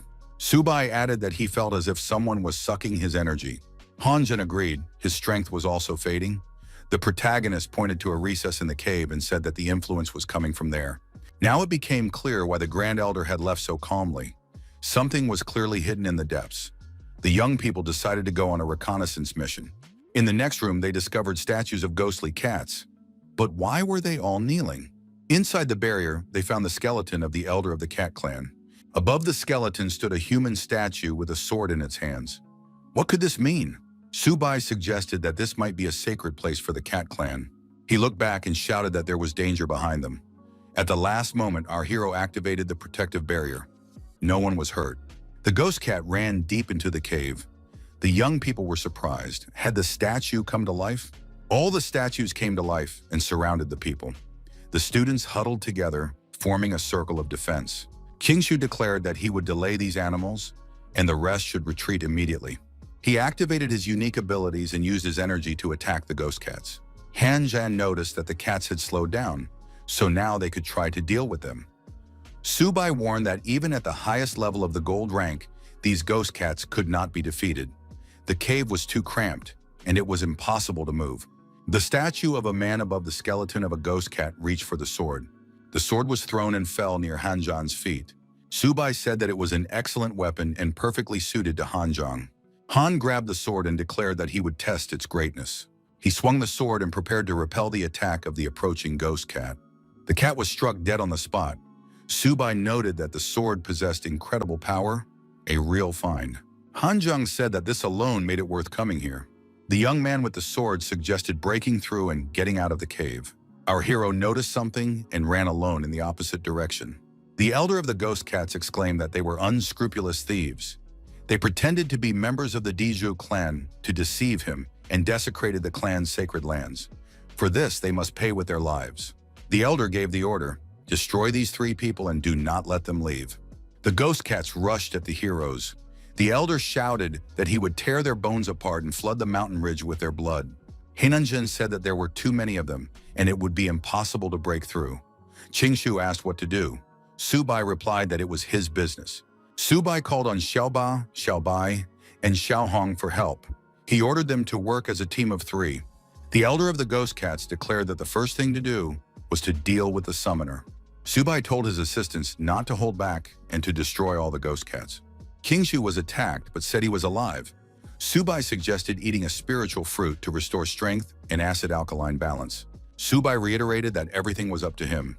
They had managed to escape from the capital of the Diju clan and were certainly not going to get stuck in a tiny village of ghost cats. All the assistants divided up the roles and prepared for a synchronized attack.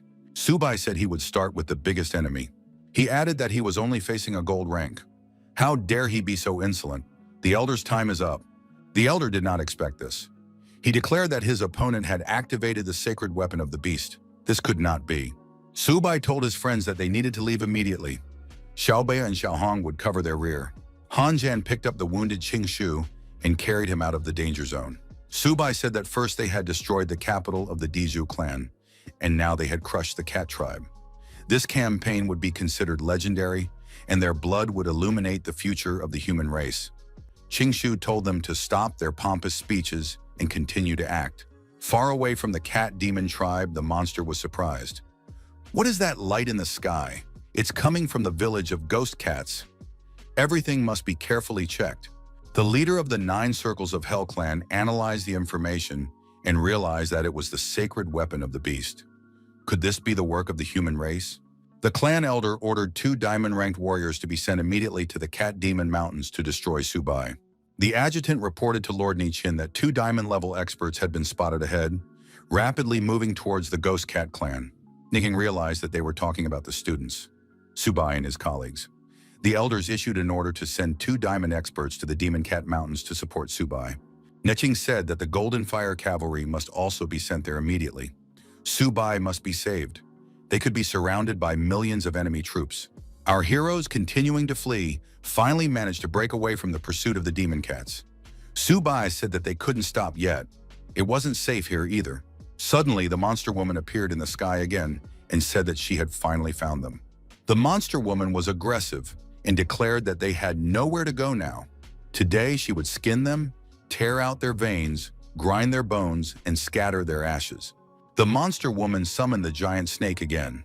The snake attacked the humans and said that this opponent was only gold-ranked, yet he had survived her attack, so he knew how to do more than just run away. Qingshu and Han Zhan were not so lucky. They couldn't stay on their feet and were thrown far back. The monster woman told Lao Shu to release a poisonous mist, blocking the retreat. If these 3 escaped and others found out, they could be ridiculed. She didn't want to lose face. Subai said that he would no longer run away and was ready to fight back decisively. Subai activated his sword and declared that he was not afraid of such enemies. At the same time, wings appeared behind our hero. The female monster noted that this guy was able to activate the sacred beast artifact again in such a short time. However, it was useless.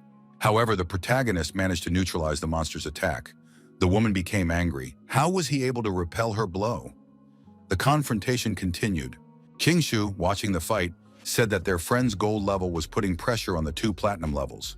Han Zhan said that if he had been told about this earlier, he would never have believed it. The woman said that this young man was worthy of being called a sacred beast artifact, the greatest innate technique, but he must not be allowed to become stronger. Lao Shi began to blow poisonous green mist again. Subai wondered what the 2 were up to this time. The monster woman was forced to admit that her opponent was strong, but he was only at the middle gold level. His body had not even been tempered to its limit. The monster woman became even more terrifying and said that today, this young man was doomed to die. Subai noticed that she had become very ugly. No one would want her. The female monster said she wanted to see how long this boy's arrogance would last. The young man was attacked, but he managed to activate his protective barrier in time and was not hurt by the blow. The next moment, a scarlet phoenix bird pounced on the monster. It screamed loudly and flapped its wings intensely. The female monster shouted that even the flames of the demonic phoenix were no match for them. Subai declared that the 2 platinum rivals were quite annoying. The protagonist continued to swing his sword. The young man did not believe that they were impossible to destroy. The female monster declared that today they would fight to the bitter end. Humans could not harm them. However, looking back, the monster saw that the diamond expert was approaching them. This was not good. The female monster thought that if she had a little more time, she would wear the young man down to death. The protagonist spat blood, but continued to stand bravely on his feet. The female monster declared that this man had destroyed their clan's sacred tree. Even if she fell today, she would drag the man down with her. The monster woman screamed that this boy would now die along with their sacred tree. Qingshu was surprised. Had this monster swallowed Subai? This would not end well, because she wanted to blow herself up along with him. An explosion did occur, but not the one that was expected. Hanjin suggested that General Lin had appeared. Could it be that he had saved Subai? General Lin, standing behind a protective barrier, asked the young man if he was okay. Subai replied that he was unharmed. But why was Uncle Lin here? General Lin thought that in order to get the 2 platinum-ranked elders of the Black Python clan to blow themselves up, there must be someone else here. General Lin said that these young people had done a great job forcing their 2 opponents to blow themselves up. Now they had to return to base quickly. They couldn't be late. 2 shadows appeared in the air. One of them said it was already too late. The other shadow added that they had finally found these people. They were the diamond expert of the Black Python clan and the diamond expert of the Great Bear clan. The Bear clan expert was surprised. Could Lin Zhengnan be here too? The battle continued on the battlefield. A huge flash on the horizon was visible from afar. The Supreme Elder said that a mountain of demon cats was attacking them. Reinforcements must be sent to the mountain of demon cats immediately. The assistants reported that reinforcements were already on their way. The diamond expert of the Great Bear clan lifted a huge stone above his head and said that General Lin had destroyed the elder of his clan that day. Today he would make the general pay with his life. The diamond expert of the Black Python clan said that today they would destroy everyone and sacrifice them to the king of the 9 circles of hell. The diamond experts attacked the people with all means available. General Lin, using his unique abilities, continued to maintain the defensive barrier. General Lin told the students to leave immediately, saying he would take care of things himself. Subai wondered if Uncle Lin could handle 2 diamond-level opponents on his own. The general shouted loudly, "Hadn't they heard?" To leave was his order. Hanjin told Subai to retreat first and bring reinforcements. They couldn't disobey the order of a combat general. Suddenly, the ground shook in front of the students, and cracks appeared on it. The young people stopped in surprise. The diamond expert of the Great Bear clan said that these 3 would not escape him. Subai suggested that his comrades fight this giant. The diamond expert of the Black Python clan said that Lin Zhengnan would not be able to save himself, yet he was trying to save others. The opponent attacked the combat general, releasing magical snakes in front of him. General Lin said that the 3 students would not be able to defeat a diamond-level expert. It was necessary to continue retreating. Subai called on Xiao Bi and Xiao Bai to attack from the flanks. Xiao Hong went on the offensive head-on. They had to give it their all. The diamond expert of the Great Bear clan said that no one could save these kids. Now they would all die. The attack was launched, and our hero and his assistants were scattered in different directions. The protagonist said it was too painful. Hanjin said that diamond experts are truly terrifying. They are capable of controlling nature. How can we deal with them? The giant said that his opponents should tremble. Unexpectedly, the diamond expert of the Great Bear clan was attacked by the Golden Fire Cavalry. Of course, he did not expect this. The Fire Cavalry warriors said that they had come here on the orders of Lord Nie Qing to provide whatever support they could. It was necessary to protect Subai and fight against the myriad races. Qingshu said how good it was that the Golden Fire Cavalry had arrived. Hanzhan agreed. Now they were saved. Subai declared that if reinforcements had arrived, it was time to counterattack. The diamond expert of the Great Bear clan was surprised. Had the humans really sent the fire cavalry? The protagonist told his tamed animals that it was time to give a worthy rebuff. The attack on the diamond expert was organized according to all the rules of warfare. Xiao Hong towered over the turtle, activating her unique fire abilities. The diamond expert of the Great Bear clan activated a protective dome, trying to avoid a massive attack. He declared that the Great Bear clan was invincible. The diamond expert of the Black Python clan agreed that General Lin truly possessed impressive power. It was no wonder he was called the future royal level. Lin Zhengnan said that today all enemies would be destroyed and no one would leave here alive. The confrontation continued. The diamond expert of the Black Python clan told the old bear that their opponents had the advantage in numbers. What should they do now? The diamond expert of the Great Bear clan turned into a huge animal and roared loudly that he would tear all his opponents to pieces. The diamond expert of the Black Python clan said that the advantage was on their side and that it was necessary to retreat. The huge bear declared that he would cover their rear. The Black Python could retreat. Subai was surprised. Had these two decided to just run away? But just a moment ago, they had been walking with their heads held high. The protagonist told Xiaobai to teach them a lesson. The turtle growled menacingly and released a powerful energy charge aimed at its opponents. The Black Python's diamond expert was surprised. How was this possible? Did this monster really have such abilities? The turtle continued to attack the giant bear, and as a result of this attack, the bear lost its head. The giant white tiger Xiaobai knocked the Black Python clan expert to the ground and pinned him down with his claws. The opponent said, "Is this how a shadow attacks?" The battle was also in full swing on the battlefield. The military effectively attacked the beasts, saying that they would destroy every one of the myriad races. The leader of the 9 Circles of Hell clan appeared from the crevice. He assessed the situation with a sharp glance. Niting appeared from the crack opposite. The commander said that if Zhu Yu made even one move, he should not blame him for being merciless. It would be better to admit defeat. Zhou Yu replied that if it weren't for the fact that the 2 clans, the demonic phoenix and the heavenly fox, had retreated before the battle, the human race would have been wiped off the face of the earth today. Even if Nie Qing's power was superior, he should not think that he would have an advantage against the combined might of the 3 royal clans. The king replied that their race had been gathering strength for 100 years for this counterattack. Zhu Yu calls himself a king, but dares to challenge the heavens. Such insolent behavior will only lead to destruction. The leader of the 9 Circles of Hell clan said that Nie Qing has less than 20 years to live. What right does he have to talk about the heavenly Tao? Nie Qing is almost useless. Zhu Yu issued an order. The troops must immediately retreat to the Luotian River, located near the Demon Cat Mountains. The protagonist, who was near the Demon Cat Mountains, said that they needed to urgently join up with the main army. Han Zhan, riding on a turtle, said that they were moving too slowly. Qing Shu told Han to stop complaining. He should be happy that they had a comfortable ride. General Lin climbed onto a high rock and told the students not to move. Military movements had been spotted ahead. Subai asked what was happening there. Lin Zhengnan reported that the Luotian River must be ahead. Subai asked why there were so many troops from the myriad clan here. General Lin said that the people had won the battle on the front lines, and their opponents had been forced to retreat to the Luotian River. They needed to quickly bypass them and return to camp. Han Zhen was delighted because the human race had won a great victory. The myriad races clans would not last long. Subai inquired how much credit they would receive when they returned. Qing Shu was surprised. What credit were they talking about? They had not participated in the fighting. The human camp before the battle. The general said that Subai had indeed pulled it off. He had even managed to take the holy maiden of the ancient demon phoenix clan with him. Subai objected that he hadn't taken anyone away. Xiao Hong had decided to follow him herself. The girl, holding a chicken leg in her hands, said she wanted to be close to her mentor. After all, the chicken legs he gave her were very tasty.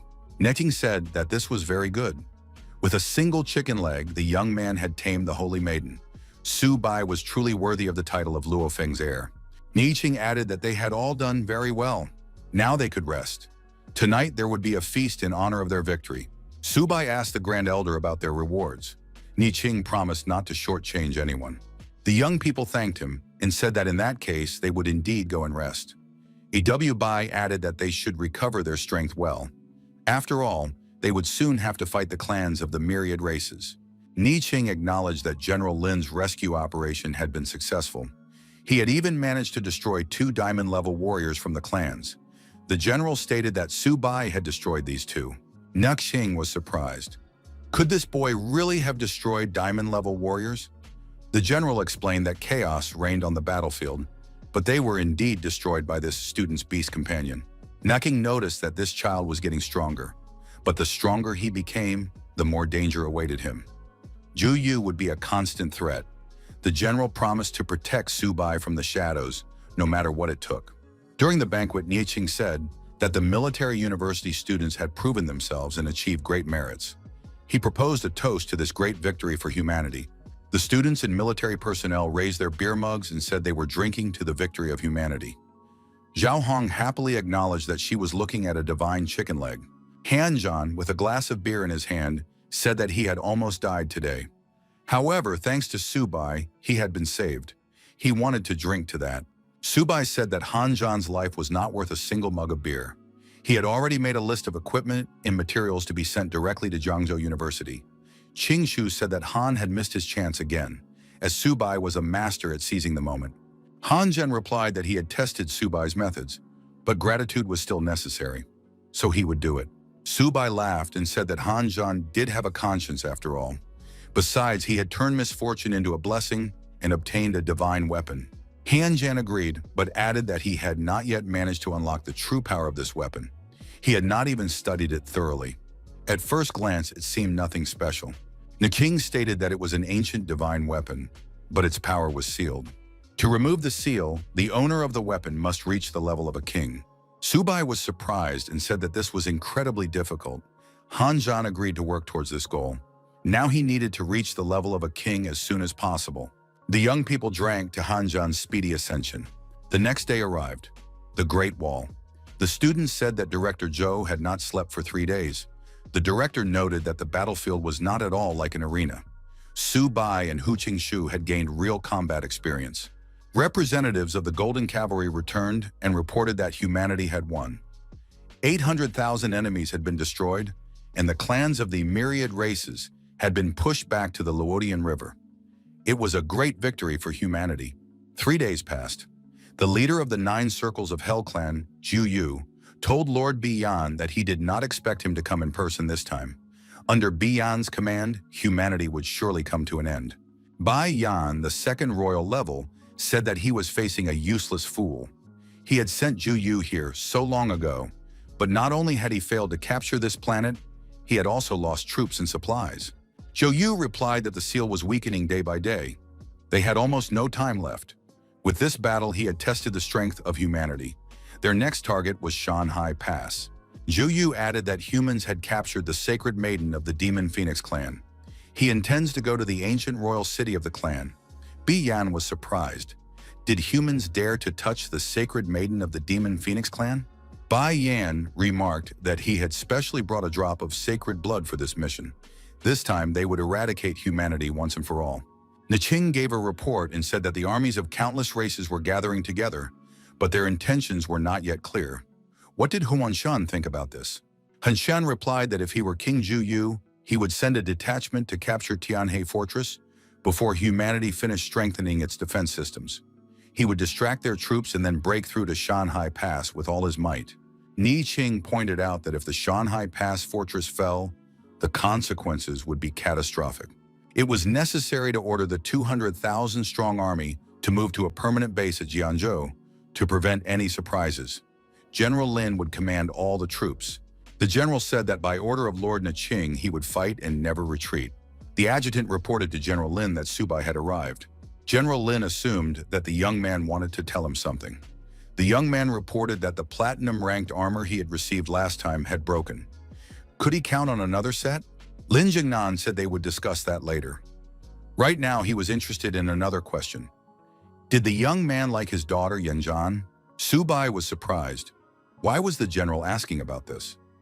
Zhengnan explained that Yanzhan was originally supposed to train with the army defending the Great Wall, but her mother had suddenly fallen ill, so the girl had to take care of her. Su Bai told Uncle Lin not to worry. He would definitely take care of his daughter. General Lin thanked the young man and added that he had not been mistaken about him. Zhengnan noted that the young man would soon be leaving to defend Shanhai Pass.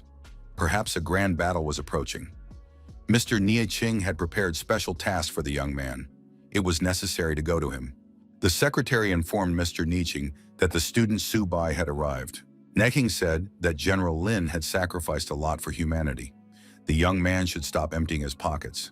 The young man's armor had been destroyed, so he could take this card and exchange it at the logistics department for a Lord-level set. Su Bai did indeed receive the card from Elder Niqing. Su Bai was delighted and thanked the respected Lord Niqing, for which he was nicknamed the Shameless One. Su Bai said he was ready to carry out any errands. Nieching expressed his desire for the young man to accompany him on his journey to Bushwitan. Subai was frightened. It was very dangerous there. Qinglong was terrifying there. Niking was surprised. Was the young man really afraid? Subai replied that the elder had simply imagined it. Niching suggested that the young man follow him into the teleportation rift, which would close in a minute. There was no choice, and Subai followed the elder. The young man added that he was ready to fight to the end. Niching and Subai emerged from the teleportation rift on the other side. Subai was surprised. Why had it suddenly become so quiet? The elder turned to face the lake and said that he, Nieching, had brought Luo Feng's descendant to this meeting. Qinglong must appear. Suddenly the sky darkened, lightning flashed, and thunder roared. Subai asked if perhaps no one was here now. The next moment, the young man agreed that Qinglong was indeed at home and very angry. A huge water dragon rose above the surface of the lake. The elder repeated his words. Subai was frightened because the dragon was rushing straight at them. What should they do? Niching said they would have to dodge. The elder ordered the young man to immediately activate the resonance of the source and not show fear. Subai concentrated, gathered his thoughts, and said that he would try to do it now. The protagonist succeeded. Qinglong stopped nearby and looked at these people with surprise. Was this really the resonance of the source? But where was Luo Fen? Niching told Qinglong that Luo Fen had already fallen. This was his heir and successor, Subai. The young man greeted them. Qinglong said that he had already sensed this young man's aura earlier. Subai assumed that he was looking at Luo Feng's former beast companion and asked if he could help with anything. Qinglong said that the young man was not strong enough. He was not yet worthy. Subai admitted that he was still very weak and was no match for the respected Luo Fen. Qinglong said, 3 drops of blood essence, and at the decisive moment, he will lend the young man his power once. Niching asked if Qinglong could withstand it. The dragon said that blood essence is different from the rest. If the essence of his blood protects the soul, then he will most likely endure. Qinglong added that perhaps one day the young man would be able to open Bushwitan and the ancient tomb below. In that case, Subai would fulfill his master's last wish. Niching asked Subai to give him some blood. The young man complied. Qinglong received 3 drops of blood and asked in surprise what was wrong with this blood essence. The dragon did not expect that 3 drops of his blood essence would actually restore his consciousness. Who was this Subai really? The young man repeated his name again and added that he was currently studying at a military university. Qinglong said that it didn't matter anymore. If he had accepted the young man's 3 drops of blood, then he would repay him. The protagonist received information that a powerful beast had been spotted nearby. Did he want to try to tame it? Subai couldn't believe it. Could he really tame an azure dragon? However, this beast was too strong, so taming it was impossible. Subai was surprised. Why notify him about this taming if it was impossible? Niching told the protagonist that it was time for them to return. Subai agreed, because he still needed to go to the logistics department and get his armor. The Great Wall Garrison Fortress. Those present were surprised. Even in the ranking of generals, Subai would be in the top 10 for combat merit. This is phenomenal. Despite the fact that the generals defeated many high-level beasts, Subai had accumulated so many merits. That's what it means to turn quantity into quality. His strength was only at the gold level, but he broke through and achieved the level of a lord. Hanzhan wondered if he would be able to spend it all. Qingshu remarked that this guy would manage. Logistics department. The protagonist said he would like to exchange a set of lord-level armor. The manager in the logistics department was surprised. The young man was only gold level.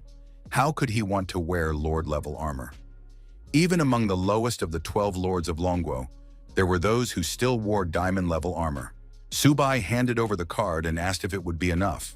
The girl saw that it was a genuine token from Lord Niching. Could it be that the elder had really allowed him to obtain lord-level armor, even though he himself wore gold-level armor? The manager said that even with Lord Niching's token, a set of lord-level armor still cost 1 billion merits. Subai agreed. If it wasn't enough, he could deduct it from Han Zhan and Hu Qingshu. He had their IOUs and fingerprints. The manager checked and said that everything was in order. The 1 billion merit points were accepted. The lord-level armor set would be delivered later when it was ready. Everyone noticed that the university's rating had changed. What could Subai have bought if he spent so many merits? But why did Qingshu and Han Zhan's merits suddenly drop to 0? They had never encountered this before. In the logistics department, The manager showed the young people their receipts and added that she had checked everything. The young people received their receipts complete with fingerprints as proof that everything had been done without any violations. That was why Su Bai had used all his combat merits for personal gain. King Shu said he knew it all along. When powerful enemies of other races were chasing them, Su Bai did not treat them out of the goodness of his heart. It turns out he had planned everything. This guy is very calculating. King Shu added that they still had a lot to learn from Su Bai. The students looked at the protagonist and his armor in surprise. This is Lord-level armor, and Su Bai is Gold-level. He walks around in Lord-level armor. That's too much. Few generals can afford such a thing. Maybe it's worth trying to rob this student? Su Bai saw his friends and ran up to them. He boasted that he had received the armor. What would they say about it? Su Bai, boasting, noticed that the armor was actually a little loose and not very comfortable to wear. Qing Shu and Han could barely restrain themselves from swearing. The young men said they weren't feeling well, so they needed to leave. Su Bai was surprised by what was happening to them. Shanhai Guan. Zhou Yu informed Lord Biyan that 300,000 Phoenix Clan warriors were ready to join the battle at any moment. Bai Yan said, 1,000,000 from the Alliance forces, plus 300,000 from the demonic Phoenix Clan?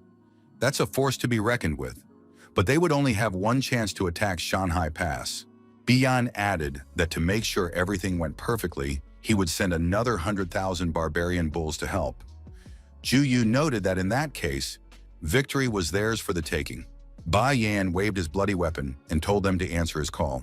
100,000 armed barbarian bulls emerged from the bloody trail and prepared to attack their enemies. This was the fierce and bloodthirsty clan of the barbarian bulls, ready to do anything for profit. Zhu Yu thanked Lord Biyan for his generous help. With the additional strength of the ferocious bull barbarian generals and beasts, victory was assured.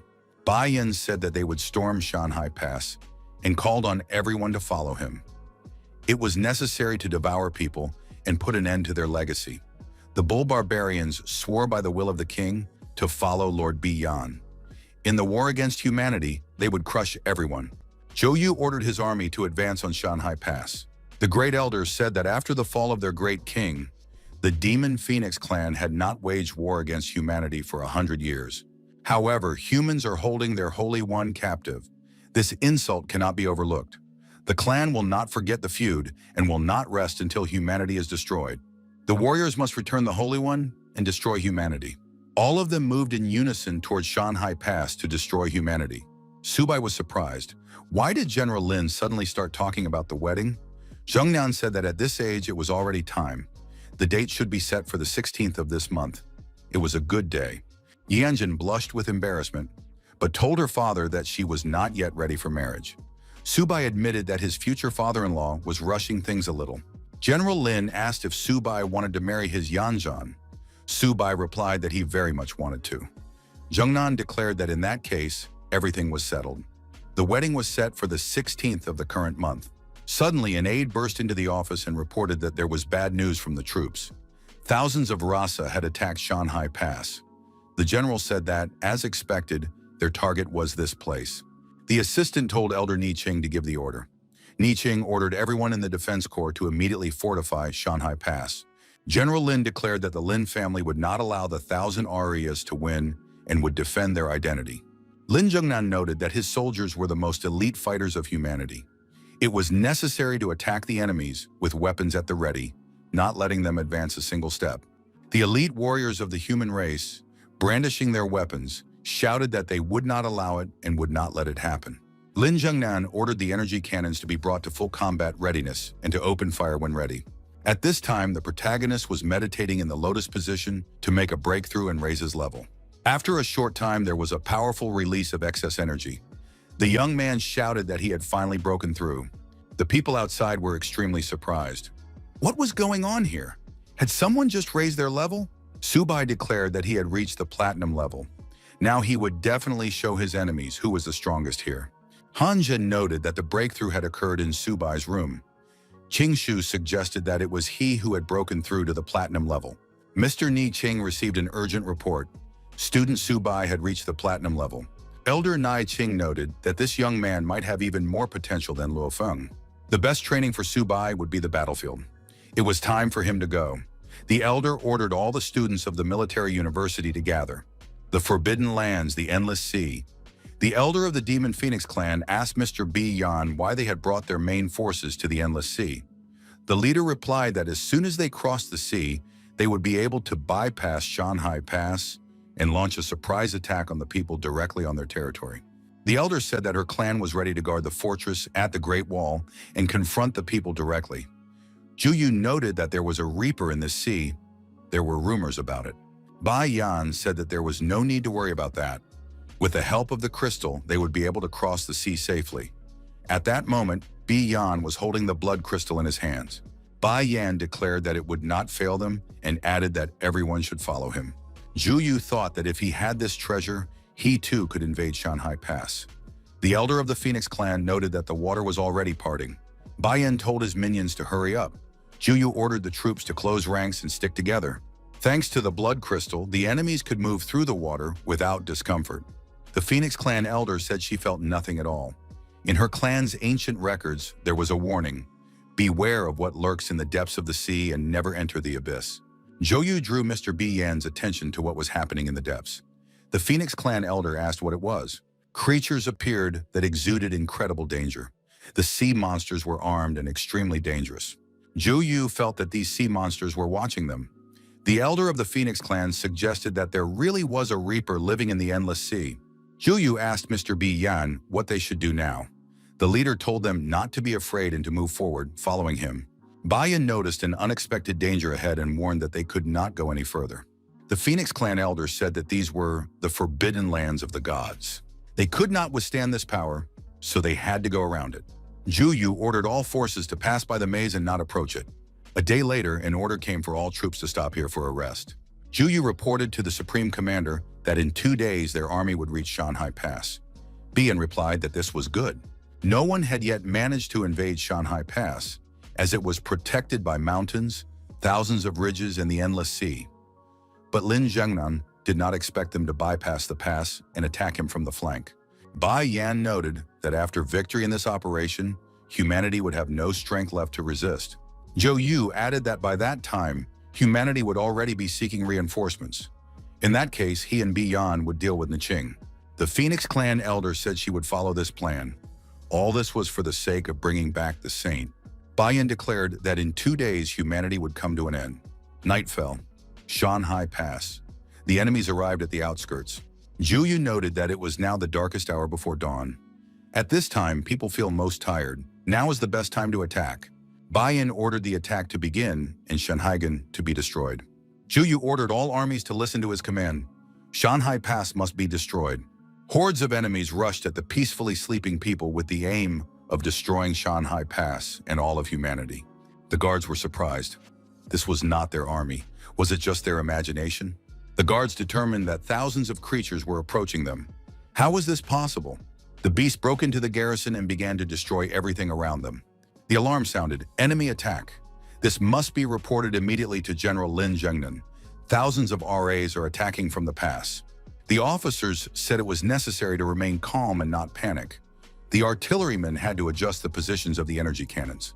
It was also necessary to beware of attacks from above. The wounded should be taken to shelter. The warrior looked up at the sky and wondered, what is that? The elder of the Phoenix clan demanded the return of their saint. There was a powerful explosion. The shock wave scattered many soldiers in different directions. The soldier helping the wounded shouted that the situation must be reported to the general immediately. Juyu laughed and said that the result was worth the long journey across the Endless Sea. It's just amazing. Juyu asked Mr. B. Yan whether it was worth destroying some of the diamond-level experts defending the fortress while they still had reinforcements. The leader replied that there was no need to rush. The bigger fish hadn't taken the bait yet. The trap he had set was not only aimed at taking Shanhaiquan. The big fish was Niqing. General Lin Zhengnan ordered all units to prepare for defense and bring the energy cannons to full combat readiness. The military reported that 1,000 RAS had launched a surprise attack from the pass, and all the shells for the energy cannons had been destroyed by the ferocious creatures. General Lin saw that the King of the 9 Circles of Hell had come in person. He approached the enemies and asked if they agreed to fight him personally. Lin Jianan said that the King of the 9 Circles of Hell was afraid to fight him face to face and had resorted to such shameful tactics. Juyo declared that all means were acceptable in war. Without the support of this fortress, the people would not be able to hold out. Juyo activated his enormous energy sword and said that humanity's defeat would be sealed today. Zhengnan could prepare for his demise. The general was attacked, but managed to use his sword to block his opponent's attack. Explosions rang out everywhere.